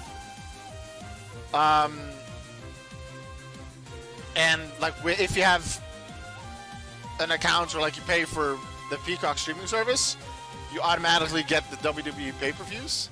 But that's, I believe, US exclusive. And outside of the US, you might still just need to get a standard WWE Network membership. I'm not exactly sure of the details of that, though.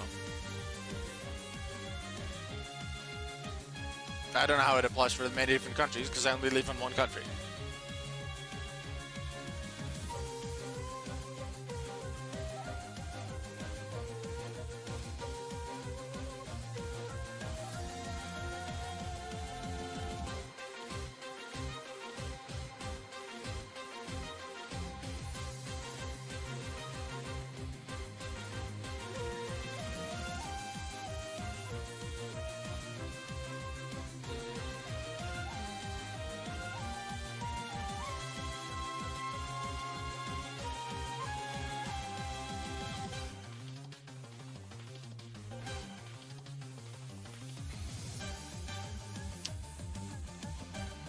Do people actually have time to read that fine print? Well, not a lot of people have. That's why people skip it, whether it's for the WWE Network or for signing up for a new account on a random forum or anything. Most people don't read it. And generally it's fine because a lot of what's in there is what you can expect anyway if you just have some logical thinking and a little bit of internet knowledge. However, you can get not really cheated technically because it's right there and you say you've read and agreed to it. So it's technically, it isn't cheating, but people can really make some really annoying moves with that. For example, you sign up for, let's say you buy a new home, but to buy the new home, you do that via a website you have to get an account for example, just coming up with something now. And then you have to make an account, and you have this read and agreed to, but it seems like super standard, so you don't really read it, you just skim over it, seems fine, whatever, make the account. And then after a month of living in your house, you suddenly have to pay up $2,000 extra because it said right there that you read and agreed to this little thing. I remember, this was a couple of years ago, this one case, and I don't remember any of the details. But let's say I use this home website example that I just gave. The people that were screwed over by the website people got back to them. They made it, I believe, a court case because they didn't agree with how sneakily they put that in. But it wasn't I have read and agreed to thing that they clicked on, so probably they weren't really going to win. However, they sort of countered it because to make sure that the process of the trial worked properly, like they set up something which the others then had to sign up for. Like for something related to the trial, I think? I'm not even sure. But then they also have to click on I have read and agreed to. Very sneakily, these people that were screwed over by the website people screwed over the website people because within there, they said, I admit to having screwed over some people in this and this thing on my website. And they had read and agreed to it. So then when the day of court case came around, they were like, it's right, like, oh yeah, they screwed us over. No, we didn't. You said read and agreed to. Yes, but so did you. Look at this. And then they won. What is a Dratonilic? Dratonilic is a Vortex exclusive Pokemon. There's a few fan Pokemon that were created. Dratonilic is the electric Dratini. I think it was from Vortex V1 and 2 and then was taken off. Then I think near the end of V4 or the start of V5 they came back.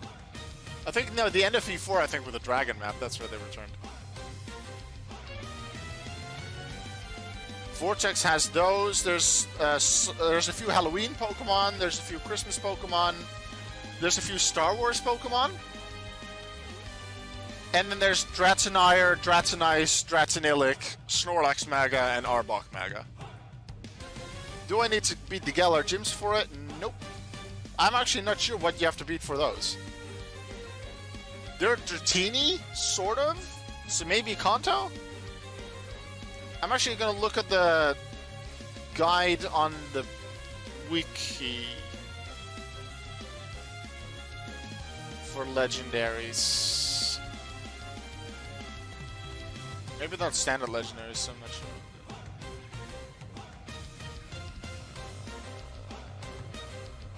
Don't even list it as standard legendaries.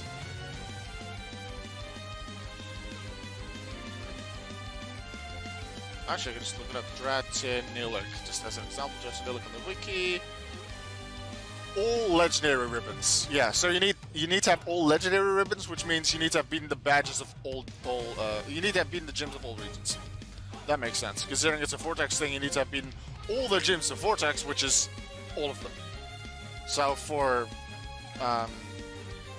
Alola, considering on the gym stab, it's both Trial Camps and Kahunas. And I always saw the Kahunas as like gym leaders, and these are like mini gym leaders. Yeah. You have to beat all of them to unlock things like Dratin, like appearing in the wild.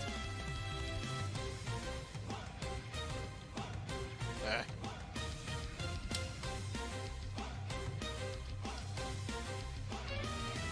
Little longer. Oh, it actually is already level 100. Okay. Let's see where we are on the happiness. In a way, I hope we're already at least at 2 hearts for all of them. In a way, I also don't, because if we're at 2 hearts, I want to continue to evolve all of them. Let's see where we are. 2. Yeah, they're all on 2. Dang it. No, this one's still on 1. Okay, so we're just on 2 then.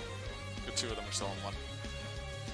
Alright, that I think will be it for my stream for today. Thank you everyone for watching. Whether you were here for the entire time, whether you were here for only a short time at the start or the middle or the end, those who chatted with me, did the quiz with me, like crazy Pokemon descriptions. I appreciate you coming along. We streamed for, what would it have been, including my dinner break, it was 5 hours. So that in total, just over 5 hours. So let's say 4.5 and a bit. So almost 5 hours of streaming Pokemon Vortex. I enjoyed that. Quite a few people chatted with me throughout the different times, so it was cool. So, I don't expect to stream Pokemon Vortex that much. I don't feel like it's a very good stream game. However, if it is heavily requested, if it's in high demand, and I get a lot of people viewing, and especially people chatting, because that's the people I can interact with, that makes it a lot more fun and interesting for me. If I get a lot of people viewing and chatting especially, then I might do more regular, not really more regular streams, but more Vortex streams. Because otherwise I don't feel like that's the main thing I want to stream, but I'm not saying no to potential future streams. Mostly what I did today was the happiness stream because of the Valentine's event, because of the double happiness via trainer battles. In the future, maybe there's different events and I do a stream for that. Maybe there's not an event at all and I just do hunting or trading or whatever, because there's still a lot of things that I sometimes do in videos as well, where I just look through the Pokédex. Let's say let's look at Hoenn, for example. Like you can see here, I have a shiny Torchic, but I don't have a shiny Blaziken. So then I would train up the Torchic so that I can evolve into the Blaziken, so I have the final forms, and do that to help fill out the Pokédex, and then I know I can just catch a bunch of Torchic again. Actually, let's see. Don't have all Blaziken Megas. I need a Blazikenite for that Blaziken. So, which Blaziken was it? I'll just do that one. Dark.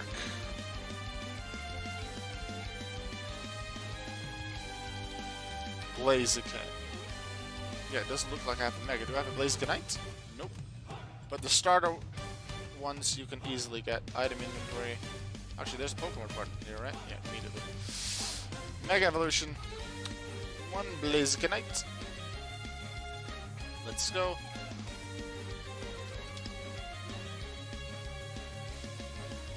Kaboom. And then we have all of the Blaziken Megas. We don't have 4 of the Blazikens, but we can evolve some of the Torchic and Combustions up there to get to that point. I really enjoyed this. If you enjoyed this stream and you'd like to see more of the Vortex streams, then follow me on Twitch, because they may happen, although they won't be my regular stream. That I can promise. But I'll probably do it at some point again, I just don't know when. If you like me as a streamer, as a commentator, consider following me as well, because I do stream 2 to 3 times a week generally, sometimes more, sometimes a bit less. Really depends on the week and how busy I am with other things like school and other projects. Saturday is my standard streaming day. I generally stream from around 9 p.m. to midnight GMT+1, because GMT+1 is my time zone. So that's about 3 hours then, but as I said, 2 or 3 times a week generally is what I aim for. And then I have my daily YouTube videos at 5 p.m. GMT+1. My videos go live, usually with a YouTube premiere, whether that's vlogs or walkthrough videos. A bunch of different things that can happen. Let's see. I'll try to come to your future Vortex stream. Just drop a message on Discord when you're doing one. I'm not going to promise at all that I'm messaging you, not because I don't like you or anything like that, but it'll be a while before I do my next stream, and it's very unlikely I'll remember individual people that want to message. If you're in my Discord, I'll link my own Discord once more. I'll try and remember to put this in the YouTube premiere as well when this goes up on YouTube. But there's a link to my Discord. I have a Discord where I just try and build a community, sometimes play games with them. There's a bunch of Vortex people in there, and everyone that plays Vortex there should have at this point the Pokémon Vortex role, and every time I either upload a Vortex video or do a Vortex stream, I just ping that role. So that's a way you can know it. You can just follow me in Discord to find out. I post about it on Twitter and on Facebook, on my Alco193 Facebook page. That way I let everyone know, but it's very unlikely I'll be individually messaging people, because I know there's quite a lot of people that are interested in these streams. As I said, this stream was in high demand, it was highly requested. But then if I would individually message everyone, sure, it would slightly increase my amount of viewers and potentially people that chat. But one, I'm not going to remember most of the names, and two, it's a real bother to message each individual person. While I feel that with just a little bit of effort from those people, if they're really interested, they can just know when the stream is going on anyway. And I prefer saving myself a lot of effort of sending individual messages to loads of different people at the slight risk of maybe losing 5 viewers. So that is my reasoning behind that. Chances are I'll post it in the Vortex Discord. Generally, I think for every video I post in there. Like you can't standard advertise in the Vortex Discord, but I think because I'm like the most prominent Vortex YouTuber and I make good informative videos about it, Patrick and like the staff allow me to post it when I've uploaded a new Vortex video there. And probably they're okay with the streams. Technically I haven't asked that, but I haven't heard anything about it for today. So it's probably okay, but don't assume that because I do it, you can. Just saying. But yeah, I'll probably post it in the Vortex Discord as well. But if you're not reading that exact chat that I posted in at the time, you won't really know, because I can't ping anyone there. So that is a risk. Yeah, thank you very much for watching. Really appreciate it. Hope to see you next time. And please always remember that no matter the situation, whether you're feeling well, if you're not feeling well, maybe you're in a really bad place, you just lost a bunch of stuff, maybe you feel like no one's really listening to you, there are still people out there that care for you. There are people that care about you, people that want you to feel well, both physically and mentally, and I care about you as well. So make sure you always remember that you are worth it. Thank you for watching, and see you next time.